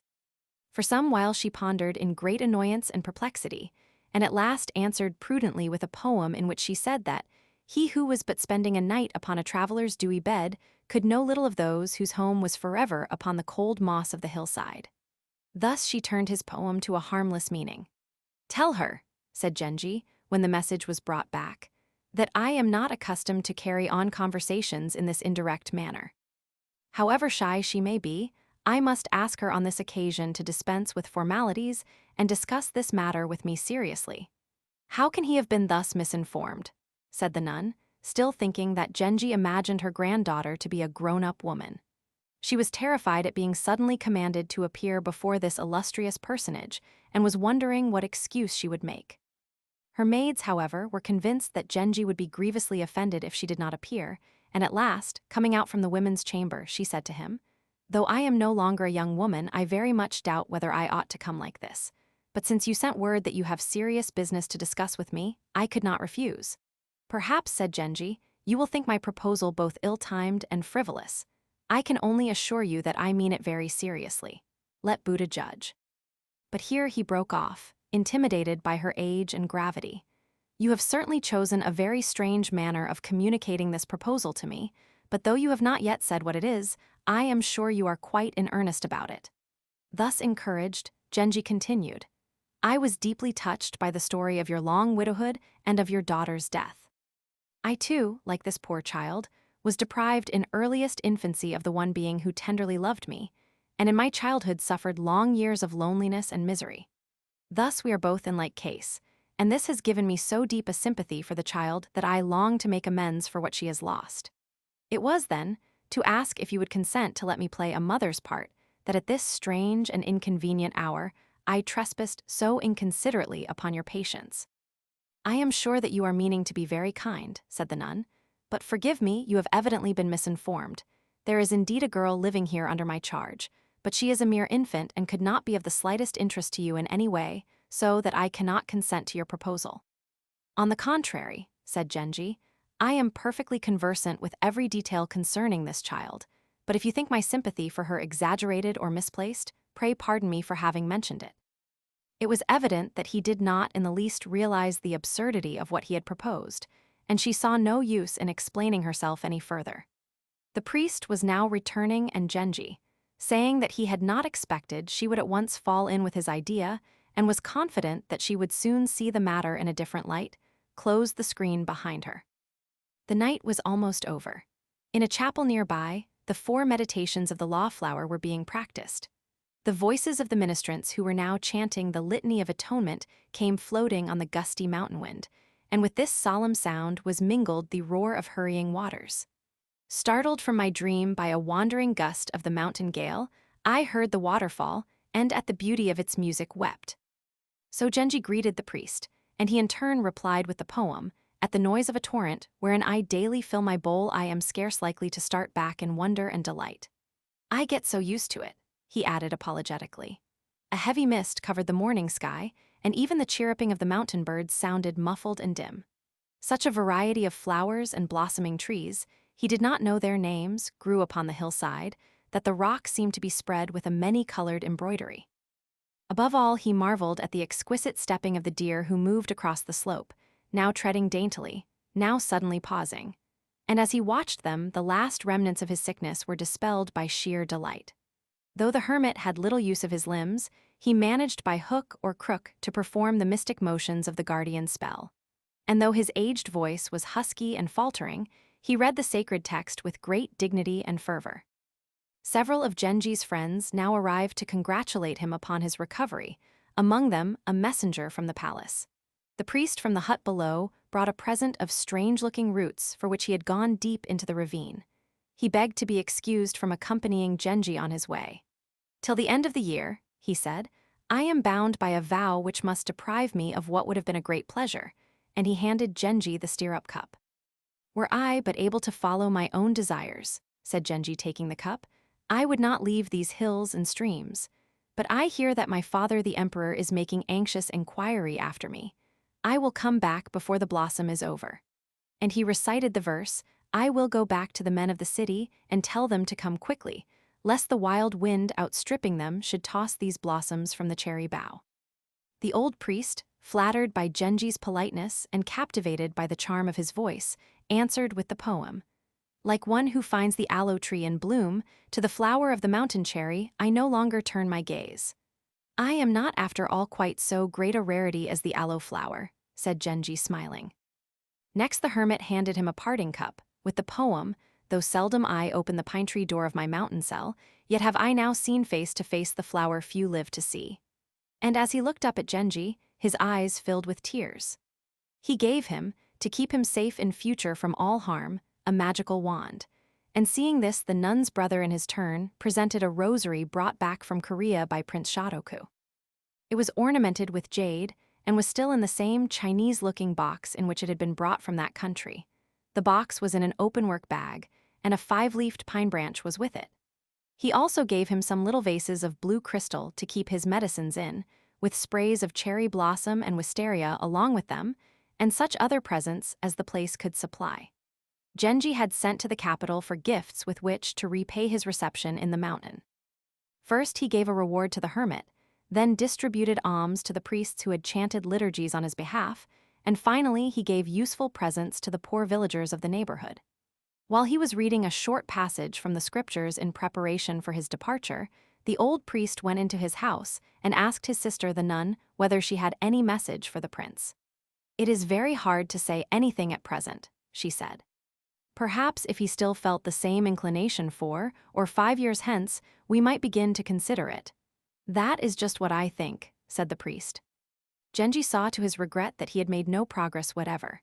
In answer to the nun's message, he sent a small boy who belonged to the priest's household with the following poem, "Last night indeed, though in the grayness of twilight only, I saw the lovely flower. But today a hateful mist has hidden it utterly from my sight." The nun replied, "That I may know whether indeed it pains you so deeply to leave this flower, I shall watch intently the motions of this hazy sky." It was written in a noteworthy and very aristocratic hand, but quite without the graces of deliberate artistry. While his carriage was being got ready, a great company of young lords arrived from the great hall, saying that they had been hard put to it to discover what had become of him and now desired to give him their escort. Among them were to know Chujo, Sachu Ben, and other lesser lords, who had come out of affection for the prince. "We like nothing better than waiting upon you," they said, rather aggrieved. "It was not kind of you to leave us behind." "But having come so far," said another, "it would be a pity to go away without resting for a while under the shadow of these flowering trees." Whereupon they all sat down in a row upon the moss under a tall rock and passed a rough earthenware wine jar from hand to hand. Close by them, the stream leaped over the rocks in a magnificent cascade. To know, Chujo pulled out a flute from the folds of his dress and played a few trills upon it. Sachu-ben, tapping idly with his fan, began to sing The Temple of Toyora. The young lords who had come to fetch him were all persons of great distinction, but so striking was Genji's appearance as he sat leaning disconsolately against the rock that no eye was likely to be turned in any other direction. One of his attendants now performed upon the reed pipe. Someone else turned out to be a skillful show player. Presently the old priest came out of his house carrying a zithern, and putting it into Genji's hands begged him to play something, that the birds of the mountain may rejoice. He protested that he was not feeling at all in the mood to play, but yielding to the priest's persuasion, he gave what was really not at all a contemptible performance. After that, they all got up and started for home. Everyone on the mountain, down to the humblest priest and youngest neophyte, was bitterly disappointed at the shortness of his stay, and there were many tears shed. While the old nun within doors was sorry to think that she had had but that one brief glimpse of him and might never see him again. The priest declared that, for his part, he thought the land of the rising sun in her last degenerate days ill-deserved that such a prince should be born to her, and he wiped his eyes. The little girl, too, was very much pleased with him, and said he was a prettier gentleman than her own father. "If you think so, you had better become his little girl instead," said her nurse. At which the child nodded, thinking that it would be a very good plan indeed, and in future the best-dressed person in the pictures she painted was called Prince Genji, and so was her handsomest doll. On his return to the capital, he went straight to the palace and described to his father the experiences of the last 2 days. The emperor thought him looking very haggard and was much concerned. He asked many questions about the hermit's magical powers, to all of which Genji replied in great detail. "He ought certainly to have been made master magician long ago," said His Majesty. "His ministrations have repeatedly been attended with great success, but for some reason his services have escaped public acknowledgement," and he issued a proclamation to this effect. The minister of the left came to meet him on his way from the presence and apologized for not having come with his sons to bring him back from the mountain. "I thought," he said, "that as you had gone there secretly, you would dislike being fetched, but I very much hope that you will now come and spend a few days with us quietly, after which I shall esteem it a privilege to escort you to your palace." He did not in the least want to go, but there was no escape. His father-in-law drove him to the great hall in his own carriage, and when the bullocks had been unyoked, dragged it in at the gate with his own hands. Such treatment was certainly meant to be very friendly, but Genji found the minister's attentions merely irritating. Ai's quarters had, in anticipation of Genji's coming, just been put thoroughly to rights. In the long interval since he last visited her, many changes had been made. Among other improvements, a handsome terrace had been built. Not a thing was out of its right place in this supremely well-ordered house. Ai, as usual, was nowhere to be seen. It was only after repeated entreaties by her father that she at last consented to appear in her husband's presence. Posed like a princess in a picture, she sat almost motionless. Beautiful she certainly was. "I should like to tell you about my visit to the mountain, if only I thought that it would interest you at all or draw an answer from you. I hate to go on always like this. Why are you so cold and distant and proud? Year after year, we fail to reach an understanding, and you cut yourself off from me more completely than before. Can we not manage for a little while to be on ordinary terms? It seems rather strange, considering how ill I have been, that you should not attempt to inquire after my health. Or rather, it is exactly what I should expect, but nevertheless I find it extremely painful." "Yes," said Ai, "it is extremely painful when people do not care what becomes of one." She glanced back over her shoulder as she spoke, her face full of scorn and pride, looking uncommonly handsome as she did so. "You hardly ever speak," said Genji, "and when you do, it is only to say unkind things and twist one's harmless words so that they seem to be insults. And when I try to find some way of helping you for a while at least to be a little less disagreeable, you become more hopelessly unapproachable than ever. Shall I one day succeed in making you understand?" And so saying, he went into their bedroom. She did not follow him. He lay for a while in a state of great annoyance and distress. But probably because he did not really care about her very much one way or the other, he soon became drowsy, and all sorts of quite different matters drifted through his head. He wanted as much as ever to have the little girl in his keeping and watch her grow to womanhood. But the grandmother was right. The child was too absurdly young, and it would be very difficult to broach the matter again. Would it not, however, be possible to contrive that she should be brought to the capital? It would be easy then to find excuses for fetching her, and she might, even through some such arrangement as that, become a source of constant delight to him. The father, Prince Hayabuko, was of course a man of very distinguished manners, but he was not at all handsome. How was it that the child resembled one of her aunts and was so unlike all the rest? He had an idea that Fujitsubo and Prince Hayabuko were children of the same mother, while the others were only half-sisters. The fact that the little girl was closely related to the lady whom he had loved for so long made him all the more set upon securing her, and he began again to puzzle his head for some means of bringing this about. Next day he wrote his letter of thanks to the priest. No doubt it contained some allusion to his project. To the nun he wrote, "Seeing you so resolutely averse to what I had proposed, I refrained from justifying my intentions so fully as I could have wished. But should it prove that, even by the few words I ventured to speak, I was able to convince you that this is no mere whim or common fancy, how happy would such news make me?" On a slip of paper folded small and tucked into the letter he wrote the poem. "Though with all my heart I tried to leave it behind me, never for a moment has it left me, the fair face of that mountain flower." Though she had long passed the zenith of her years, the nun could not but be pleased and flattered by the elegance of the note, for it was not only written in an exquisite hand, but was folded with a careless dexterity which she greatly admired. She felt very sorry for him, and would have been glad, had it been in her conscience, to have sent him a more favorable reply. "We were delighted," she wrote, "that being in the neighborhood you took occasion to pay us a visit. But I fear that when, as I very much hope you will, you come here purposely to visit us, I shall not be able to add anything to what I have said already. As for the poem which you enclose, do not expect her to answer it, for she cannot yet write her Naniwa Zu properly, even letter by letter. Let me then answer it for her, for as long as the cherry blossoms remain unscattered upon the shore of Anna where wild storms blow, so long have you till now been constant.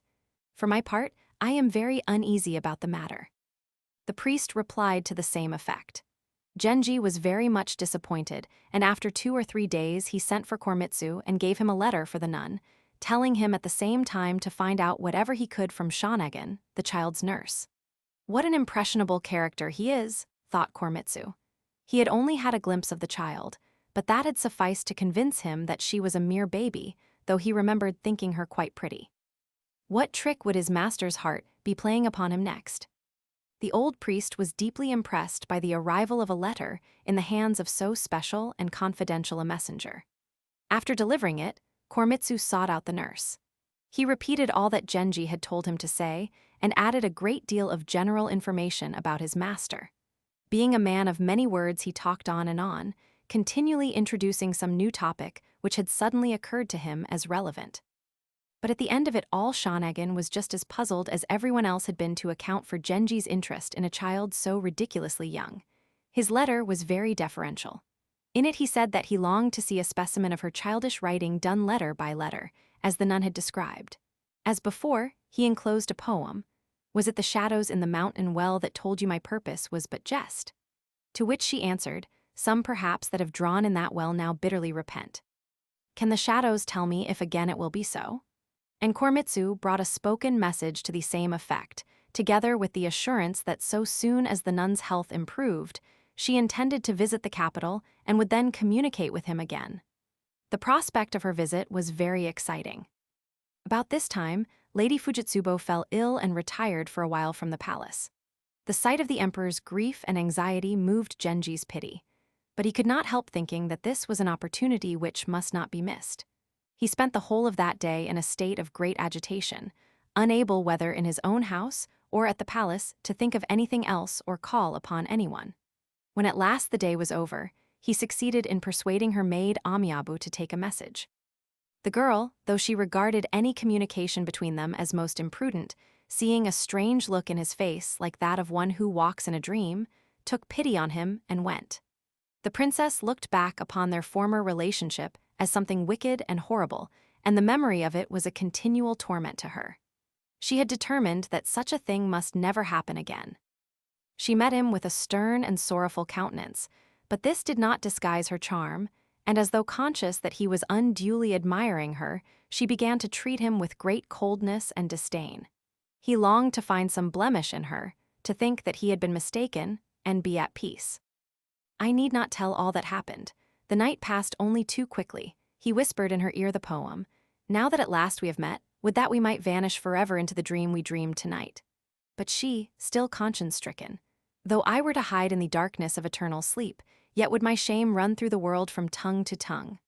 And indeed, as Genji knew, it was not without good cause that she had suddenly fallen into this fit of apprehension and remorse.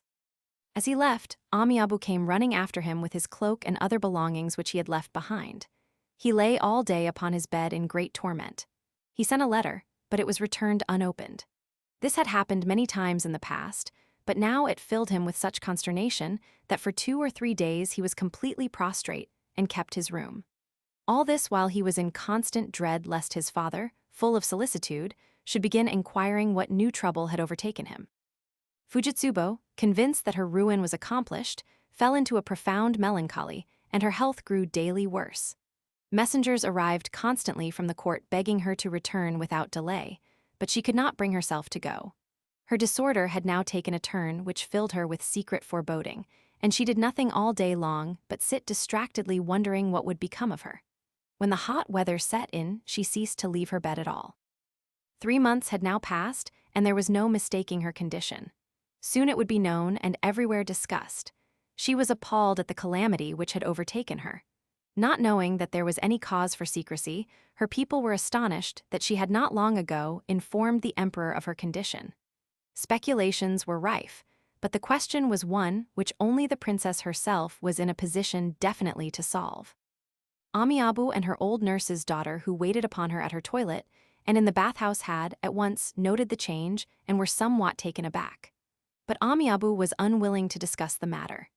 She had an uncomfortable suspicion that it was the meeting which she arranged that had now taken effect with cruel promptness and precision. It was announced in the palace that other disorders had misled those about her and prevented them from recognizing the true nature of her condition. This explanation was accepted by everyone. The emperor himself was full of tender concern, and though messengers kept him constantly informed, the gloomiest doubts and fancies passed continually through his mind. Genji was at this time visited by a most terrifying and extraordinary dream. He sent for interpreters, but they could make little of it. There were indeed certain passages to which they could assign no meaning at all, but this much was clear: the dreamer had made a false step and must be on his guard. "It was not my dream," said Genji, feeling somewhat alarmed. "I am consulting you on behalf of someone else," and he was wondering what this false step could have been when news reached him of the princess's condition. This then was the disaster which his dream had portended. At once he wrote her an immense letter full of passionate self-reproaches and exhortations. But Amiabu, thinking that it would only increase her agitation, refused to deliver it, and he could trust no other messenger. Even the few wretched lines, which she had been in the habit of sending to him now and again, had for some while utterly ceased. In her 7th month she again appeared at court. Overjoyed at her return, the emperor lavished boundless affection upon her. The added fullness of her figure, the unwonted pallor and thinness of her face gave her, he thought, a new and incomparable charm. As before, all his leisure was spent in her company. During this time several court festivals took place, and Genji's presence was constantly required. Sometimes he was called upon to play the koto or flute, sometimes to serve his father in other ways. On such occasions, strive as he might to show no trace of embarrassment or agitation, he feared more than once that he had betrayed himself, while to her such confrontations were one long torment. The nun had somewhat improved in health and was now living in the capital. He had inquired where she was lodging and sent messages from time to time, receiving, which indeed was all he expected, as little encouragement as before. In the last months his longing for the child had increased rather than diminished, but day after day went by without his finding any means to change the situation. As the autumn drew to its close, he fell into a state of great despondency. One fine moonlit night when he had decided, against his own inclination, to pay a certain secret visit, a shower came on. As he had started from the palace and the place to which he was going was in the suburbs of the 6th ward, it occurred to him that it would be disagreeable to go so far in the rain. He was considering what he should do when he noticed a tumbled-down house surrounded by very ancient trees. He asked whose this gloomy and desolate mansion might be, and Koremitsu, who, as usual, was with him, replied, "Why, that is the late A's Chino Dainagon's house. A day or two ago I took occasion to call there, and was told that my lady the nun has grown very weak and does not now know what goes on about her." "Why did you not tell me this before?" said Genji, deeply concerned. "I should have called at once to convey my sympathy to her household. Pray go in at once and ask for news." Koremitsu accordingly sent one of the lesser attendants to the house, instructing him to give the impression that Genji had come on purpose to inquire. When the man announced that Prince Genji had sent him for news and was himself waiting outside, great excitement and consternation prevailed in the house. Their mistress, the servant said, had for several days been lying in a very parlous condition and could not possibly receive a visit. But they dared not simply send so distinguished a visitor away, and hastily tidying the southern parlor, they bustled him into it, saying, "You must forgive us for showing you into this untidy room. We have done our best to make it presentable. Perhaps, on a surprise visit, you will forgive us for conducting you to such an out-of-the-way closet." It was indeed not at all the kind of room that he was used to. "I have been meaning for a long while to visit this house," said Genji, "but time after time, the proposals which I made in writing concerning a certain project of mine were summarily rejected, and this discouraged me. Had I but known that your mistress's health had taken this turn for the worse. Tell him that at this moment my mind is clear, though it may soon be darkened again. I am deeply sensible of the kindness he has shown in thus visiting my deathbed, and regret that I cannot speak with him face to face. Tell him that if by any chance he has not altered his mind with regard to the matter that he has discussed with me before, by all means let him, when the time has come, number her among the ladies of his household. It is with great anxiety that I leave her behind me, and I fear that such a bond with earth may hinder me from reaching the life for which I have prayed." Her room was so near, and the partition so thin that as she gave Shanagan her message, he could hear now and again the sound of her sad, quavering voice. Presently he heard her saying to someone, "How kind, how very kind of him to come. If only the child were old enough to thank him nicely." "It is indeed no question of kindness," said Genji to Shanagan. "Surely it is evident that only some very deep feeling would have driven me to display so zealous a persistency. Since first I saw this child, a feeling of strange tenderness towards her possessed me, and it has grown to such a love as cannot be of this world only. Though it is but an idle fancy, I have a longing to hear her voice. Could you not send for her before I go?" "Poor little thing," said Shanagan. "She is fast asleep in her room and knows nothing of all our troubles."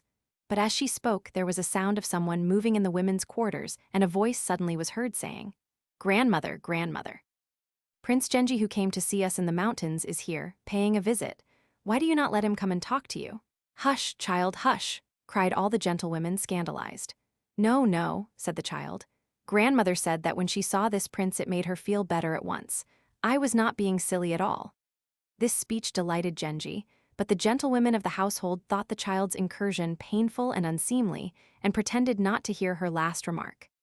Genji gave up the idea of paying a real visit and drove back to his house, thinking as he went that her behavior was indeed still that of a mere infant. Yet how easy and delightful it would be to teach her. Next day he paid a proper visit. On his arrival he sent in a poem written on his usual tiny slip of paper. "Since first I heard the voice of the young crane, my boat shows a strange tendency to stick among the reeds." It was meant for the little girl, and was written in a large, childish hand, but very beautifully, so that the ladies of the house said as soon as they saw it, "This will have to go into the child's copybook."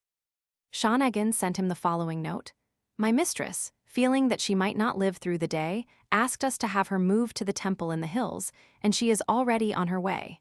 I shall see to it that she learns of your inquiry, if I can but send word to her before it is too late."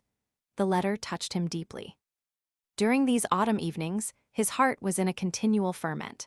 But though all his thoughts were occupied in a different quarter, Yet, owing to the curious relationship in which the child stood to the being who thus obsessed his mind, the desire to make the girl his own throughout this stormy time grew daily stronger. He remembered the evening when he had first seen her and the nun's poem, not knowing if any will come to nurture the tender leaf. She would always be delightful, but in some respects she might not fulfill her early promise. One must take risks. And he made the poem, "When shall I see it lying in my hand, the young grass of the moorside that springs from purple roots?" In the 10th month, the emperor was to visit the Suzakuin for the festival of red leaves. The dancers were all to be sons of the noblest houses. The most accomplished among the princes, courtiers, and other great gentlemen had been chosen for their parts by the emperor himself, and from the royal princes and state ministers downward, everyone was busy with continual practices and rehearsals. Genji suddenly realized that for a long while he had not inquired after his friends on the mountain. He at once sent a special messenger who brought back this letter from the priest. The end came on the 20th day of last month. It is the common lot of mankind, yet her loss is very grievous to me. This and more he wrote, and Genji, reading the letter, was filled with a bitter sense of life's briefness and futility. And what of the child concerning whose future the dead woman had shown such anxiety? He could not remember his own mother's death at all distinctly, but some dim recollection still floated in his mind and gave to his letter of condolence an added warmth of feeling. It was answered, not without a certain self-importance, by the nurse Shanagan. After the funeral and mourning were over, the child was brought back to the capital. Hearing of this, he allowed a short while to elapse, and then one fine, still night went to the house of his own accord. This gloomy, decaying, half-deserted mansion must, he thought, have a most depressing effect upon the child who lived there. He was shown into the same small room as before. Here Shanagan told him between her sobs the whole tale of their bereavement, at which he too found himself strangely moved. "I would send my little mistress to His Highness her father, she continued. "Did I not remember how cruelly her poor mother was used in that house? And I would do it still if my little lady were a child in arms, who would not know where she had been taken to nor what the people there were feeling towards her. But she is now too big a girl to go among a lot of strange children who might not treat her kindly. So her poor dead grandmother was always saying down to her last day, 'You, sir, have been very good to us, and it would be a great weight off my mind to know that she was coming to you even if it were only for a little while, and I would not worry you with asking what was to become of her afterwards. Only for her sake I am sorry indeed that she is not some years older, so that you might make a match of it. But the way she has been brought up has made her young even for her age. You need not so constantly remind me of her childishness," said Genji. "Though it is indeed her youth and helplessness which move my compassion, yet I realize, and why should I hide it from myself or from you, that a far closer bond unites our souls. Let me tell her myself what we have just now decided." And he recited a poem in which he asked if, like the waves that lap the shore where young reeds grow, he must advance only to recede again. "Will she be too much surprised?" he added. Shanagan, saying that the little girl should by all means be fetched, answered his poem with another in which she warned him that he must not expect her to drift seaweed-like with the waves, before she understood his intention. "Now, what made you think I should send you away without letting her see you?" she asked, speaking in an offhand, familiar tone which he found it easy to pardon. His appearance, which the gentlewomen of the house studied with great care while he sat waiting for the child, and singing to himself a verse of the song "Why So Hard to Cross the Hill," made a deep impression upon them, and they did not forget that moment for a long while after. The child was lying on her bed weeping for her grandmother. "A gentleman in a big cloak has come to play with you," said one of the women who were waiting upon her. "I wonder if it is your father." At this she jumped up and cried out, "Nurse, where is the gentleman in a cloak? Is he my father?" And she came running into the room. "No," said Genji, "it is not your father, but it is someone else who wants you to be very fond of him. Come." She had learnt from the way people talked about him that Prince Genji was someone very important, and feeling that he must really be very angry with her for speaking of him as the gentleman in a cloak, she went straight to her nurse and whispered, "Please, I am sleepy." "You must not be shy of me any more," said Genji. "If you are sleepy, come here and lie on my knee. Will you not even come and talk to me?" "There," said Shanagan, "you see what a little savage she is," and pushed the child towards him. She stood listlessly by his side, passing her hand under her hair so that it fell in waves over her soft dress or clasping a great bunch of it where it stuck out thick around her shoulders. Presently he took her hand in his, but at once, in terror of this close contact with someone to whom she was not used, she cried out, "I said I wanted to go to bed." And snatching her hand away, she ran into the women's quarters. He followed her crying, "Dear one, do not run away from me. Now that your granny is gone, you must love me instead." "Well," gasped Shawnagan, deeply shocked. "No, that is too much. How can you bring yourself to say such a wicked thing to the poor child? And it is not much use telling people to be fond of one, is it?" "For the moment, it may not be," said Genji. "But you will see that strange things happen if one's heart is set upon a thing as mine is now." Hail was falling. It was a wild and terrible night. The thought of leaving her to pass it in this gloomy and half-deserted mansion immeasurably depressed him, and snatching at this excuse for remaining near her. "Shut the partition door," he cried. "I will stay for a while and play the watchman here on this terrible night. Draw near to me, all of you." And so saying, as though it were the most natural thing in the world, he picked up the child in his arms and carried her to her bed. The gentlewomen were far too astonished and confounded to budge from their seats, while Shawnagan, though his high-handed proceedings greatly agitated and alarmed her, had to confess to herself that there was no real reason to interfere, and could only sit moaning in her corner. The little girl was at first terribly frightened. She did not know what he was going to do with her and shuddered violently. Even the feel of his delicate, cool skin when he drew her to him gave her goose flesh. He saw this, but none the less he began gently and carefully to remove her outer garments, and laid her down. Then, though he knew quite well that she was still frightened of him, he began talking to her softly and tenderly. "How would you like to come with me one day to a place where there are lots of lovely pictures and dolls and toys?" And he went on to speak so feelingly of all the things she was most interested in that soon she felt almost at home with him. But for a long while she was restless and did not go properly to sleep. The storm still raged. "Whatever should we have done if this gentleman had not been here?" whispered one of the women. "I know that for my part one should have been in a terrible fright. If only our little lady were nearer to his age." Shawnagan, still mistrustful, sat quite close to Genji all the while. At last the wind began to drop. The night was far spent, but his return at such an hour would cause no surprise. "She has become so dear to me," said Genji, "that, above all at this sad time in her life, I am loath to leave her even for a few short hours. I think I shall put her somewhere where I can see her whenever I wish. I wonder that she is not frightened to live in such a place as this." "I think her father spoke of coming to fetch her," said Shawnagan, "but that is not likely to be till the 49 days are up." "It would of course, under ordinary circumstances, be natural that her father should look after her," admitted Genji. "But as she has been brought up entirely by someone else, she has no more reason to care for him than for me, and though I have known her so short a time, I am certainly far fonder of her than her father can possibly be." So saying, he stroked the child's hair, and then reluctantly, with many backward glances, left the room. There was now a heavy white fog, and hoarfrost lay thick on the grass. Suddenly he found himself wishing that it were a real love affair, and he became very depressed. It occurred to him that on his way home he would pass by a certain house which he had once familiarly frequented. He knocked at the door, but no one answered. He then ordered one of his servants who had a strong voice to recite the following lines: "By my sister's gate, though morning fog makes all the world still dark as night, I could not fail to pause."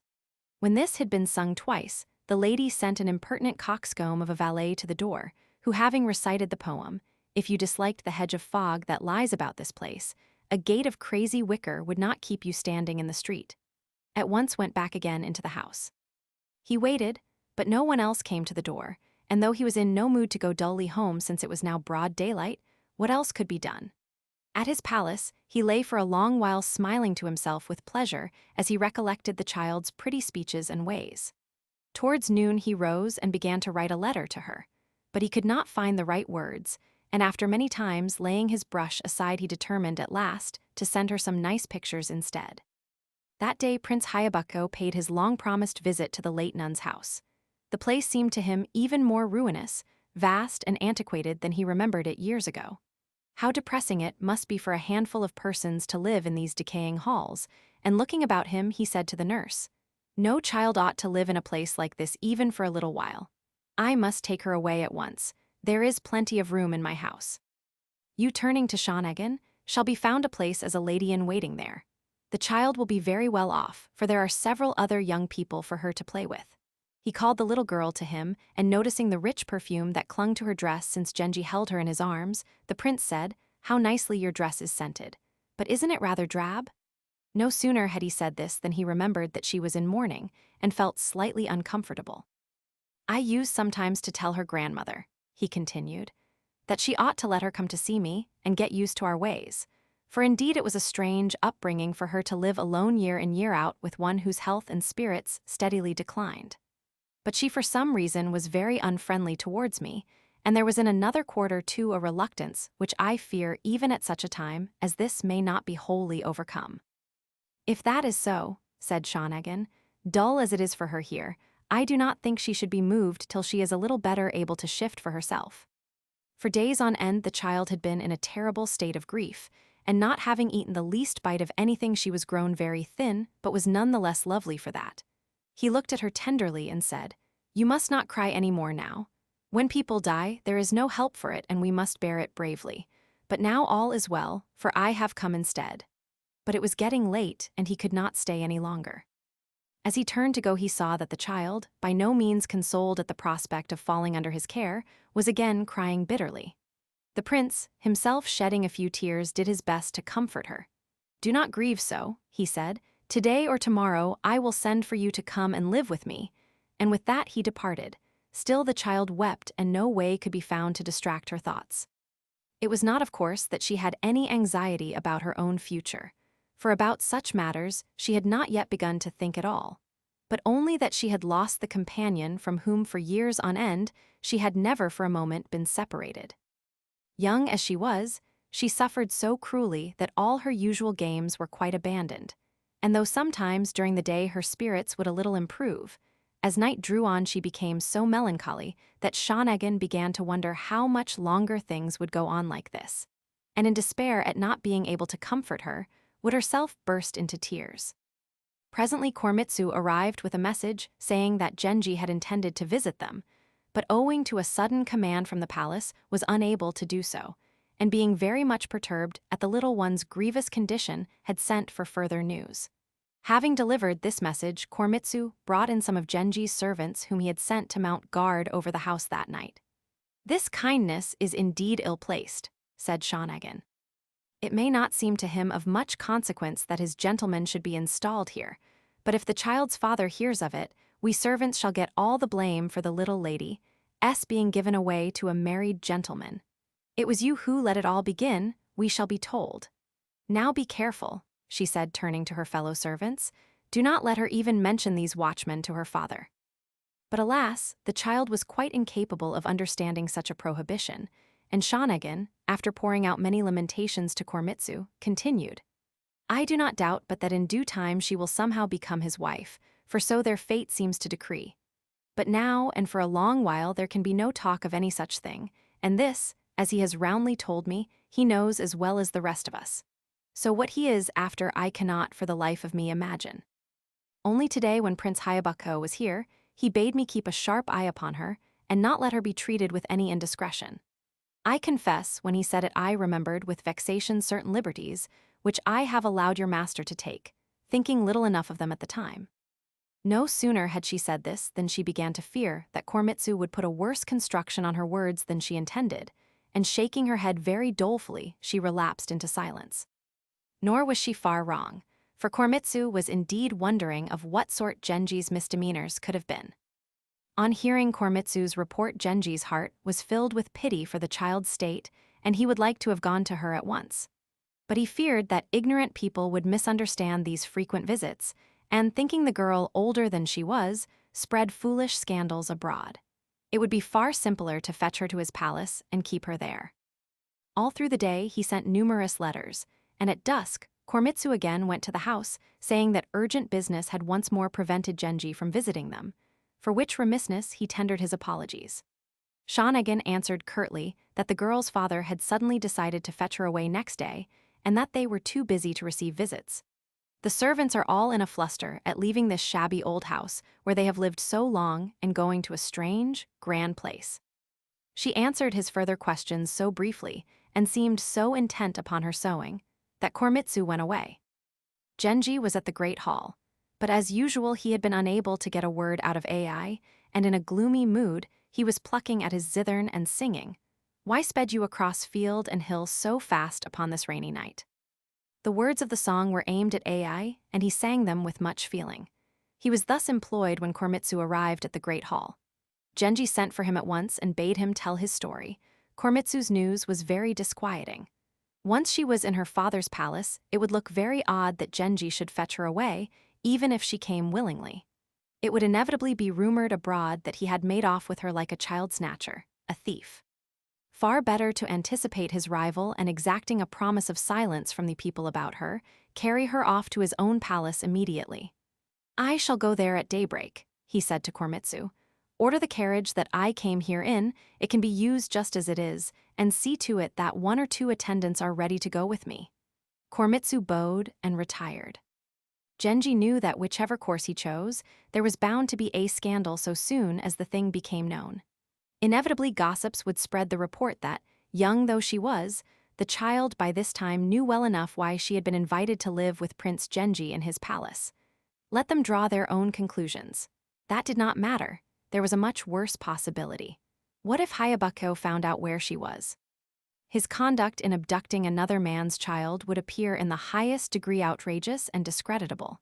He was sorely puzzled, but he knew that if he let this opportunity slip, he would afterwards bitterly repent it, and long before daybreak he started on his way.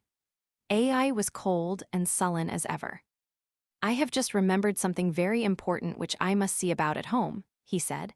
"I shall not be away long," and he slipped out so quietly that the servants of the house did not know that he was gone.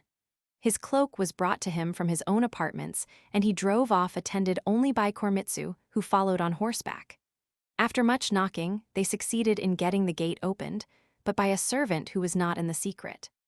Koremitsu ordered the man to pull in Genji's carriage as quietly as he could and himself went straight to the front door, which he rattled, coughing as he did so that Shanagan might know who was there. "My lord is waiting," he said when she came to the door. "But the young lady is fast asleep," said Shanagan. "His Highness has no business to be up and about at this time of night." She said this thinking that he was returning from some nocturnal escapade and had only called there in passing.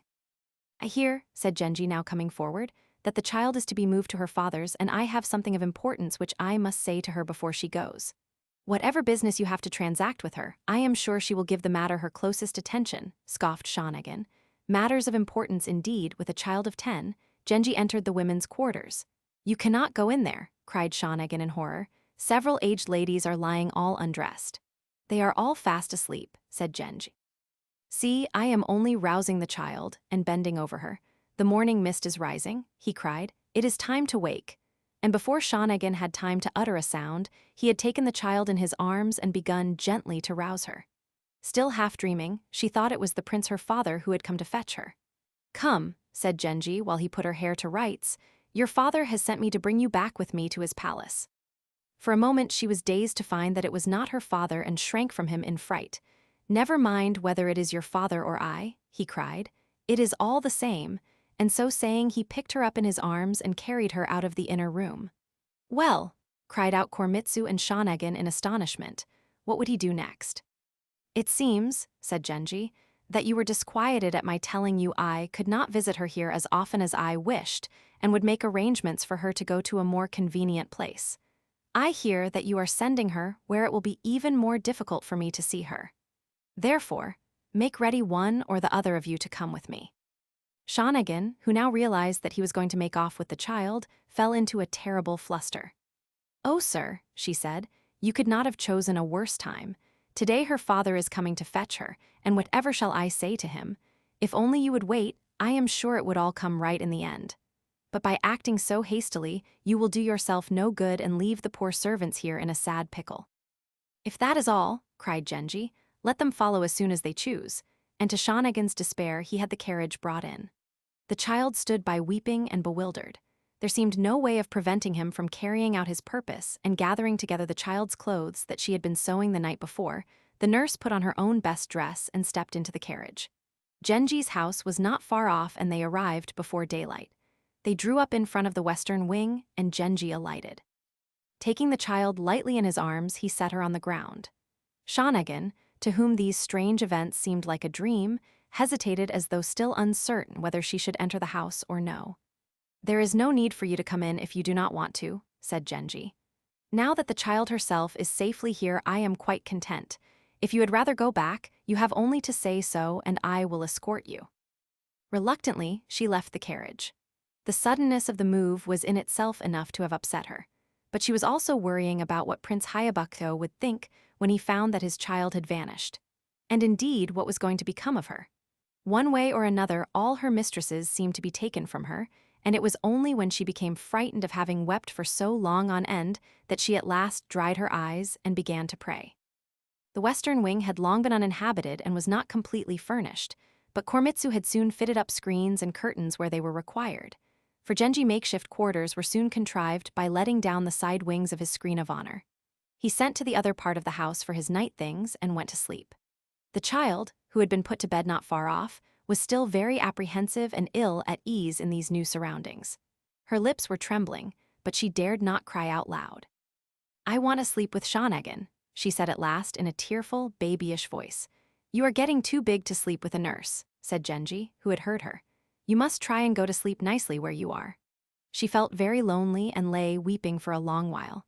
The nurse was far too much upset to think of going to bed and sat up for the rest of the night in the servants' quarters, crying so bitterly that she was unconscious of all that went on around her.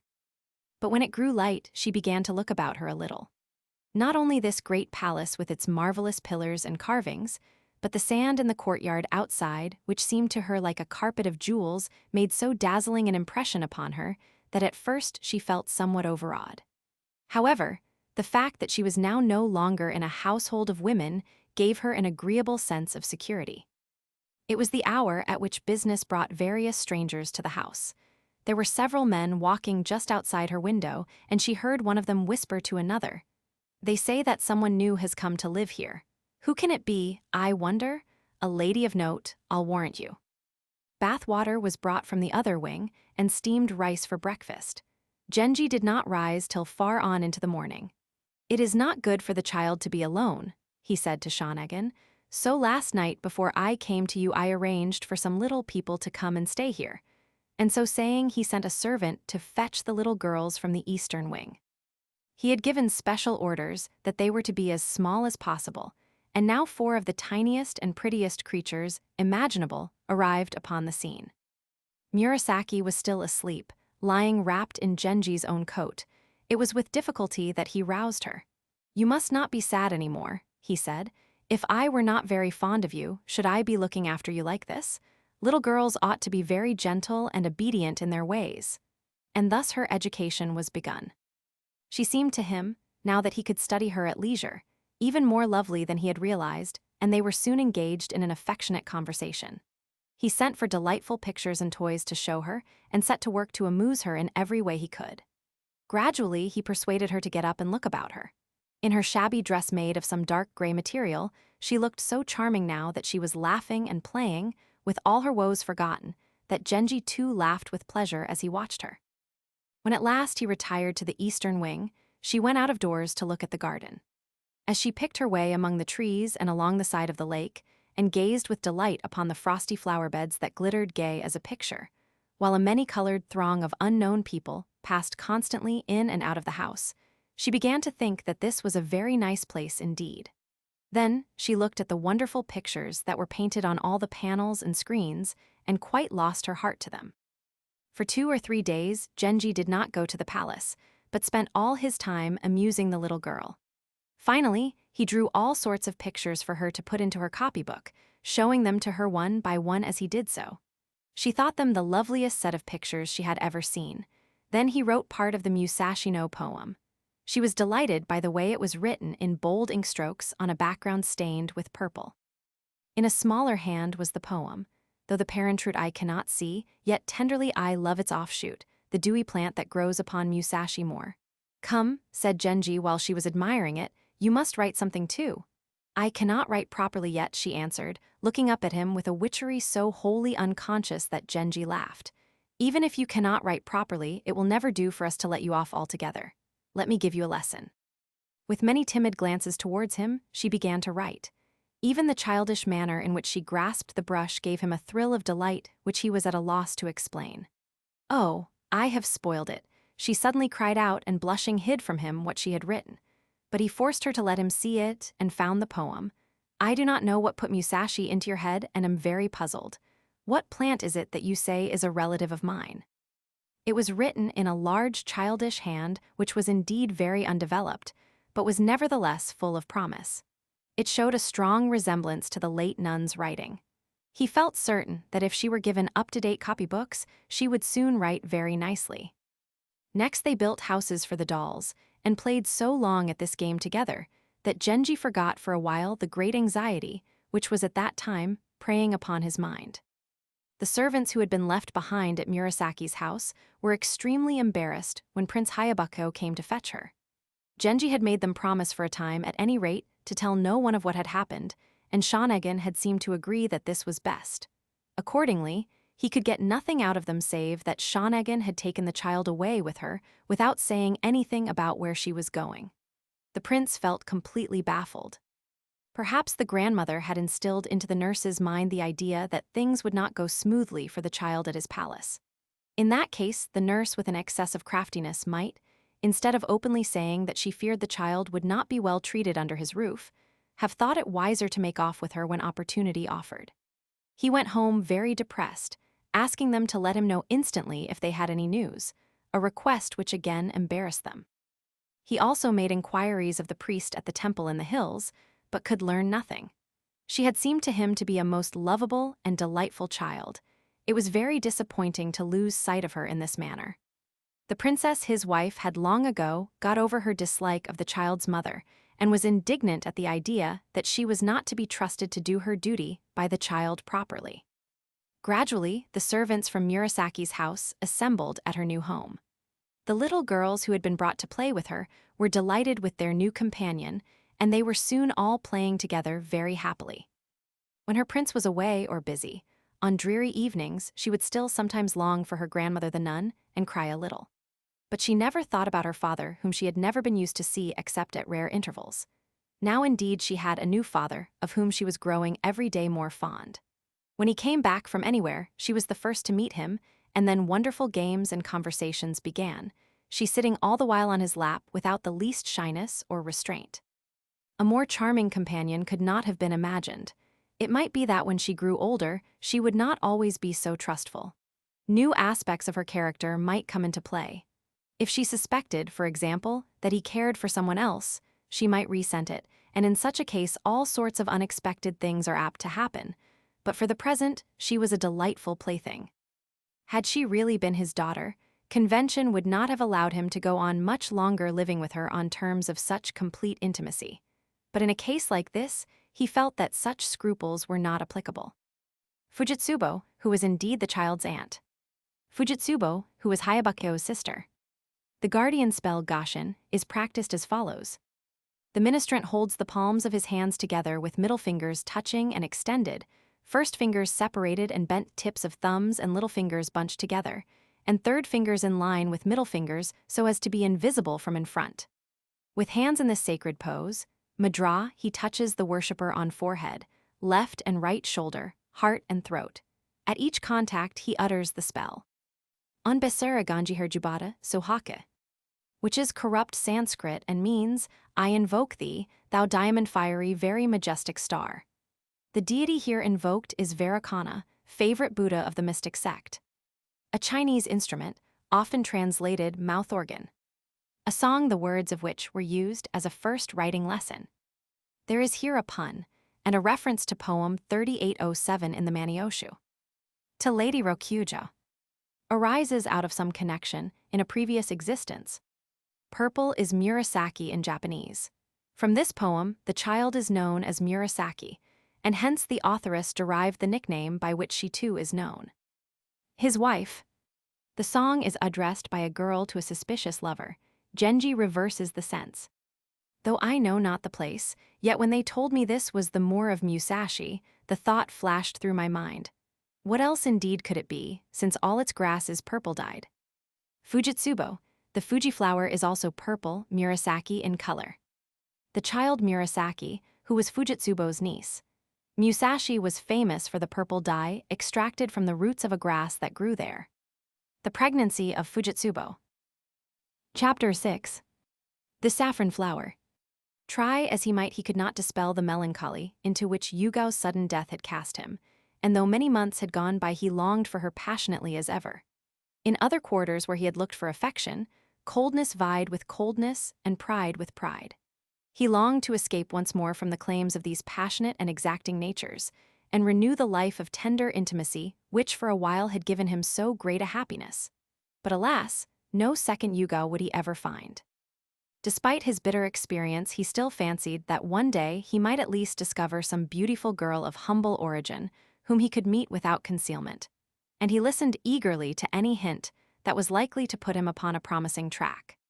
If the prospects seemed favorable, he would follow up his inquiries by writing a discreet letter which, as he knew from experience, would seldom indeed meet with a wholly discouraging reply. Even those who seemed bent on showing by the prim stiffness of their answers that they placed virtue high above sensibility, and who at first appeared hardly conversant with the usages of polite society, would suddenly collapse into the wildest intimacy which would continue until their marriage with some commonplace husband cut short the correspondence. There were vacant moments when he thought of Utsusemi with regret. And there was her companion too. Some time or other, there would surely be an opportunity of sending her a surprise message. If only he could see her again as he had seen her that night sitting by the chessboard in the dim lamplight. It was not indeed in his nature ever to forget anyone of whom he had once been fond. Among his old nurses, there was one called Sayemon to whom, next after Koremitsu's mother, he was most deeply attached. She had a daughter called Teifu no Mayabu who was in service at the palace. This girl was an illegitimate child of a certain member of the imperial family who was then vice minister of the Board of War. She was a young person of very lively disposition, and Genji often made use of her services. Her mother, Genji's nurse, had afterwards married the governor of Echizen and had gone with him to his province. So the girl, when she was not at the palace, lived chiefly at her father's. She happened one day when she was talking with Genji to mention a certain princess, daughter of the late Prince Hitachi. This lady, she said, was born to the prince when he was quite an old man, and every care had been lavished upon her upbringing. Since his death, she had lived alone and was very unhappy. Genji's sympathy was aroused, and he began to question Mayabu about this unfortunate lady.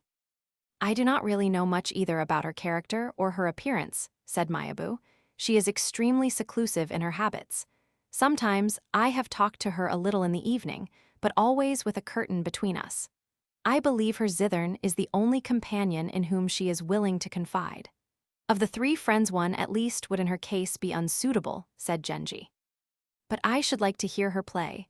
Her father was a great performer on this instrument, and it is unlikely that she has not inherited some of his skill."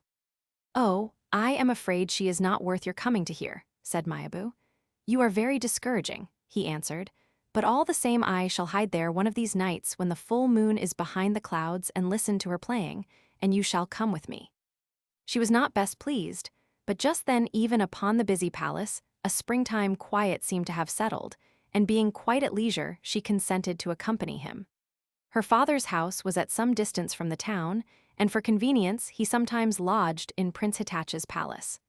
Mayobo got on badly with her stepmother, and taking a fancy to the lonely princess's quarters, she kept a room there. It was indeed on the night after the full moon, in just such a veiled light as Genji had spoken of, that they visited the Hitachi palace. "I am afraid," said Mayabu, "that it is not a very good night for listening to music. Sounds do not seem to carry very well." But he would not be thus put off. "Go to her room," he said, "and persuade her to play a few notes. It would be a pity if I went away without hearing her at all." Mayabu felt somewhat shy of leaving him like this in her own little private room. She found the princess sitting by the window, her shutters not yet closed for the night. She was enjoying the scent of a blossoming plum tree which stood in the garden just outside. It did indeed seem just the right moment. "I thought how lovely your zithern would sound on such a night as this," she said, "and could not resist coming to see you. I am always in such a hurry, going to and from the palace, that do you know I have never had time to hear you play. It is such a pity." "Music of this sort," she replied, "gives no pleasure to those who have not studied it. What do they care for such matters who all day long run hither and thither in the city of 100 towers? She sent for her zithern, but her heart beat fast. What impression would her playing make upon this girl? Timidly, she sounded a few notes. The effect was very agreeable. True, she was not a great performer, but the instrument was a particularly fine one, and Genji found her playing by no means unpleasant to listen to. Living in this lonely and half-ruined palace after such an upbringing, full no doubt of antiquated formalities and restrictions, as her father was likely to have given her, it would be strange indeed if her life did not for the most part consist of memories and regrets. This was just the sort of place which in an old tale would be chosen as the scene for the most romantic happenings. His imagination thus stirred, he thought of sending her a message, but perhaps she would think this rather sudden. For some reason he felt shy and hesitated. "It seems to be clouding over," said the astute Mayabu, who knew that Genji would carry away a far deeper impression if he heard no more for the present. "Someone was coming to see me," she continued. "I must not keep him waiting. Perhaps some other time when I am not in such a hurry. Let me close your window for you." And with that she rejoined Genji, giving the princess no encouragement to play any more. She stopped so soon, he complained, that it was hardly worth getting her to play at all. One had not time to catch the drift of what she was playing. Really, it was a pity. That the princess was beautiful he made no doubt at all. "I should be very much obliged if you would arrange for me to hear her at closer quarters." But Mayabu, thinking that this would lead to disappointment, told him that the princess who led so hermit, like an existence, and seemed always so depressed and subdued would hardly welcome the suggestion that she should perform before a stranger. "Of course," said Genji, "a thing of that kind could only be suggested between people who were on familiar terms or to someone of very different rank. This lady's rank, as I am perfectly well aware, entitles her to be treated with every consideration, and I would not ask you to do more than hint at my desire." He had promised to meet someone else that night, and carefully disguising himself, he was preparing to depart when Mayabu said, laughing, "It amuses me sometimes to think how the emperor deplores the too strict and domesticated life which he suffers you to lead. What would he think if he could see you disguising yourself like this?" Genji laughed. "I am afraid," he said as he left the room, "that you are not quite the right person to denounce me. Those who think such conduct reprehensible in a man must find it even less excusable in a girl." She remembered that Genji had often been obliged to reproach her for her reckless flirtations, and blushing made no reply. Still hoping to catch a glimpse of the zithern player, he crept softly towards her window. He was about to hide at a point where the bamboo fence was somewhat broken down when he perceived that a man was already ensconced there. Who could it be? No doubt it was one of the princess's lovers, and he stepped back to conceal himself in the darkness. The stranger followed him and turned out to be no other than to know Chujo. That evening they had left the palace together, but when they parted Genji, Chujo had noticed, did not either go in the direction of the Great Hall nor back to his own palace. This aroused Chujo's curiosity, and despite the fact that he too had a secret appointment that night, he decided first to follow Genji and discover what was afoot. So riding upon a strange horse and wearing a hunting cloak, he had got himself up altogether so villainously that he was able to follow Genji without being recognized upon the road. Seeing him enter so unexpected a place, Chujo was trying to imagine what business his friend could possibly have in such a quarter when the music began, and he secreted himself with a vague idea of waylaying Genji when he came out. But the prince, not knowing who the stranger was and frightened of being recognized, stole on tiptoe into the shadow. Chujo suddenly accosted him. "Though you shook me off so uncivilly, I thought it my duty to keep an eye on you," he said, and recited the poem. "Though together we left the great palace hill, your setting place you would not show me, moon of the 16th night." Thus he remonstrated, and Genji, though at first he had been somewhat put out by finding that he was not alone, when he recognized to know Chujo, could not help being rather amused. "This is indeed an unexpected attention on your part," he said, and expressed his slight annoyance in the answering verse. "Though wheresoever it shines men marvel at its light, who has before thought fit to follow the full moon to the hill whereon it sets." "It is most unsafe for you to go about like this," said Chujo. "I really mean it. You ought always to have a bodyguard, then you are all right whatever happens. I wish you would always let me come with you. I am afraid that these clandestine expeditions may one day get you into trouble," and he solemnly repeated the warning. What chiefly worried Genji was the thought that this might not be the first occasion upon which Chujo had followed him. But if it had been his habit to do so, it was certainly very tactful of him never to have questioned Genji about Yugao's child. Though each of them had an appointment elsewhere, they agreed not to part. Both of them got into Genji's carriage, and the moon, having vanished behind a cloud, beguiled the way to the great hall by playing a duet upon their flutes. They did not send for torchbearers to see them in at the gates, but creeping in very quietly stole to a portico where they could not be seen, and had their ordinary clothes brought to them there. Having changed, they entered the house merrily blowing their flutes, as though they had just come back from the palace. Chujo's father, who usually pretended not to hear them when they returned late at night, on this occasion brought out his flageolet, which was his favorite instrument, and began to play very agreeably. Ai sent for her zithern and made all her ladies play on the instruments at which they excelled.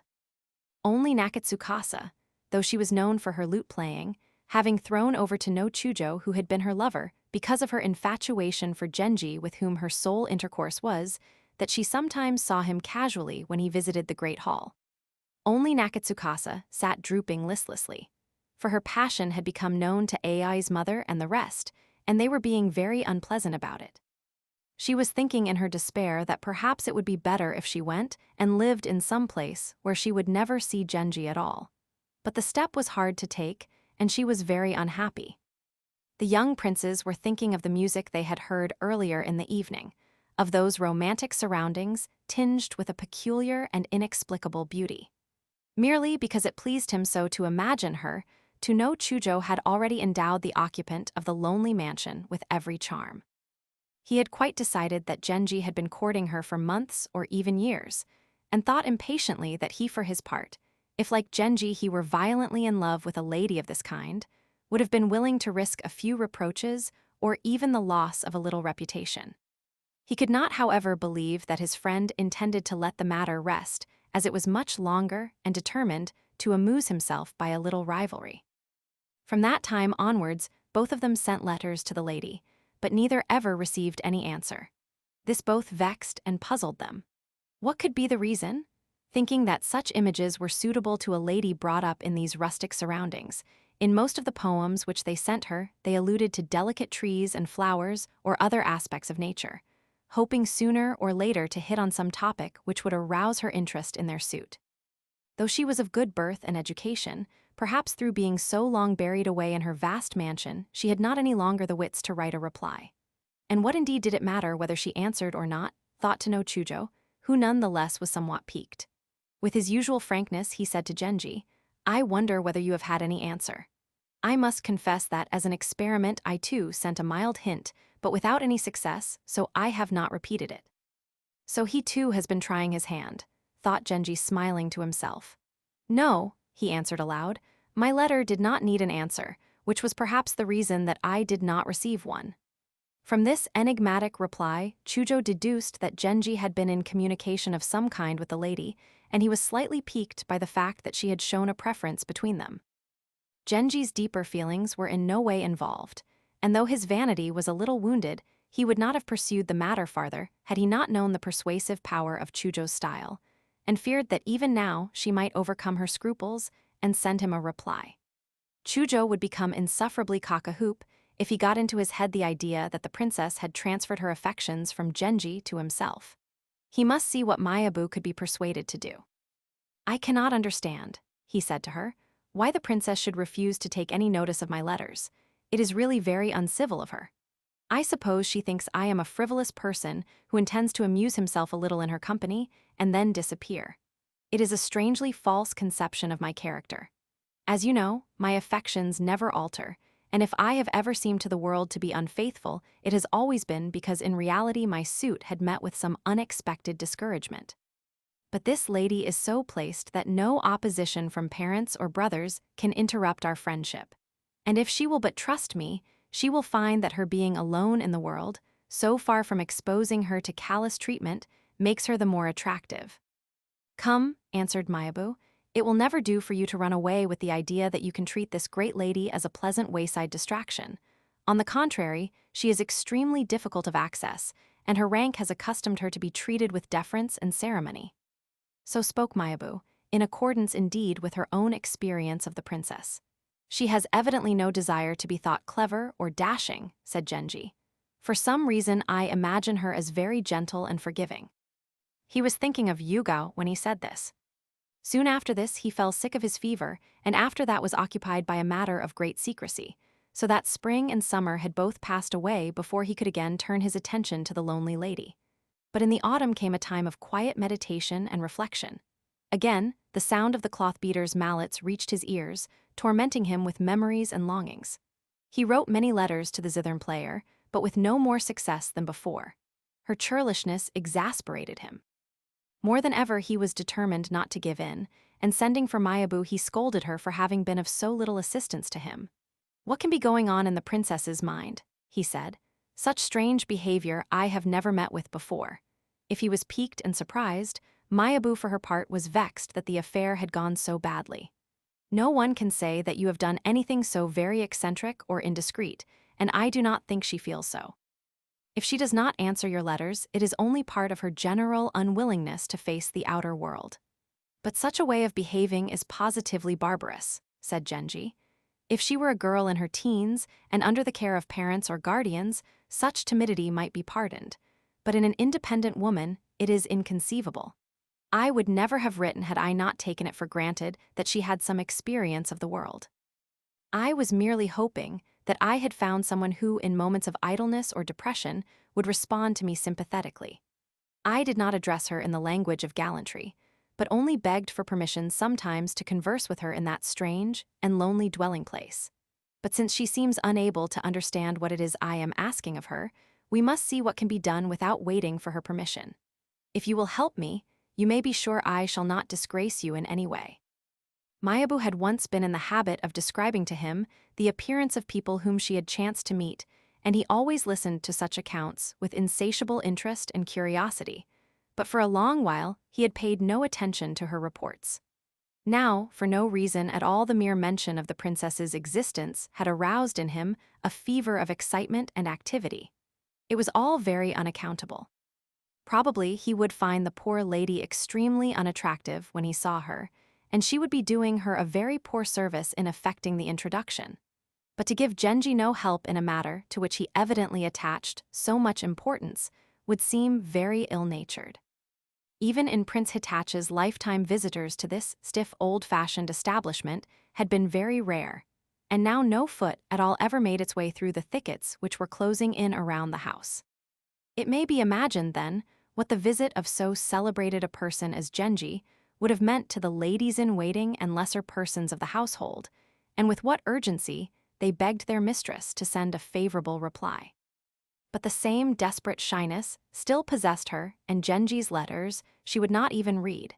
Hearing this, Mayabu determined to submit Genji's request to her at some suitable moment, when she and the princess were carrying on one of their usual uneasy conversations, with the princess's screen of honor planted between them.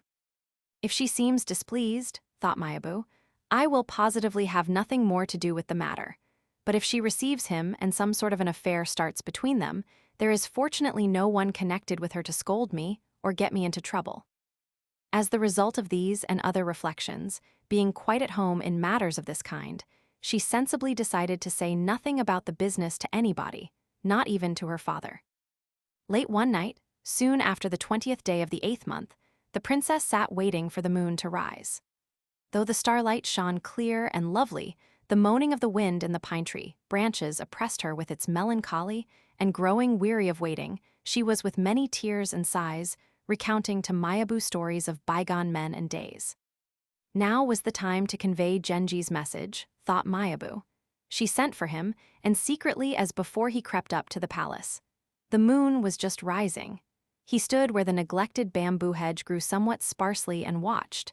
Persuaded by Mayabu, the princess was already at her zithern. So far as he could hear it at this distance, he did not find the music displeasing. But Mayabu, in her anxiety and confusion, thought the tune very dull and wished it would occur to the princess to play something rather more up-to-date. The place where Genji was waiting was well screened from view, and he had no difficulty in creeping unobserved into the house. Here he called for Mayabu, who, pretending that the visit was a complete surprise to her, said to the princess, I am so sorry, here is Prince Genji come to see me. I am always getting into trouble with him for failing to secure him your favor. I have really done my best, but you do not make it possible for me to give him any encouragement, so now I imagine he has come to deal with the matter for himself. What am I to say to him? I can answer for it that he will do nothing violent or rash. I think that considering all the trouble he has taken, you might at least tell him that you will speak to him through a screen or curtain. The idea filled the princess with consternation. I should not know what to say to him, she wailed, and as she said the words bolted towards the far side of the room with a bashfulness so infantile that Mayabu could not help laughing. Indeed, madam, she said, it is childish of you to take the matter to heart in this way. If you were an ordinary young lady under the eye of stern parents and brothers, one could understand it. But for a person in your position to go on forever being afraid to face the world is fantastic. So Mayabu admonished her, and the princess, who could never think of any argument against doing what she was told to do, said at last, "If I have only to listen and need not say anything, he may speak to me from behind the lattice door, so long as it is well locked." "I cannot ask him to sit on the servants' bench," said Mayabu. "You really need not be afraid that he will do anything violent or sudden." Thus persuaded, the princess went to a hatch which communicated between the women's quarters and the stranger's dais, and firmly locking it with her own hand, stuffed a mattress against it to make sure that no chink was left unstopped. She was in such a terrible state of confusion that she had not the least idea what she should say to her visitor, if she had to speak to him, and had agreed to listen to him only because Mayabu told her that she ought to. Several elderly serving women of the wet nurse type had been lying half asleep in the inner room since dusk. There were, however, one or two younger maids who had heard a great deal about this Prince Genji and were ready to fall in love with him at a moment's notice. They now brought out their lady's handsomest dress and persuaded her to let them put her a little to rights, but she displayed no interest in these preparations. Mayabu, meanwhile, was thinking how well Genji looked in the picturesque disguise which he had elaborated for use on these night excursions, and wished it were being employed in some quarter, where it was more likely to be appreciated. Her only consolation was that so mild a lady was not likely to make inordinate demands upon him or pester him with jealousies and exactions. On the other hand, she was rather worried about the princess. What, thought Mayabu, if she should fall in love with him and her heart be broken merely because I was frightened of getting scolded? Remembering her rank and upbringing, he was far from expecting her to behave with the lively pertness of an up-to-date miss. She would be languorous, yes, languorous and passionate. When, half pushed by Mayabu, the princess at last took her stand near the partition where she was to converse with her visitor, a delicious scent of sandalwood invaded his nostrils, and this piece of coquetry at once raised his hopes. He began to tell her with great earnestness and eloquence how, for almost a year, she had continually occupied his thoughts. But not a word did she answer. Talking to her was no better than writing. Irritated beyond measure, he recited the verse. "If with a vow of silence thus 10 times and again my combat I renew, tease that against me at least no sentence of muteness has been passed. Speak at least one word of dismissal," he continued. "Do not leave me in this bewilderment." There was among her ladies one called Jiju, the daughter of her old nurse. Being a girl of great liveliness and intelligence, she could not bear to see her mistress cutting such a figure as this, and stepping to her side, she answered with the poem. The bell had sounded, and for a moment silence was imposed upon my lips. "To have kept you waiting grieves me, and there let the matter rest." She said the words in such a way that Genji was completely taken in and thought it was the princess who had thus readily answered his poem. He had not expected such smartness from an aristocratic lady of the old school, but the surprise was agreeable, and he answered, "Madam, you have won the day," adding the verse. "Though well I know that thoughts unspoken count more than thoughts expressed, yet dumb crambo is not a cheering game to play." He went on to speak of one trifle or another as it occurred to him, doing his very best to entertain her. But it was no use. Thinking at last that silence might after all in this strange creature be merely a sign of deep emotion, he could no longer restrain his curiosity, and easily pushing back the bolted door, entered the room. Mayabu, seeing with consternation that he had falsified all her assurances, thought it better to know nothing of what followed, and without turning her head rushed away to her own apartments. Jiju and the other ladies-in-waiting had heard so much about Genji, and were so anxious to catch sight of him, that they were more than ready to forgive his uncivil intrusion. Their only fear was that their mistress would be at a loss how to deal with so unexpected a situation. He did indeed find her in the last extremity of bashfulness and embarrassment, but under the circumstances that, thought Genji, was natural. Much was to be explained by the strict seclusion in which she had been brought up. He must be patient with her. As his eyes grew used to the dim light, he began to see that she was not at all beautiful. Had she then not one quality at all to justify all these hopes and schemes? Apparently not one. It was late. What was the use of staying? Bitterly disappointed, he left the house. Mayabu, intensely curious to know what would happen, had lain awake listening. She wanted, however, to keep up the pretense that she had not witnessed Genji's intrusion, and though she plainly heard him leaving the house, she did not go to see him off or utter a sound of any kind. Stealing away as quietly as possible, he returned to the Nijuin and lay down upon his bed. This time, at least, he thought he was on the right path. What a disillusionment. And the worst of it was that she was a princess, a great lady. What a mess he was in. So he lay thinking, when to know Chujo entered the room. "How late you are," he cried. "I can easily guess the reason." Genji rose. "I was so comfortable sleeping here all alone that I overslept myself," he said. "Have you come here from the palace?" "Yes," said Chujo. "I was on my way home. I heard yesterday that today they are choosing the dancers and musicians for the celebrations of the emperor's visit to the Suzakuin, and I am going home to tell my father of this. I will look in here on my way back." Seeing that Chujo was in a hurry, Genji said that he would go with him to the great hall. He sent at once for his breakfast, bidding them also serve the guest. 2 carriages were drawn up waiting for them, but they both got into the same one. "You still seem very sleepy," said Chujo in an aggrieved tone. "I am sure you have been doing something interesting that you do not want to tell me about." That day he had a number of important duties to perform and was hard at work in the palace till nightfall. It did not occur to him, till a very late hour, that he ought at least to send the customary letter. It was raining. Mayabu had only the day before reproached him for using the princess's palace as a wayside refuge. Today, however, he had no inclination whatever to halt there. When hour after hour went by, and still no letter came, Mayabu began to feel very sorry for the princess, whom she imagined to be suffering acutely from Genji's incivility. But in reality, the poor lady was still far too occupied with shame and horror at what had happened the night before to think of anything else. And when late in the evening Genji's note at last arrived, she could not understand in the least what it meant. It began with the poem, "Scarce had the evening mist lifted and revealed the prospect to my sight when the night rain closed gloomily about me.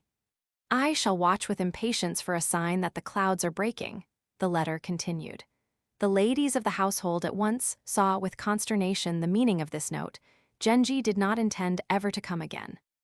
But they were all agreed that an answer must be sent, and their mistress was for the time being in far too overwrought a condition to put brush to paper. So Jiju, pointing out that it was late and there was no time to be lost, again came to the rescue. "Give a thought to the country folk who wait for moonlight on this cloudy night, though, while they gaze, so different their thoughts from yours." This she dictated to her mistress who, under the joint direction of all her ladies, wrote it upon a piece of paper which had once been purple but was now faded and shabby.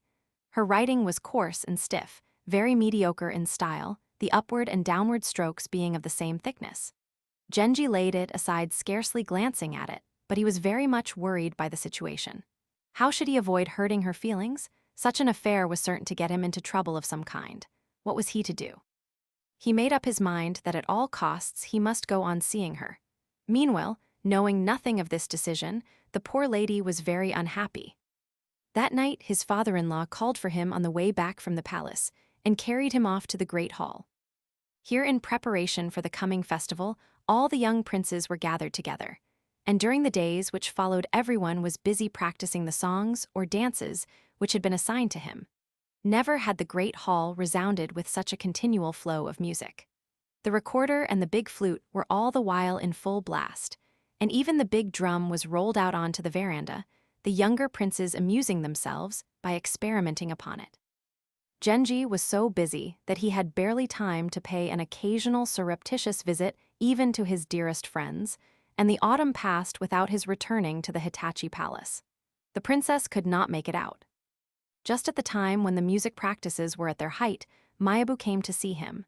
Her account of the princess's condition was very distressing. "It is sad to witness day by day as I do how the poor lady suffers from your unkind treatment," she said, and almost wept as she told him about it. He was doubly embarrassed. What must Mayabu be thinking of him, since she found out that he had so recklessly falsified all the assurances of good behavior that she had made on his account? And then the princess herself? He could imagine what a pathetic figure she must be, dumbly buried in her own despondent thoughts and questionings. "Please make it clear to her," he said, "that I have been extremely busy. That is really the sole reason that I have not visited her." But he added with a sigh, "I hope soon to have a chance of teaching her not to be quite so stiff and shy." He smiled as he said it, and because he was so young and charming, Mayabu somehow felt that despite her indignation, she must smile too. At his age, it was inevitable that he should cause a certain amount of suffering. Suddenly, it seemed to her perfectly right that he should do as he felt inclined without thinking much about the consequences. When the busy festival time was over, he did indeed pay several visits to the Hitachi Palace, but then followed his adoption of little Murasaki, whose ways so entranced him that he became very irregular even in his visits to the 6th Ward. Still less had he any inclination, though he felt as sorry for the princess as ever, to visit that desolate palace. For a long while he had no desire to probe the secret of her bashfulness, to drive her into the light of day. But at last, the idea occurred to him that he had perhaps all the while been mistaken. It was only a vague impression gathered in a room so dark that one could hardly see one's hand in front of one's face. If only he could persuade her to let him see her properly. But she seemed frightened to submit herself to the ordeal of daylight. Accordingly, one night when he knew that he should catch her household quite at its ease, he crept in unobserved and peeped through a gap in the door of the women's apartments. The princess herself was not visible. There was a very dilapidated screen of honor at the end of the room, but it looked as if it had not been moved from where it stood for years and years. 4 or 5 elderly gentlewomen were in the room. They were preparing their mistress's supper in Chinese vessels which looked like the famous royal blue ware, but they were much damaged, and the food which had been provided seemed quite unworthy of these precious dishes. The old ladies soon retired, presumably to have their own supper. In a closet opening out of the main road, he could see a very chilly-looking lady in an incredibly smoke-stained white dress and dirty apron tied at the waist. Despite this shabbiness, her hair was done over a comb in the manner of court servants in ancient days when they waited at their master's table, though it hung down untidily. He had sometimes seen figures such as this haunting the housekeeper's rooms in the palace, but he had no idea that they could still actually be seen waiting upon a living person. "Oh dear, cried the lady in the apron, "what a cold winter we are having. It was not worth living so long only to meet times like these," and she shed a tear. "If only things had but gone on as they were in the old prince's time," she moaned. "What a change! No discipline, no authority. To think that I should have lived to see such days," and she quivered with horror like one who, were he a bird, would take wing and fly away. She went on to pour out such a pitiful tale of things gone awry that Genji could bear it no longer, and pretending that he had just arrived, tapped at the partition door. With many exclamations of surprise, the old lady brought a candle and let him in. Unfortunately, Jiju had been chosen with other young persons to wait upon the Vestal Virgin and was not at home. Her absence made the house seem more rustic and old-fashioned than ever, and its oddity struck him even more forcibly than before. The melancholy snow was now falling faster and faster. Dark clouds hung in the sky, the wind blew fierce and wild.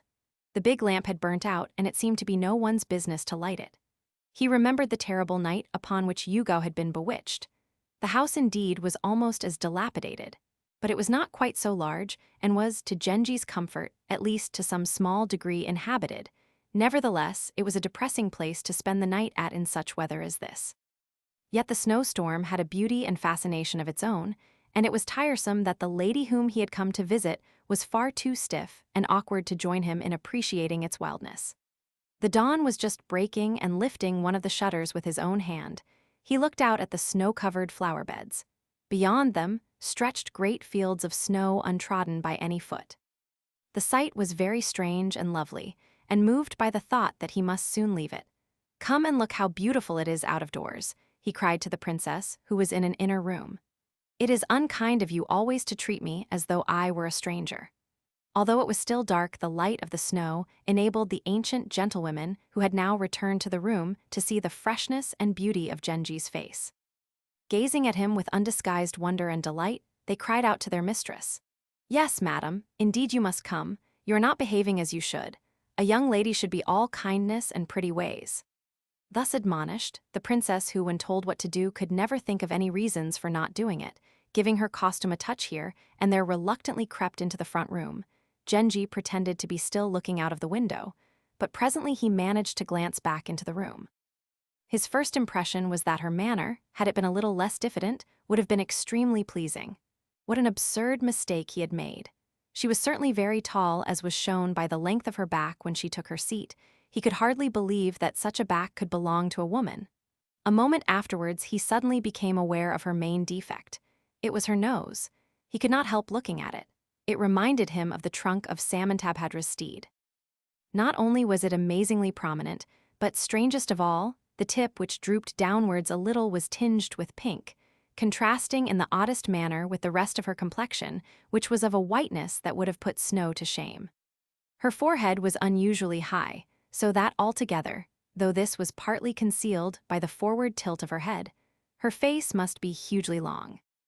She was very thin, her bones showing in the most painful manner, particularly her shoulder bones, which jutted out pitiably above her dress.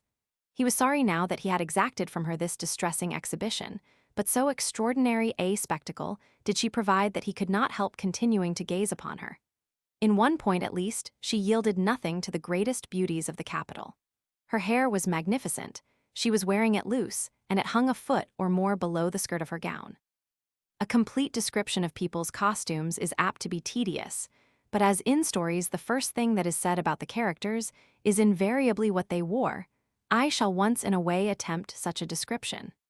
Over a terribly faded bodice of imperial purple, she wore a gown of which the purple had turned definitely black with age. Her mantle was of sable skins heavily perfumed with scent. Such a garment as this mantle was considered very smart several generations ago, but it struck him as the most extraordinary costume for a comparatively young girl. However, as a matter of fact, she looked as though without this monstrous wrapping, she would perish with cold, and he could not help feeling sorry for her. As usual, she seemed quite devoid of conversation, and her silence ended by depriving Genji also of the power of speech. He felt, however, that he must try again to conquer her religious muteness, and began making a string of casual remarks. Overcome with embarrassment, she hid her face with her sleeve.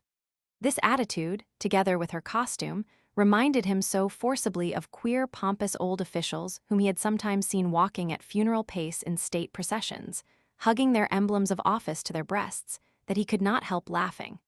This he felt to be very rude. Really, he was very sorry for her, and longing to put a quick end to her embarrassment, he rose to go. "Till I began to look after you, there was no one in whom you could possibly have confided. But henceforward, I think you must make up your mind to be frank with me and tell me all your secrets. Your stern aloofness is very painful to me," and he recited the verse. "Already the icicle that hangs from the eaves is melting in the rays of the morning sun. How comes it that these drippings to new ice should turn?" At this, she tittered slightly. Finding her inability to express herself quite unendurable, he left the house. Even in the dim light of early morning, he noticed that the courtyard gate at which his carriage awaited him was shaky on its posts and much askew. Daylight, he was sure, would have revealed many other signs of dilapidation and neglect. In all the desolate landscape, which stretched monotonously before him under the bleak light of dawn, only the thick mantle of snow, which covered the pine trees, gave a note of comfort and almost of warmth. Surely it was such a place as this, somber as a little village in the hills, that his friends had thought of on that rainy night when they had spoken of the gate, deep buried in green thickets. If only there were really hidden behind these walls some such exquisite creature as they had imagined. How patiently, how tenderly he would court her. He longed for some experience which would bring him respite from the anguish with which a certain hopeless and illicit passion was at that time tormenting him. Alas, no one could have been less likely to bring him the longed-for distraction than the owner of this romantic mansion. Yet the very fact that she had nothing to recommend her made it impossible for him to give her up, for it was certain that no one else would ever take the trouble to visit her. But why had it fallen to him of all people to become her intimate? Had the spirit of the departed Prince Hitachi, unhappy at the girl's friendless plight, chosen him out and led him to her? At the side of the road, he noticed a little orange tree almost buried in snow. He ordered one of his attendants to uncover it. As though jealous of the attention that the man was paying to its neighbor, a pine tree near, by shook its heavily laden branches, pouring great billows of snow over his sleeve. Delighted with the scene, Genji suddenly longed for some companion with whom he might share this pleasure. Not necessarily someone who loved such things as he did, but one who at least responded to them in an ordinary way. The gate through which his carriage had to pass in order to leave the grounds was still locked. When at last the man who kept the key had been discovered, he turned out to be immensely old and feeble. With him was a big, awkward girl who seemed to be his daughter or granddaughter. Her dress looked very grimy in contrast with the new snow amid which she was standing. She seemed to be suffering very much from the cold, for she was hugging a little brazier of some kind with a stick or two of charcoal burning none too brightly in it. The old man had not the strength to push back the door, and the girl was dragging at it as well. Taking pity on them, one of Genji's servants went to their assistance and quickly opened it. Genji remembered the poem in which Po Chuai describes the sufferings of villagers in wintry weather, and he murmured the lines, "The little children run naked in the cold. The aged shiver for lack of winter clothes." All at once, he remembered the chilly appearance which that unhappy bloom had given to the princess's face, and he could not help smiling. If ever he were able to show her to no Chujo, what strange comparison, he wondered, would Chujo use concerning it? He remembered how Chujo had followed him on the first occasion. Had he continued to do so, perhaps even at this minute he was under observation. The thought irritated him. Had her defects been less striking, he could not possibly have continued these distressing visits. But since he had actually seen her in all her tragic uncouthness, pity gained the upper hand, and henceforward he kept in constant touch with her and showed her every kindness. In the hope that she would abandon her sables, he sent her presents of silk, satin, and quilted stuffs. He also sent thick cloth such as old people wear, that the old man at the gate might be more comfortably dressed. Indeed, he sent presents to everyone on the estate, from the highest to the lowest.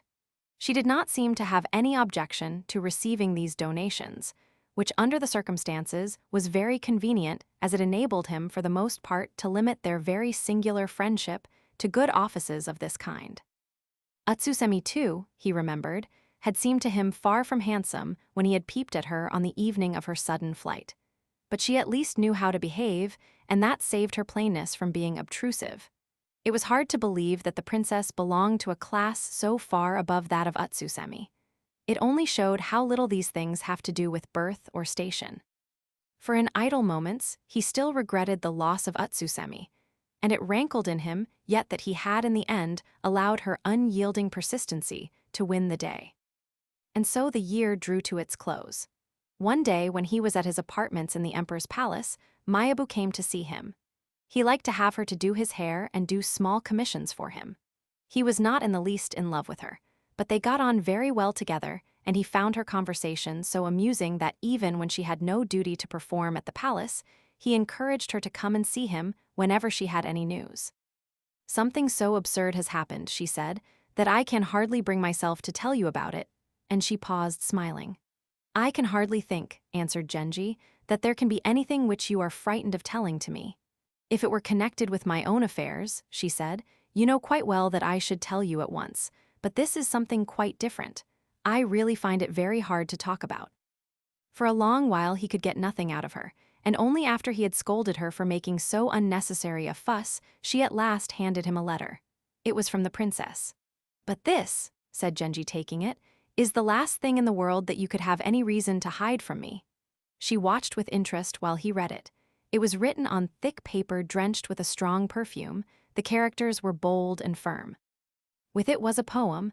"Because of your hard heart only, the sleeves of this my Chinese dress are drenched with tears." The poem must, he thought, refer to something not contained in the letter. He was considering what this could be, when his eye fell on a clumsy, old-fashioned clothes box wrapped in a painted canvas cover. "Now," said Mayabu, "perhaps you understand why I was feeling rather uncomfortable. You may not believe it, but the princess means you to wear this jacket on New Year's Day.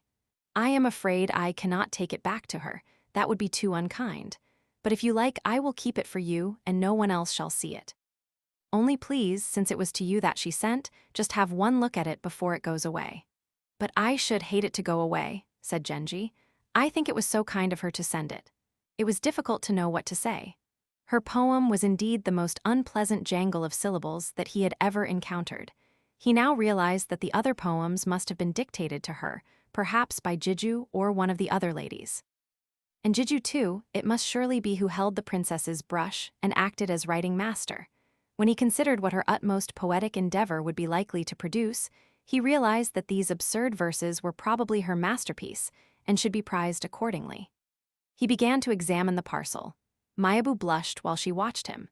It was a plain, old-fashioned, buff-colored jacket of finely woven material, but apparently not particularly well cut or stitched. It was indeed a strange present, and spreading out her letter, he wrote something carelessly in the margin. When Mayabu looked over his shoulder, she saw that he had written the verse. "How comes it that with my sleeve I brushed this saffron flower that has no loveliness either of shape or hue?" What, wondered Mayabu, could be the meaning of this outburst against a flower? At last, turning over in her mind the various occasions when Genji had visited the princess, she remembered something which she had herself noticed one moonlit night, and though she felt the joke was rather unkind, she could not help being amused. With practiced ease, she threw out a verse in which she warned him that in the eyes of a censorious world, even this half-whimsical courtship might fatally damage his good name. Her impromptu poem was certainly faulty, but Genji reflected that if the poor princess had even Mayabu's very ordinary degree of alertness, it would make things much easier. And it was quite true that to tamper with a lady of such high rank was not very safe. At this point, visitors began to arrive. "Please put this somewhere out of sight," said Genji, pointing to the jacket. Could one have believed that it was possible to be presented with such an object? And he groaned. "Oh, why ever did I show it to him?" thought Mayabu. "The only result is that now he will be angry with me as well as with the princess," and in very low spirits she slipped out of his apartments. Next day she was in attendance upon the emperor, and while she was waiting with other gentlewomen and the ladies, common room Genji came up saying, "Here you are, the answer to yesterday's letter. I am afraid it is rather far-fetched," and he flung a note to her. The curiosity of the other gentlewomen was violently aroused. Genji left the room humming The Lady of Mikasa Hill, which naturally amused Mayabu very much. The other ladies wanted to know why the prince was laughing to himself. Was there some joke? "Oh no," said Mayabu. "I think it was only that he had noticed someone whose nose was a little red with the morning cold. The song he hummed was surely very appropriate." "I think it was very silly," said one of the ladies. "There is no one here today with a red nose. He must be thinking of Lady Sakin or Higo no Anime." They were completely mystified. When Mayabu presented Genji's reply, the ladies of the Hitachi Palace gathered round her to admire it. It was written negligently on plain white paper, but was none the less very elegant. "Does your gift of a garment mean that you wish a greater distance than ever to be kept between us?" On the evening of the last day of the year, he sent back the box which had contained his jacket, putting into it a court dress which had formerly been presented to him, a dress of woven stuff dyed grape color, and various stuffs of yellow rose color, and the like. The box was brought by Mayabu. The princess's ancient gentlewomen realized that Genji did not approve of their mistress's taste in colors and wished to give her a lesson. "Yes," they said grudgingly, "that's a fine deep red while it's new, but just think how it will fade. And in Madame's poem too, I am sure, there was much more good sense. In his answer he only tries to be smart." The princess shared their good opinion of her poem. It had cost her a great deal of effort, and before she sent it she had been careful to copy it into her notebook. Then came the New Year's Day celebrations, and this year there was also to be the New Year's mumming, a band of young noblemen going round dancing and singing in various parts of the palace. After the festival of the White Horse on the 7th day, Genji left the emperor's presence at nightfall and went to his own apartments in the palace as though intending to stay the night there. But later, he adjourned to the Hitachi Palace, which had on this occasion a less forbidding appearance than usual. Even the princess was rather more ordinary and amenable. He was hoping that like the season she too had begun anew, when he saw that sunlight was coming into the room. After hesitating for a while, he got up and went out into the front room. The double doors at the end of the eastern wing were wide open, and the roof of the veranda having fallen in, the sunshine poured straight into the house. A little snow was still falling, and its brightness made the morning light yet more exquisitely brilliant and sparkling. She watched a servant helping him into his cloak. She was lying half out of the bed, her head hanging a little downwards and her hair falling in great waves to the floor. Pleased with the sight, he began to wonder whether she would not one day outgrow her plainness. He began to close the door of the women's apartments, but suddenly feeling that he owed her amends for the harsh opinion of her appearance which he had formed before, he did not quite shut the door, but bringing a low stool towards it sat there, putting his disordered headdress to rights. One of the maids brought him an incredibly battered mirror stand, Chinese combs, a box of toilet articles and other things. It amused him to discover that in this household of women, a little male gear still survived, even in so decrepit a state. He noticed that the princess, who was now up and dressed, was looking quite fashionable. She was in fact wearing the clothes which he had sent her before the new year, but he did not at first recognize them. He began, however, to have a vague idea that her mantle, with its rather conspicuous pattern, was very like one of the things he had given her. "I do hope," he said presently, "that this year you will be a little more conversational. I await the day when you will unbend a little towards me more eagerly than the poet longs for the first nightingale, if only like the year that has changed you two would begin anew." Her face brightened. She had thought of a remark, and trembling from head to foot with a tremendous effort, she brought out the quotation, "When plovers chirp, and all things grow anew." "Splendid," said Genji. "This is a sign that the new year has indeed begun," and smiling encouragingly at her, he left the house, she following him with her eyes from the couch on which she lay. Her face, as usual, was half covered by her arm, but the unfortunate flower still bloomed conspicuously. "Poor thing, she really is very ugly," thought Genji in despair. When he returned to the Nijuin, he found Murasaki waiting for him. She was growing up as handsome a girl as one could wish, and promised well for the future. She was wearing a plain, close-fitting dress of cherry color. Above all, the unstudied grace and ease of her movements charmed and delighted him as he watched her come to meet him. In accordance with the wishes of her old-fashioned grandmother, her teeth were not blackened, but her eyebrows were delicately touched with stain. "Why, when I might be playing with a beautiful child, do I spend my time with an ugly woman?" Genji kept on asking himself in bewilderment while they sat together playing with her dolls. Next, she began to draw pictures and color them. After she had painted all sorts of queer and amusing things, "Now I am going to do a picture for you," said Genji, and drawing a lady with very long hair, he put a dab of red on her nose. Even in a picture, he thought, pausing to look at the effect, it gave one a most uncomfortable feeling. He went and looked at himself in the mirror, and as though dissatisfied with his own fresh complexion, he suddenly put on his own nose a dab of red such as he had given to the lady in the picture. He looked at himself in the mirror. His handsome face had in an instant become ridiculous and repulsive. At first the child laughed. "Should you go on liking me if I were always as ugly as this?" he asked. Suddenly she began to be afraid that the paint would not come off. "Oh, why did you do it?" she cried. "How horrible!" He pretended to rub it without effect. "No," he said ruefully, "it will not come off. What a sad end to our game. I wonder what the emperor will say when I go back to the palace." He said it so seriously that she became very unhappy, and longing to cure him, dipped a piece of thick soft paper in the water jug which stood by his writing things, and began scrubbing at his nose. "Take care," he cried laughing, "that you do not serve me as Haiku was treated by his lady. I would rather have a red nose than a black one." So they passed their time, making the prettiest couple. In the gentle spring sunshine, the trees were already shimmering with a haze of new-grown buds. Among them, it was the plum trees that gave the surest promise, for already their blossoms were uncurling, like lips parted in a faint smile. Earliest of them all was a red plum that grew beside the covered steps. It was in full color. "Though fair the tree on which it blooms, this red flower fills me with a strange misgiving," sang Genji with a deep sigh. We shall see in the next chapter what happened in the end to all these people. The events of this chapter are synchronous with those of the last. Wine, zithern, and song, in allusion to a poem by Po Chuai. Evidently a quotation.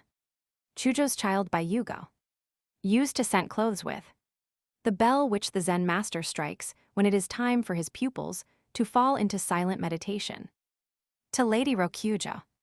Paisi, See Hetherington, Early Ceramic Wares of China, pp. 71-73. Manioshu, 893. The Bodhisattva Samantabhadra rides on a white elephant with a red trunk.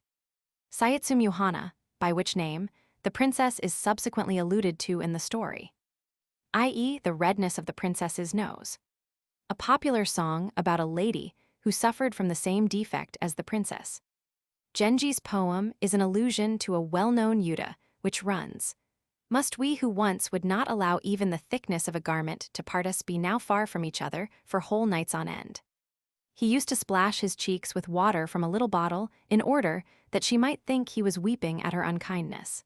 She exposed this device by mixing ink with the water. The reference, of course, is to the princess, though fair the tree refers to her high birth. Chapter 7. The Festival of Red Leaves. The imperial visit to the Red Sparrow Court was to take place on the 10th day of the godless month.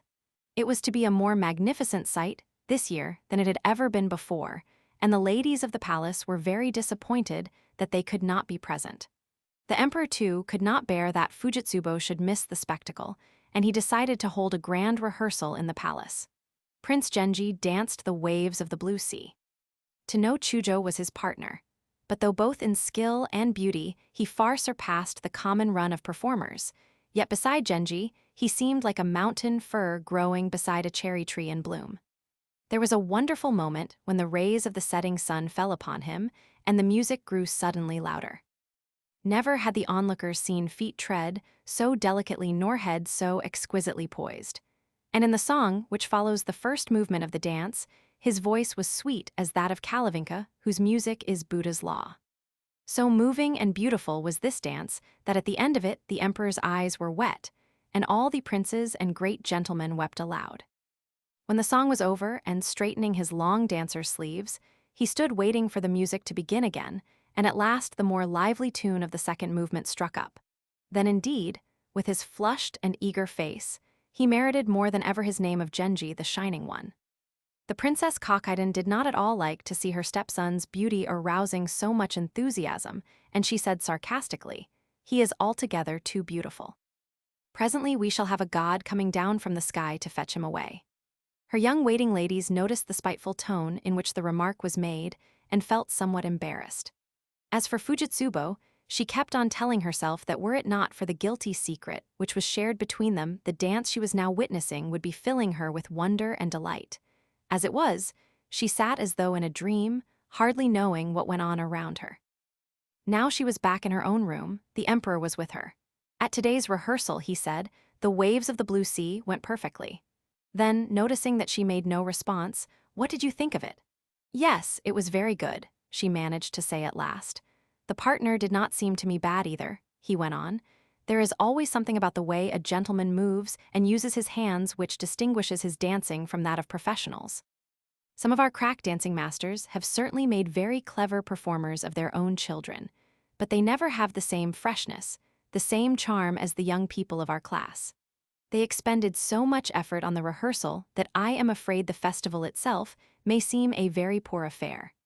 No doubt they took all this trouble because they knew that you were here at the rehearsal and would not see the real performance." Next morning she received a letter from Genji. "What of the rehearsal? How little the people who watched me knew of the turmoil that all the while was seething in my brain." And to this he added the poem. "When sick with love I yet sprang to my feet and capered with the rest, knew you what meant the fevered waving of my long dancing sleeve." Next, he enjoined secrecy and prudence upon her, and so his letter ended. Her answer showed that despite her agitation, she had not been wholly insensible to what had fascinated all other eyes. Though from far off a man of China waved his long dancing sleeves, yet did his every motion fill my heart with wonder and delight. To receive such a letter from her was indeed a surprise. It charmed him that her knowledge should extend even to the court customs of a land beyond the sea. Already there was a regal note in her words. Yes, that was the end to which she was destined. Smiling to himself with pleasure, he spread the letter out before him, grasping it tightly in both hands as a priest holds the holy book, and gazed at it for a long while. On the day of the festival, the royal princes and all the great gentlemen of the court were in attendance. Even the heir apparent went with the procession. After the music boats had rowed round, the lake dance upon dance was performed, both Korean and of the land beyond the sea. The whole valley resounded with the noise of music and drums. The emperor insisted upon treating Genji's performance at the rehearsal as a kind of miracle or religious portent, and ordered special services to be read in every temple. Most people thought this step quite reasonable, but Princess Kakiden said crossly that she saw no necessity for it. The ring was by the emperor's order composed indifferently of commoners and noblemen chosen out of the whole realm for their skill and grace. The two masters of ceremony, Seiyaman no Kami and Ayaman no Kami, were in charge of the left and right wings of the orchestra. Dancing masters and others were entrusted with the task of seeking out performers of unusual merit and training them for the festival in their own houses. When at last, under the red leafage of tall autumn trees, 40 men stood circlewise with their flutes, and to the music that they made a strong wind from the hills, sweeping the pine woods, added its fierce harmonies. While from amid a wreckage of whirling and scattered leaves, the dance of the blue waves suddenly broke out in all its glittering splendor. A rapture seized the onlookers that was akin to fear. The maple wreath that Genji wore had suffered in the wind, and thinking that the few red leaves which clung to it had a desolate air, the minister of the left plucked a bunch of chrysanthemums from among those that grew before the emperor's seat and twined them in the dancer's wreath. At sunset, the sky clouded over, and it looked like rain. But even the weather seemed conscious that such sights as this would not for a long while be seen again, until all was over not a drop fell. His exit dance, crowned as he was with this unspeakably beautiful wreath of many-colored flowers, was even more astonishing than that wonderful moment on the day of the rehearsal, and seemed to the thrilled onlookers like the vision of another world. Humble and ignorant folk sitting afar on tree roots or beneath some rock, or half buried in deep banks of fallen leaves, few were so hardened that they did not shed a tear. Next came the autumn wind, danced by Lady Jokyoden's son, who was still a mere child. The remaining performances attracted little attention, for the audience had had its fill of wonders and felt that whatever followed could but spoil the recollection of what had gone before. That night Genji was promoted to the first class of the third rank, and to no Chujo was promoted to intermediate standing between the first and second classes of the fourth rank. The gentlemen of the court were all promoted one rank. But though they celebrated their good fortune with the usual rejoicings, they were well aware that they had only been dragged in Genji's wake, and wondered how it was that their destinies had come to be linked in this curious way with those of the prince who had brought them this unexpected piece of good fortune. Fujitsubo now retired to her own house, and Genji, waiting about for a chance of visiting her, was seldom at the great hall and was consequently in very ill odor there. It was soon after this that he brought the child Murasaki to live with him. Ai heard a rumor of this, but it reached her merely in the form that someone was living with him at his palace, and she did not know that it was a child. Under these circumstances, it was quite natural that she should feel much aggrieved. But if only she had flown into an honest passion and abused him for it as most people would have done, he would have told her everything and put matters right. As it was, she only redoubled her icy aloofness, and thus led him to seek those very distractions of which it was intended as a rebuke. Not only was her beauty so flawless that it could not fail to win his admiration, but also the mere fact that he had known her since so long ago, before all the rest, made him feel towards her a tenderness of which she seemed quite unaware. He was convinced, however, that her nature was not at bottom narrow and vindictive, and this gave him some hope that she would one day relent. Meanwhile, as he got to know little Murasaki better, he became the more content both with her appearance and her character. She at least gave him her whole heart. For the present, he did not intend to reveal her identity even to the servants in his own palace. She continued to use the somewhat outlying western wing, which had now been put into excellent order, and here Genji constantly came to see her. He gave her all kinds of lessons, writing exercises for her to copy and treating her in every way as though she were a little daughter who had been brought up by foster parents, but had now come to live with him. He chose her servants with great care and gave orders that they should do everything in their power to make her comfortable, but no one except Koremitsu knew who the child was or how she came to be living there. Nor had her father discovered what had become of her. the little girl still sometimes thought of the past, and then she would feel for a while very lonely without her grandmother. When Genji was there, she forgot her sorrow. But in the evening, he was very seldom at home. She was sorry that he was so busy, and when he hurried every evening to some strange place or other, she missed him terribly, but she was never angry with him. Sometimes for 2 or 3 days on end, he would be at the palace or the great hall, and when he returned, he would find her very tearful and depressed.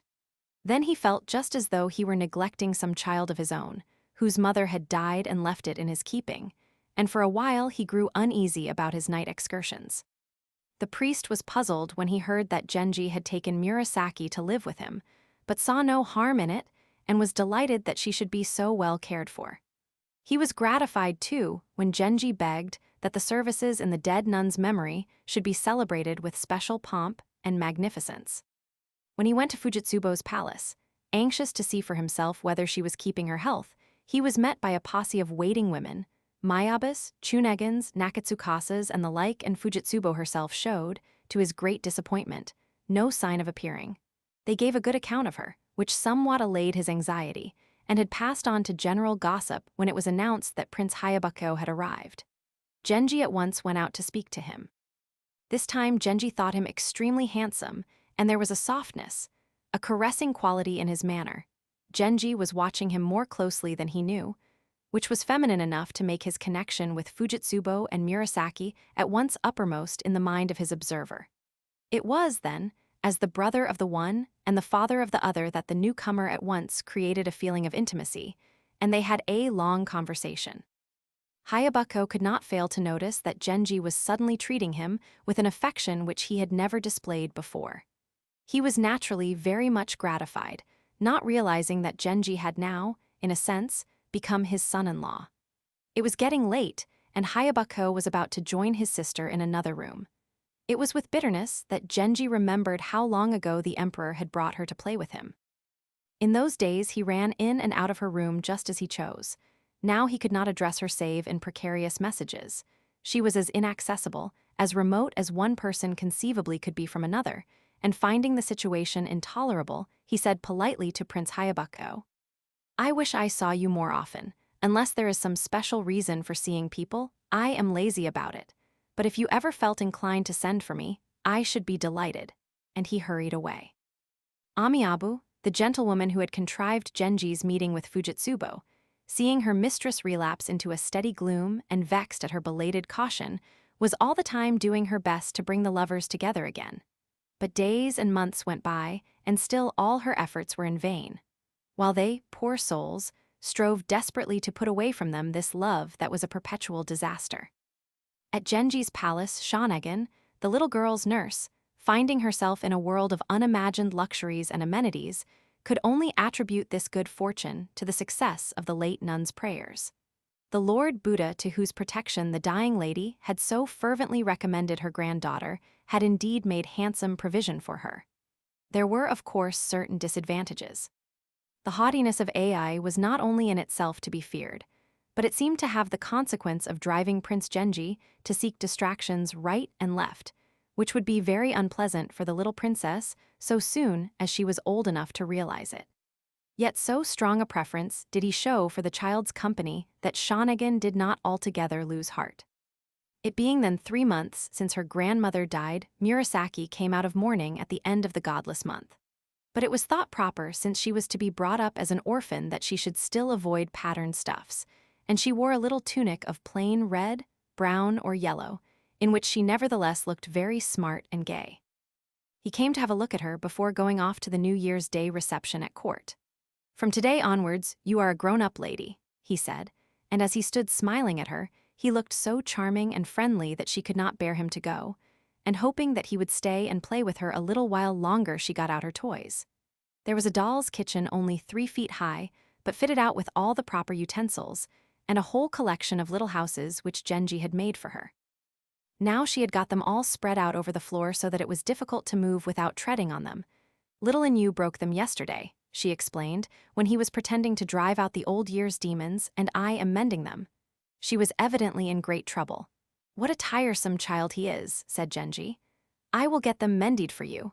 Come, you must not cry on New Year's Day," and he went out.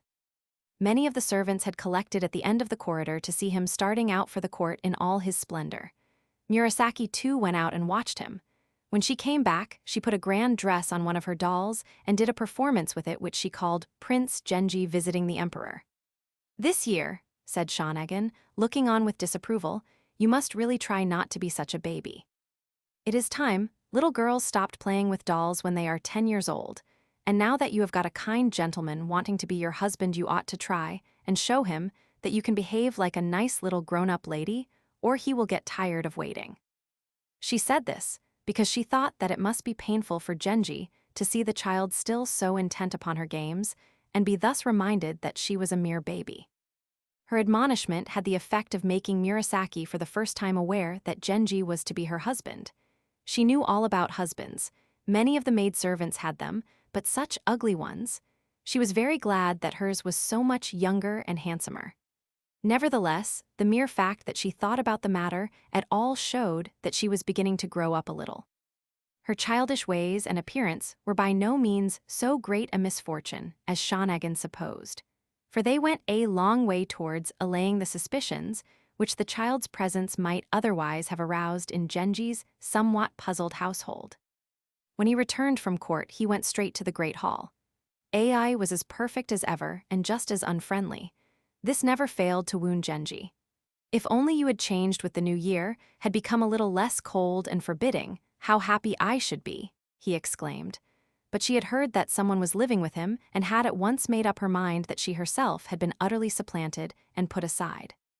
Hence she was more sullen than ever, but he pretended not to notice it, and by his gaiety and gentleness at last induced her to answer when he spoke. Was it her being 4 years older than him that made her seem so unapproachable, so exasperatingly well-regulated? But that was not fair. What fault could he possibly find in her? She was perfect in every respect, and he realized that if she was sometimes out of humor, this was solely the result of his own irregularities. She was after all the daughter of a minister, and of the minister who above all others enjoyed the greatest influence and esteem. She was the only child of the emperor's sister, and had been brought up with a full sense of her own dignity and importance. The least slight, the merest hint of disrespect, came to her as a complete surprise. To Genji, all these pretensions naturally seemed somewhat exaggerated, and his failure to make allowances for them increased her hostility. Ai's father was vexed by Genji's seeming fickleness, but so soon as he was with him, he forgot all his grievances and was always extremely nice to him. When Genji was leaving next day, his father-in-law came to his room and helped him to dress, bringing in his own hands a belt which was an heirloom famous far and wide. He pulled straight the back of Genji's robe, which had become a little crumpled, and indeed short of bringing him, his shoes performed in the friendliest way every possible small service. "This," said Genji, handing back the belt, "is for imperial banquets or other great occasions of that kind." "I have others much more valuable," said the minister, "which I will give you for the imperial banquets. This one is not of much account save that the workmanship of it is rather unusual, and despite Genji's protests he insisted upon buckling it round him. The performance of such services was his principal interest in life. What did it matter if Genji was rather irregular in his visits? To have so agreeable a young man going in and out of one's house at all was the greatest pleasure he could imagine. Genji did not pay many New Year's visits. First he went to the emperor, then the heir apparent and the ex-emperor, and after that to Princess Fujitsubo's house in the 3rd ward. As they saw him enter, the servants of the house noticed how much he had grown and altered in the last year. "Look how he has filled out," they said, "even since his last visit." Of the princess herself he was only allowed a distant glimpse. It gave him many forebodings. Her child had been expected in the 12th month, and her condition was now causing some anxiety. That it would at any rate be born sometime during the first weeks of the new year was confidently assumed by her own people and had been stated at court. But the first month went by, and still nothing happened. It began to be rumored that she was suffering from some kind of possession or delusion. She herself grew very depressed. She felt certain that when the event at last happened, she would not survive it, and she worried so much about herself that she became seriously ill. The delay made Genji more certain than ever of his own responsibility, and he arranged secretly for prayers on her behalf to be said in all the great temples. He had already become firmly convinced that whatever might happen concerning the child Fujitsubo was herself utterly doomed, when he heard that about the 10th day of the second month, she had successfully given birth to a boy. The news brought great satisfaction both to the emperor and the whole court. The emperor's fervent prayers for her life, and for that of a child which she knew was not his, distressed and embarrassed her. Whereas, when the maliciously gloomy prognostications of Kokiden and the rest were brought to her notice, she was at once filled with a perverse desire to disappoint their hopes and make them look ridiculous in the eyes of those to whom they had confided their forebodings. By a great effort she threw off the despair which had been weighing down upon her, and began little by little to recover her usual vigor. The emperor was impatient to see Fujitsubo's child, and so too, though he was forced to conceal his interest in the matter, was Genji himself. Accordingly, he went to her palace when there were not many people about, and sent in a note offering, as the emperor was in such a state of impatience to see the child and etiquette forbade him to do so for several weeks, to look at the child himself and report upon its appearance to the emperor. She replied that she would rather he saw it on a day when it was less peevish, but in reality her refusal had nothing to do with the state of the child's temper. She could not bear the idea of his seeing it at all. Already it bore an astonishing resemblance to him, of that she was convinced. Always there lurked in her heart the torturing demon of fear. Soon others would see the child and instantly know with absolute certainty the secret of her swift transgression. What charity towards such a crime as this would a world have that gossips if a single hair is awry? Such thoughts continually tormented her, and she again became weary of her life. From time to time he saw Amiabu, but though he still implored her to arrange a meeting, none of his many arguments availed him. He also pestered her with so many questions about the child that she exclaimed at last, "Why do you go on plaguing me like this? You will be seeing him for yourself soon, when he is shown at court." But though she spoke impatiently, she knew quite well what he was suffering and felt for him deeply. The matter was not one which he could discuss except with Fujitsubo herself, and it was impossible to see her. Would he indeed ever again see her alone or communicate with her save through notes and messengers? And half weeping with despair, he recited the verse. What guilty intercourse must ours have been in some life long ago, that now so cruel a barrier should be set between us? Amiabu, seeing that it cost her mistress a great struggle to do without him, was at pains not to dismiss him too unkindly, and answered with the verse. Should you see the child, my lady would be in torment, and because you have not seen it, you are full of lamentations. Truly have children been called a black darkness that leads the parents' heart astray? And coming closer, she whispered to him, Poor souls, it is a hard fate that has overtaken you both. Thus many times and again, he returned to his house desperate. Fujitsubo, meanwhile, fearing lest Genji's continual visits should attract notice, began to suspect that Amiabu was secretly encouraging him and no longer felt the same affection for her. She did not want this to be noticed and tried to treat her just as usual, but her irritation was bound sometimes to betray itself, and Amiabu, feeling that her mistress was estranged from her and at a loss to find any reason for it, was very miserable. It was not till its 4th month that the child was brought to the palace. It was large for its age and had already begun to take a great interest in what went on around it. Its extraordinary resemblance to Genji was not remarked upon by the emperor, who had an idea that handsome children were all very much alike at that age. He became intensely devoted to the child and lavished every kind of care and attention upon it. For Genji himself, he had always had so great a partiality that, had it not been for popular opposition, he would certainly have installed him as heir apparent. That he had not been able to do so constantly distressed him. To have produced so magnificent a son and be obliged to watch him growing up a mere nobleman had always been galling to him. Now in his old age, a son had been born to him who promised to be equally handsome and had not the tiresome disadvantage of a plebeian mother, and upon this flawless pearl he expended his whole affection. The mother saw little chance of this rapture continuing and was all this while in a state of agonized apprehension. One day, when, as he had been wont to do before, Genji was making music for her at the emperor's command, his majesty took the child in his arms, saying to Genji, I have had many children, but you were the only other one that I ever behaved about in this fashion. It may be my fancy, but it seems to me this child is exactly like what you were at the same age. However, I suppose all babies are very much alike while they are as small as this. And he looked at the fine child with admiration. A succession of violent emotions, terror, shame, pride, and love, passed through Genji's breast while these words were being spoken, and were reflected in his rapidly changing color. He was almost in tears.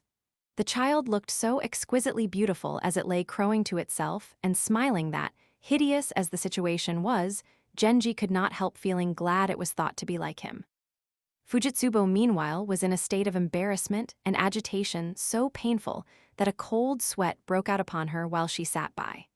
For Genji, this jarring of opposite emotions was too much to be borne, and he went home. Here he lay tossing on his bed, and unable to distract himself, he determined after a while to go to the Great Hall. As he passed by the flower beds in front of his house, he noticed that a faint tinge of green was already filming the bushes, and under them the takenatsu were already in bloom. He plucked one and sent it to Amiabu with a long letter and an acrostic poem in which he said that he was touched by the likeness of this flower to the child, but also hinted that he was perturbed by the child's likeness to himself. In this flower, he continued despondently, I had hoped to see your beauty enshrined. But now I know that being mine, yet not mine, it can bring me no comfort to look upon it. After waiting a little while till a favorable moment should arise, Amiabu showed her mistress the letter, saying with a sigh, I fear that your answer will be but dust to the petals of this thirsting flower. But Fujitsubo, in whose heart also the new spring was awakening a host of tender thoughts, wrote in answer the poem, Though it alone be the cause that these poor sleeves are wet with dew, yet goes my heart still with it, this child flower of Yamato land. This was all, and it was roughly scribbled in a faint hand, but it was a comfort to Amiabu to have even such a message as this to bring back. Genji knew quite well that it could lead to nothing. How many times had she sent him such messages before?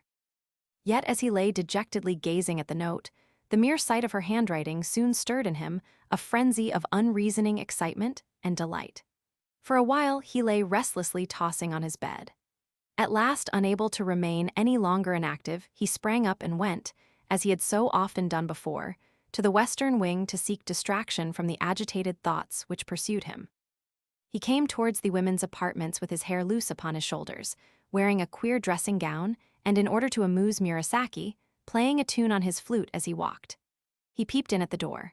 She looked as she lay there for all the world like the fresh dewy flower that he had so recently plucked.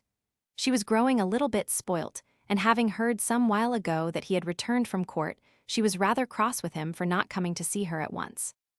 She did not run to meet him as she usually did, but lay with her head turned away. He called to her from the far side of the room to get up and come to him, but she did not stir. Suddenly he heard that she was murmuring to herself the lines, like a sea flower that the waters have covered when a great tide mounts the shore. They were from an old poem that he had taught her, in which a lady complains that she is neglected by her lover. She looked bewitching as she lay with her face half sullenly, half coquettishly buried in her sleeve. How naughty, he cried. Really you are becoming too witty. But if you saw me more often perhaps you would grow tired of me. Then he sent for his zithern and asked her to play to him. But it was a big Chinese instrument with 13 strings. The 5 slender strings in the middle embarrassed her, and she could not get the full sound out of them. Taking it from her, he shifted the bridge, and tuning it to a lower pitch played a few chords upon it and bade her try again. Her sullen mood was over. She began to play very prettily. Sometimes, when there was a gap too long for one small hand to stretch, helping herself out so adroitly with the other hand that Genji was completely captivated, and taking up his flute taught her a number of new tunes. She was very quick and grasped the most complicated rhythms at a single hearing. She had indeed in music, as in all else, just those talents with which it most delighted him that she should be endowed.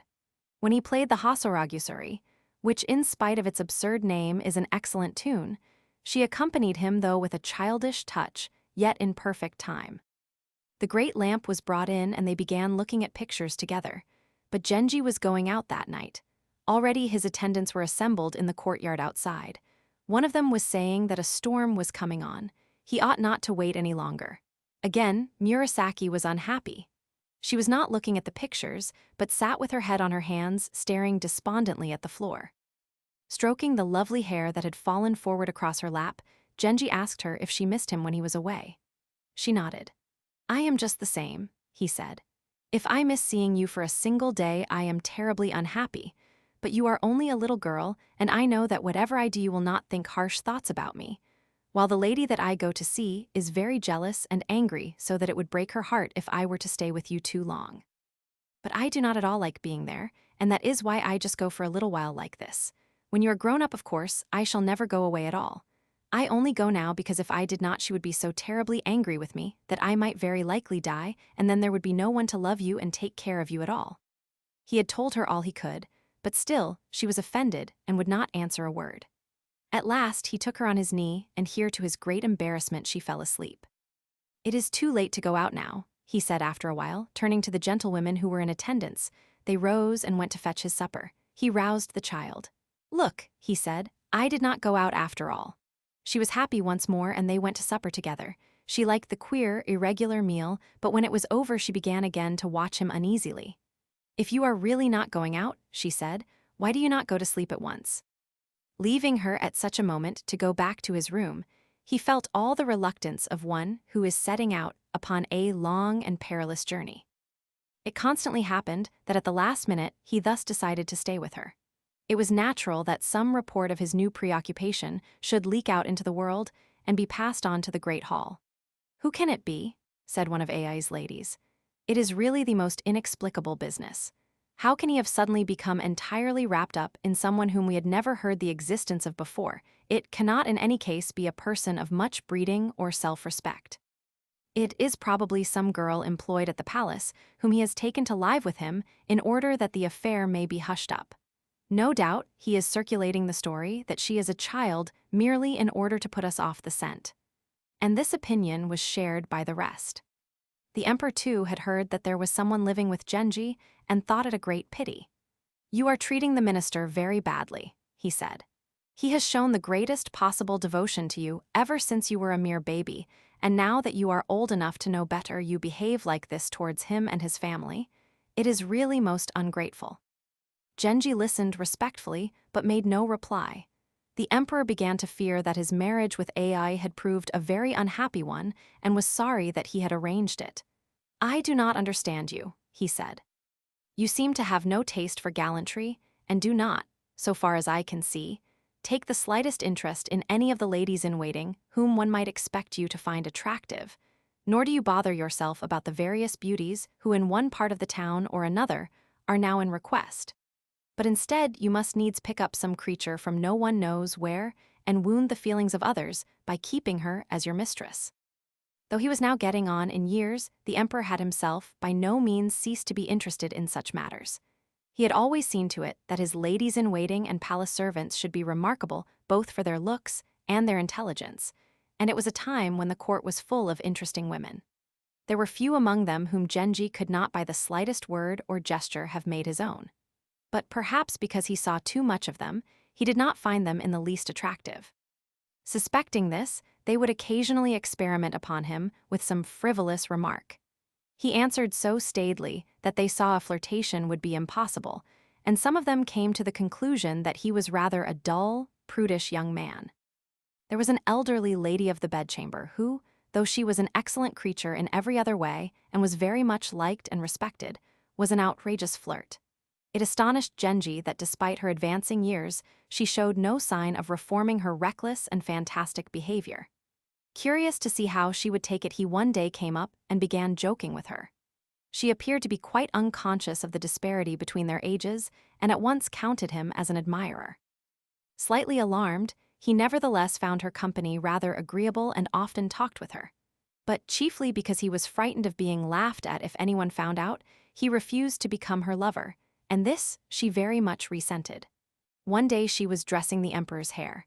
When this was over, His Majesty sent for his valets and went with them into another room. Genji and the elderly lady were left alone together. She was fuller than ever of languishing airs and poses, and her costume was to the last degree stylish and elaborate. Poor creature, he thought, how little difference it all makes. And he was passing her on his way out of the room when suddenly the temptation to give a tug at her dress became irresistible.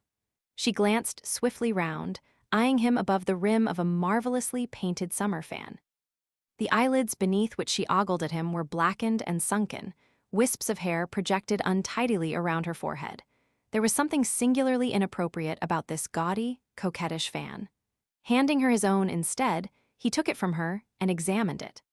On paper coated with a red so thick and lustrous that you could see yourself reflected in it, a forest of tall trees was painted in gold. At the side of this design, in a hand which though out of date was not lacking in distinction, was written the poem about the forest of Araki. He made no doubt that the owner of the fan had written it in allusion to her own advancing years, and was expecting him to make a gallant reply. Turning over in his mind how best to divert the extravagant ardor of this strange creature, he could, to his own amusement, think only of another poem about the same forest. But to this, it would have been ill-bred to allude. He was feeling very uncomfortable lest someone should come in and see them together. She, however, was quite at her ease, and seeing that he remained silent, she recited with many arch looks the poem. "Come to me in the forest, and I will cut pasture for your horse, though it be but of the underleaf whose season is past. Should I seek your woodland," he answered, "my fair name would be gone, for down its glades at all times the pattering of hoofs is heard." And he tried to get away, but she held him back, saying, "How odious you are, that is not what I mean at all. No one has ever insulted me like this before," and she burst into tears. "Let us talk about it some other time," said Genji. "I did not mean," and freeing himself from her grasp, he rushed out of the room, leaving her in great dudgeon. She felt indeed after his repulse prodigiously old and tottering.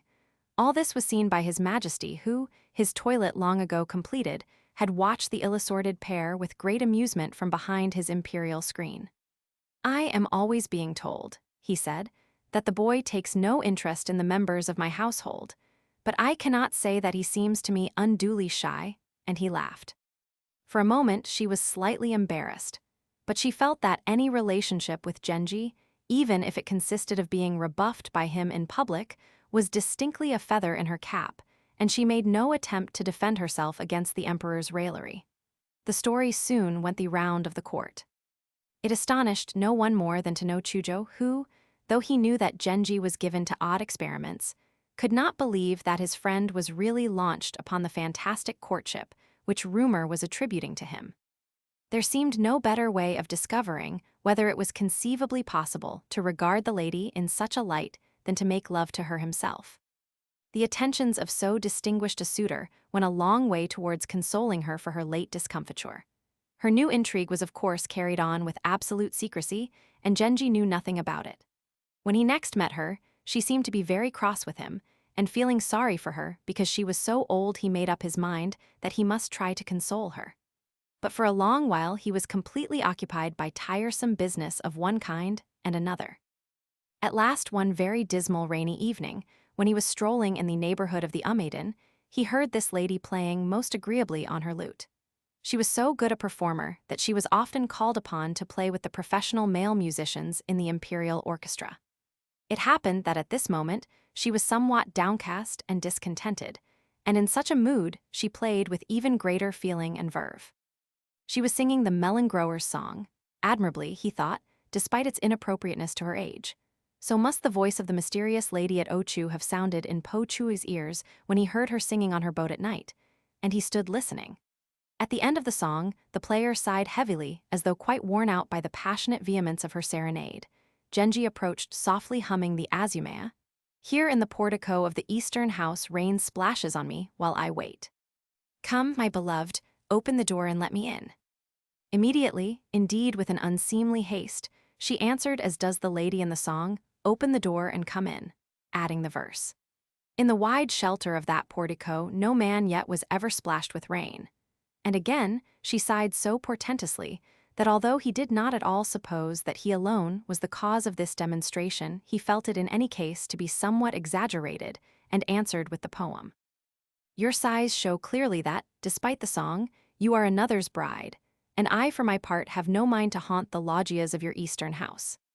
He would gladly have passed on, but he felt that this would be too unkind, and seeing that someone else was coming towards her room, he stepped inside and began talking lightly of indifferent subjects, in a style which, though it was in reality somewhat forced, she found very entertaining. It was intolerable, thought to know Chujo, that Genji should be praised as a quiet and serious young man, and should constantly rebuke him for his frivolity, while all the time he was carrying on a multiplicity of interesting intrigues, which out of mere churlishness he kept entirely hidden from all his friends.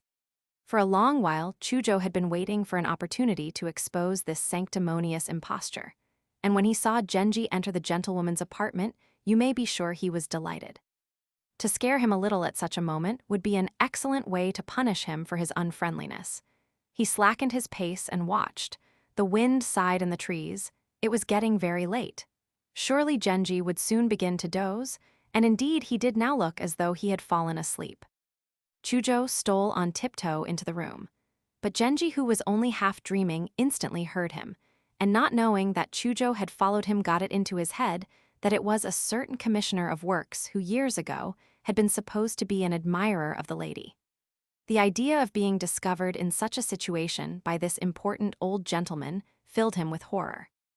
Furious with his companion for having exposed him to the chance of such a predicament, "This is too bad," he whispered. "I am going home.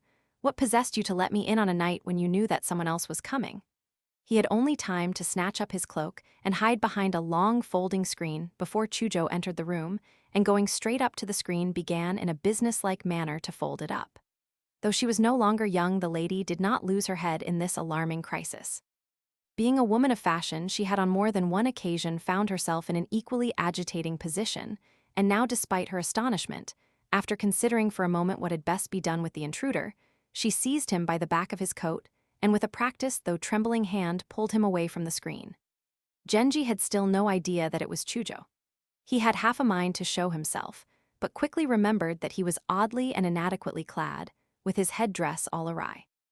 He felt that if he ran for it, he would cut much too strange a figure as he left the room, and for a moment he hesitated. Wondering how much longer Genji would take to recognize him, Chujo did not say a word, but putting on the most ferocious air imaginable drew his sword from the scabbard. Whereupon the lady, crying, "Gentlemen, gentlemen," flung herself between them in an attitude of romantic supplication. They could hardly refrain from bursting into laughter. It was only by day, when very carefully painted and bedizened, that she still retained a certain superficial air of youth and charm. But now this woman of 57 or 8, disturbed by a sudden brawl in the midst of her amours, created the most astonishing spectacle, as she knelt at the feet of two young men in their teens, beseeching them not to die for her. Chujo, however, refrained from showing the slightest sign of amusement, and continued to look as alarming and ferocious as he could. But he was now in full view, and Genji realized in a moment that Chujo had all the while known who he was and had been amusing himself at his expense. Much relieved at this discovery, he grabbed at the scabbard from which Chujo had drawn the sword and held it fast lest his friend should attempt to escape, and then, despite his annoyance at having been followed, burst into an uncontrollable fit of laughter. "Are you in your right mind?" said Genji at last. "This is really a very poor sort of joke. Do you mind letting me get into my cloak?" Whereupon Chujo snatched the cloak from him and would not give it back. "Very well then," said Genji. "If you are to have my cloak, I must have yours," and so saying he pulled open the clasp of Chujo's belt and began tugging his cloak from his shoulders. Chujo resisted, and a long tussle followed in which the cloak was torn to shreds. "Should you now get it in exchange for yours, this tattered cloak will but reveal the secrets it is meant to hide," recited to no Chujo. To which Genji replied with an acrostic poem in which he complained that Chujo, with whom he shared so many secrets, should have thought it necessary to spy upon him in this fashion. But neither was really angry with the other, and setting their disordered costumes to rights, they both took their departure. Genji discovered when he was alone that it had indeed upset him very much to find his movements had been watched, and he could not sleep. The lady felt utterly bewildered. On the floor, she found a belt and a buckle which she sent to Genji next day with a complicated acrostic poem in which she compared these stranded properties to the weeds which, after their straining and tugging, the waves leave upon the shore. She added an allusion to the crystal river of her tears. He was irritated by her persistency, but distressed at the shock to which she had been subjected by Chujo's foolish joke, and he answered with the poem, "At the antics of the prancing wave you have good cause to be angry, but blameless indeed is the shore on whose sands it lashed." The belt was Chujo's. That was plain, for it was darker in color than his own cloak. And as he examined his cloak, he noticed that the lower half of one sleeve was torn away. What a mess everything was in. He told himself with disgust that he was becoming a rowdy, a vulgar night brawler. Such people, he knew, were always tearing their clothes and making themselves ridiculous. It was time to reform. The missing sleeve soon arrived from Chujo's apartments with the message, "Had you not better have this sewn on before you wear your cloak?" How had he managed to get hold of it? Such tricks were very tiresome and silly. But he supposed he must now give back the belt, and wrapping it in paper of the same color, he sent it with a riddling poem in which he said that he would not keep it lest he should make trouble between Chujo and the lady. "You have dragged her away from me, as in the scuffle you snatched from me this belt," said Chujo in his answering poem, and added, "Have I not good reason to be angry with you?" Later in the morning they met in the presence room. Genji wore a solemn and abstracted air. Chujo could not help recollecting the absurd scene of their last meeting, but it was a day upon which there was a great deal of public business to dispatch, and he was soon absorbed in his duties. But from time to time, each would catch sight of the other's serious face and heavy official bearing, and then they could not help smiling. In an interval, Chujo came up to Genji and asked him in a low voice whether he had decided in future to be a little more communicative about his affairs. "No, indeed," said Genji. "But I feel I owe you an apology for preventing you from spending a happy hour with the lady whom you had come to visit. Everything in life seems to go wrong." So they whispered, and at the end, each solemnly promised the other not to speak of the matter to anybody. But to the two of them, it furnished a constant supply of jokes for a long while to come, though Genji took the matter to heart more than he showed, and was determined never to get mixed up with such a tiresome creature again. He heard, however, that the lady was still much ruffled, and fearing that there might be no one at hand to comfort her, he had not the heart quite to discontinue his visits. Chujo, faithful to his promise, did not mention the affair to anyone, not even to his sister, but kept it as a weapon of self-defense should Genji ever preach high morality to him again. Such marked preference did the emperor show in his treatment of Genji that even the other princes of the blood royal stood somewhat in awe of him. But to know Chujo was ready to dispute with him on any subject, and was by no means inclined always to let him have his own way. He and Ai were the only children of the emperor's sister.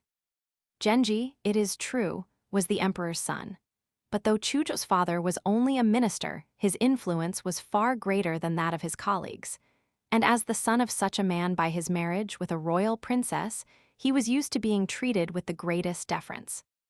It had never so much as occurred to him that he was in any way Genji's inferior, for he knew that as regards his person at least he had no reason to be dissatisfied, and with most other qualities, whether of character or intelligence, he believed himself to be very adequately endowed. Thus a friendly rivalry grew up between the two of them and led to many diverting incidents which it would take too long to describe. In the 7th month, 2 events of importance took place. An empress was appointed, and Genji was raised to the rank of counselor. The emperor was intending very soon to resign the throne. He would have liked to proclaim his newborn child as heir apparent in place of Kakaiden's son. This was difficult, for there was no political function which would have supported such a choice. Fujitsubo's relations were all members of the imperial family, and Genji, to whom he might have looked for help owing to his affiliation with the Minamoto clan, unfortunately showed no aptitude for political intrigue. The best he could do was at any rate to strengthen Fujitsubo's position and hope that later on she would be able to exert her influence. Kakaiden heard of his intentions, and small wonder if she was distressed and astounded. The emperor tried to quiet her by pointing out that in a short time her son would succeed to the throne, and that she would then hold the equally important rank of Empress Mother. But it was indeed hard that the mother of the heir apparent should be passed over in favor of a concubine aged little more than 20. The public tended to take Kakaiden's side, and there was a good deal of discontent. On the night when the new empress was installed, Genji, as a counselor, was among those who accompanied her to the Middle Palace. As daughter of a previous empress and mother of an exquisite prince, she enjoyed a consideration at court beyond that which her new rank would have alone procured for her. But if it was with admiring devotion that the other great lords of her train attended her that day, it may be imagined with what fond yet agonized thoughts Prince Genji followed the litter in which she rode. She seemed at last to have been raised so far beyond his reach that, scarce knowing what he did, he murmured to himself the lines, "Now upon love's dark path has the last shadow closed, For I have seen you carried to a cloudland whither none may climb. As the days and months went by, the child grew more and more like Genji.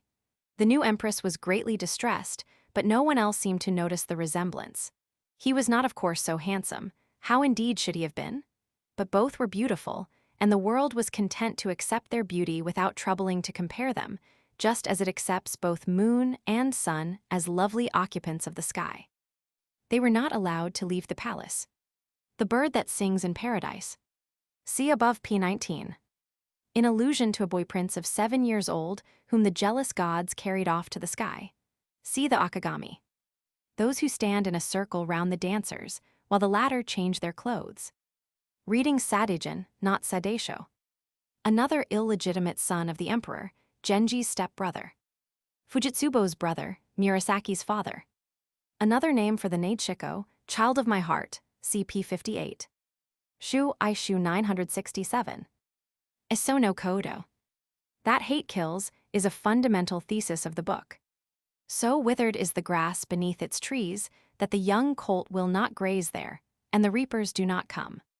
So sweet is its shade that all the summer through its leafy avenues are thronged, alluding to the ladies' many lovers. The headquarters of the ladies of the bedchamber. An old folk song, the refrain of which is, "At the melon hoeing he said he loved me, and what am I to do? What am I to do?" The poem referred to is not the famous Lute Girls song, but a much shorter one, Works X8, on a similar theme. O Chu is the modern Wu Xie Chang and Hupei. In the song, the lady says, "The door is not bolted or barred, come quickly and talk to me. Am I another's bride, that you should be so careful and shy?"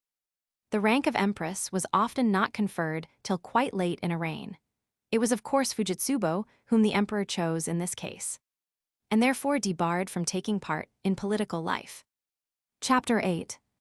The Flower Feast. About the 20th day of the second month, the emperor gave a Chinese banquet under the great cherry tree of the southern court. Both Fujitsubo and the heir apparent were to be there. Kokiden, although she knew that the mere presence of the empress was sufficient to spoil her pleasure, could not bring herself to forgo so delightful an entertainment. After some promise of rain, the day turned out magnificent, and in full sunshine, with the birds singing in every tree, the guests, royal princes, noblemen and professional poets alike, were handed the rhyme words which the emperor had drawn by lot, and set to work to compose their poems. It was with a clear and ringing voice that Genji read out the word, spring, which he had received as the rhyme sound of his poem. Next came to know Chujo, who, feeling that all eyes were upon him and determined to impress himself favorably on his audience, moved with the greatest possible elegance and grace, and when on receiving his rhyme he announced his name, rank, and titles, he took great pains to speak pleasantly as well as audibly. Many of the other gentlemen were rather nervous and looked quite pale as they came forward, yet they acquitted themselves well enough. But the professional poets, particularly owing to the high standard of accomplishment which the emperor's and heir apparent's lively interest in Chinese poetry had at that time diffused through the court, were very ill at ease. As they crossed the long space of the garden on their way to receive their rhymes, they felt utterly helpless. A simple Chinese verse is surely not much to ask of a professional poet, but they all wore an expression of the deepest gloom. One expects elderly scholars to be somewhat odd in their movements and behavior, and it was amusing to see the lively concern with which the emperor watched their various, but always uncouth and erratic methods of approaching the throne. Needless to say, a great deal of music had been arranged for.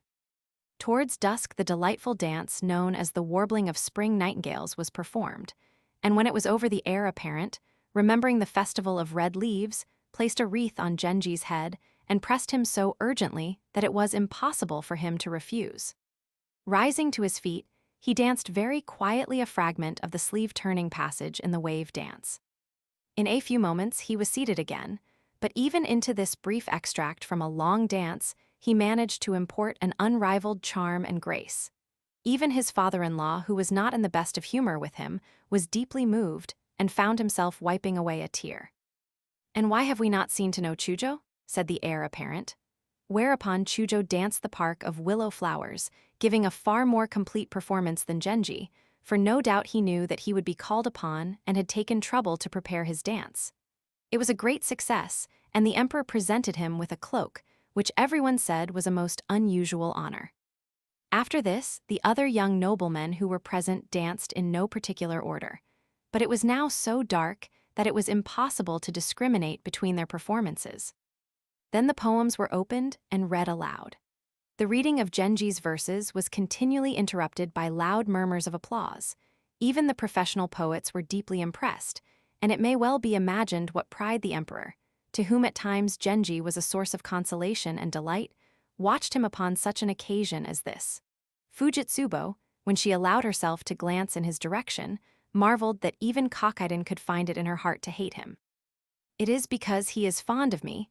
There can be no other reason," she decided at last, and the verse, "Were I but a common mortal who now am gazing at the beauty of this flower, from its sweet petals not long should I withhold the dew of love," framed itself on her lips, though she dared not utter it aloud.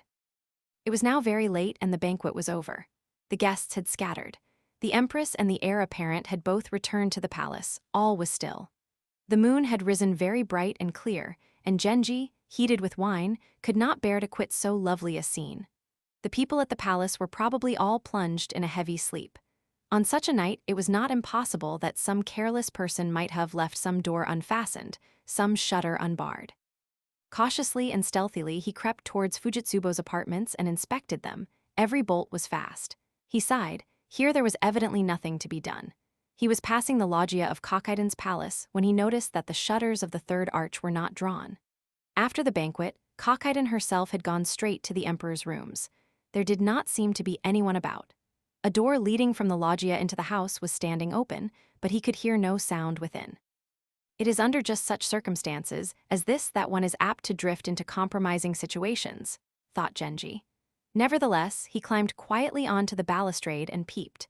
Everyone must be asleep. But no, a very agreeable young voice with an intonation which was certainly not that of any waiting woman or common person was softly humming the last two lines of the Aburazuki-yo. Was not the voice coming towards him? It seemed so, and stretching out his hand, he suddenly found that he was grasping a lady's sleeve. "Oh, how you frighten me," she cried. "Who is it?" "Do not be alarmed," he whispered. "That both of us were not content to miss the beauty of this departing night is proof more clear than the half-clouded moon that we were meant to meet." And as he recited the words, he took her gently by the hand and led her into the house, closing the door behind them. Her surprised and puzzled air fascinated him.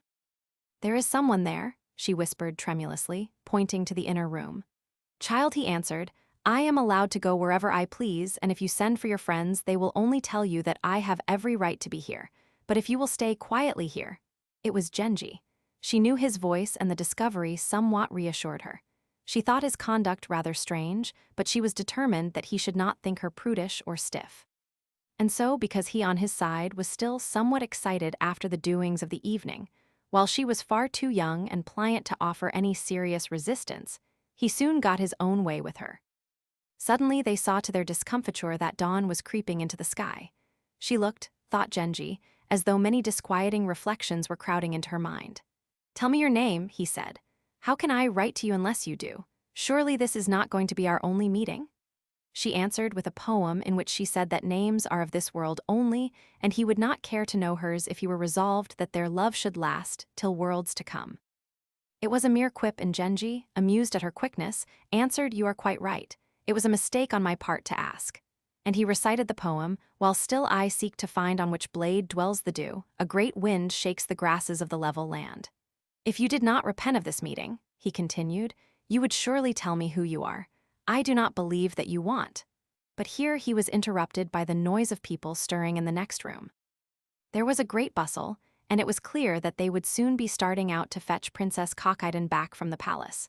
There was just time to exchange fans in token of their new friendship before Genji was forced to fly precipitately from the room. In his own apartments, he found many of his gentlemen waiting for him.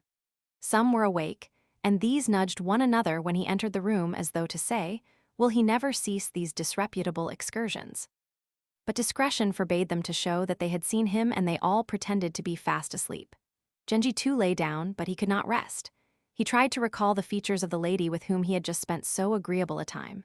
Certainly, she must be one of Kokiden's sisters, perhaps the fifth or sixth daughter, both of whom were still unmarried. The handsomest of them, or so he had always heard, were Prince Sochi's wife and the fourth daughter, the one with whom to know Chujo got on so badly. It would really be rather amusing if it did turn out to be Chujo's wife. The sixth was shortly to be married to the heir apparent. How tiresome if it were she. But at present, he could think of no way to make sure. She had not behaved at all as though she did not want to see him again. Why then had she refused to give him any chance of communicating with her? In fact, he worried about the matter so much, and turned it over in his mind with such endless persistency, that it soon became evident he had fallen deeply in love with her. Nevertheless, no sooner did the recollection of Fujitsubo's serious and reticent demeanor come back to his mind than he realized how incomparably more she meant to him than this light-hearted lady. That day the after-banquet kept him occupied till late at night. At the emperor's command, he performed on the 13-stringed zithern and had an even greater success than with his dancing on the day before. At dawn, Fujitsubo retired to the emperor's rooms. Disappointed in his hope that the lady of last night would somewhere or somehow make her appearance on the scene, he sent for Yashikiyo and Koremitsu, with whom all his secrets were shared, and bade them keep watch upon the lady's family. When he returned next day from duty at the palace, they reported that they had just witnessed the departure of several coaches, which had been drawn up under shelter in the courtyard of the watch. Among a group of persons, who seemed to be the domestic attendants of those for whom the coaches were waiting, two gentlemen came threading their way in a great hurry. These we recognized as Shei no Shosho and Uchubin, so there is little doubt that the carriages belonged to Princess Kokiden. For the rest, we noted that the ladies were by no means ill-looking and that the whole party drove away in 3 carriages. Genji's heart beat fast, but he was no nearer than before to finding out which of the sisters it had been. Supposing her father, the minister of the right, should hear anything of this, what to do there would be. It would indeed mean his absolute ruin. It was a pity that while he was about it, he did not stay with her till it was a little lighter. But there it was. He did not know her face, but yet he was determined to recognize her. How? He lay on his bed devising and rejecting endless schemes. Murasaki, too, must be growing impatient. Days had passed since he had visited her, and he remembered with tenderness how low-spirited she became when he was not able to be with her. But in a moment his thoughts had returned to the unknown lady. He still had her fan. It was a folding fan with ribs of hinoki wood and tassels tied in a splice knot. One side was covered with silver leaf on which was painted a dim moon, giving the impression of a moon reflected in water. It was a device which he had seen many times before, but it had agreeable associations for him, and continuing the metaphor of the grass on the moor, which she had used in her poem, he wrote on the fan, "Has mortal man ever puzzled his head with such a question before as to ask where the moon goes to when she leaves the sky at dawn?" And he put the fan safely away. It was on his conscience that he had not for a long while been to the great hall, but fearing that Murasaki too might be feeling very unhappy, he first went home to give her her lessons. Every day she was improving not only in looks, but also in amiability of character. The beauty of her disposition was indeed quite out of the common. The idea that so perfect a nature was in his hands, to train and cultivate as he thought best, was very attractive to Genji. It might, however, have been objected that to receive all her education from a young man is likely to make a girl somewhat forward in her manner. First, there was a great deal to tell her about what had happened at the court entertainments of the last few days. Then followed her music lesson, and already it was time to go. Oh, why must he always go away so soon? She wondered sadly, but by now she was so used to it that she no longer fretted as she had done a little while ago. At the great hall he could, as usual, scarcely get a word out of Ai. The moment that he sat idle, 1,000 doubts and puzzles began to revolve in his mind. He took up his zithern and began to sing. Not softlier pillowed is my head that rests by thine unloving bride. Then were those jagged stones my bed through which the falls of Nuki stride. At this moment Ai's father came by and began to discuss the unusual success of the recent festivities. Old as I am, he said, and I may say that I have lived to see 4 illustrious sovereigns occupy the throne, I have never taken part in a banquet which produced verses so spirited, or dancing and music so admirably performed. Talent of every description seems at present to exist in abundance, but it is creditable to those in authority that they knew how to make good use of it. For my part, enjoyed myself so much that had I but been a few years younger I would positively have joined in the dancing. No special steps were taken to discover the musicians, answered Genji. We merely used those who were known to the government in one part of the country and another as capable performers. If I may say so, it was Chujo's willow dance that made the deepest impression and is likely always to be remembered as a remarkable performance. But if you, sir, had indeed honored us, a new luster would have been added to my father's reign. Ai's brothers now arrived and, leaning against the balustrade, gave a little concert, their various instruments blending delightfully. Fugitive as their meeting had been, it had sufficed to plunge the lady whose identity Prince Genji was now seeking to establish into the depths of despair. For in the 4th month she was to become the heir apparent's wife. Turmoil filled her brain. Why had not Genji visited her again? He must surely know whose daughter she was. But how should he know which daughter? Besides, her sister Cockaiden's house was not a place where, save under very strange circumstances, he was likely to feel at all at his ease. And so she waited in great impatience and distress, but of Genji there was no news. About the 20th day of the 3rd month her father, the minister of the right, held an archery meeting at which most of the young noblemen and princes were present. It was followed by a wisteria feast. The cherry blossom was for the most part over, but 2 trees, which the minister seemed somehow to have persuaded to flower later than all the rest, were still an enchanting sight. He had had his house rebuilt only a short time ago when celebrating the initiation of his granddaughters, the children of Cockiden. It was now a magnificent building, and not a thing in it, but was of the very latest fashion. He had invited Genji when he had met him at the palace only a few days before, and was extremely annoyed when he did not appear. Feeling that the party would be a failure if Genji did not come, he sent his son Shei no Shosho to fetch him, with the poem, "Were my flowers as those of other gardens, never should I have ventured to summon you." Genji was in attendance upon the emperor and at once showed him the message. "He seems very pleased with himself and his flowers," said his majesty with a smile, adding, "As he has sent for you like this, I think you had better go. After all, your half-sisters are being brought up at his house, and you ought not to treat him quite as a stranger." He went to his apartments and dressed. It was very late indeed when at last he made his appearance at the party. He was dressed in a cloak of thin Chinese fabric, white outside, but lined with yellow. His robe was of a deep wine-red color with a very long train. The dignity and grace with which he carried this fancifully regal attire in a company where all were dressed in plain, official robes were indeed remarkable, and in the end, his presence perhaps contributed more to the success of the party than did the fragrance of the minister's boasted flowers. His entry was followed by some very agreeable music. It was already fairly late when Genji, on the plea that the wine had given him a headache, left his seat and went for a walk. He knew that his 2 stepsisters, the daughters of Cockiden, were in the inner apartments of the palace. He went to the eastern portico and rested there. It was on this side of the house that the wisteria grew. The wooden blinds were raised, and a number of ladies were leaning out of the window to enjoy the blossoms. They had hung bright-colored robes and shawls over the windowsill, just as is done at the time of the New Year dancing and other gala days, and were behaving with a freedom of allure, which contrasted very oddly with the sober decorum of Fujitsubo's household. "I am feeling rather overpowered by all the noise and bustle of the flower party," Genji explained. "I am very sorry to disturb my sisters, but I can think of nowhere else to seek refuge." And advancing towards the main door of the women's apartments, he pushed back the curtain with his shoulder. "Refuge, indeed," cried one of the ladies, laughing at him. "You ought to know by now that it is only poor relations who come to seek refuge with the more successful members of their family. What, pray, have you come to bother us for? Impertinent creatures." He thought, but nevertheless there was something in their manner which convinced him they were persons of some consequence in the house, and not, as he at first supposed, mere waiting women. A scent of costly perfumes pervaded the room. Silken skirts rustled in the darkness. There could be little doubt that these were Cockiden sisters and their friends. Deeply absorbed, as indeed was the whole of this family, in the fashionable gaieties of the moment, they had flouted decorum and posted themselves at the window that they might see what little they could of the banquet which was proceeding outside.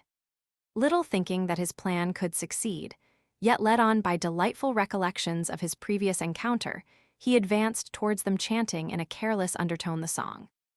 "At Ishikawa, a man from coma took my belt away." But for belt he substituted fan, and by this means he sought to discover which of the ladies was his friend. "Why, you have got it wrong. I never heard of that Korean," one of them cried. Certainly it was not she. But there was another who, though she remained silent, seemed to him to be sighing softly to herself. He stole towards the curtain of state behind which she was sitting, and taking her hand in his at a venture, he whispered the poem. "If on this day of shooting my arrow went astray, 'twas that in dim morning twilight only the mark had glimmered in my view." And she, unable any longer to hide that she knew him, answered with the verse. "Had it been with the arrows of the heart that you had shot, though from the moon's slim bow no brightness came, would you have missed your mark?" Yes, it was her voice. He was delighted, and yet. A famous poem by Oino Chisato, 9th century. What so lovely as a night when the moon, though dimly clouded, is never wholly lost to sight? Kokaiden's brothers. He had no right to such a costume, for though a son of the emperor, he had been affiliated to the Minamoto clan and no longer counted as a member of the imperial family. Korea,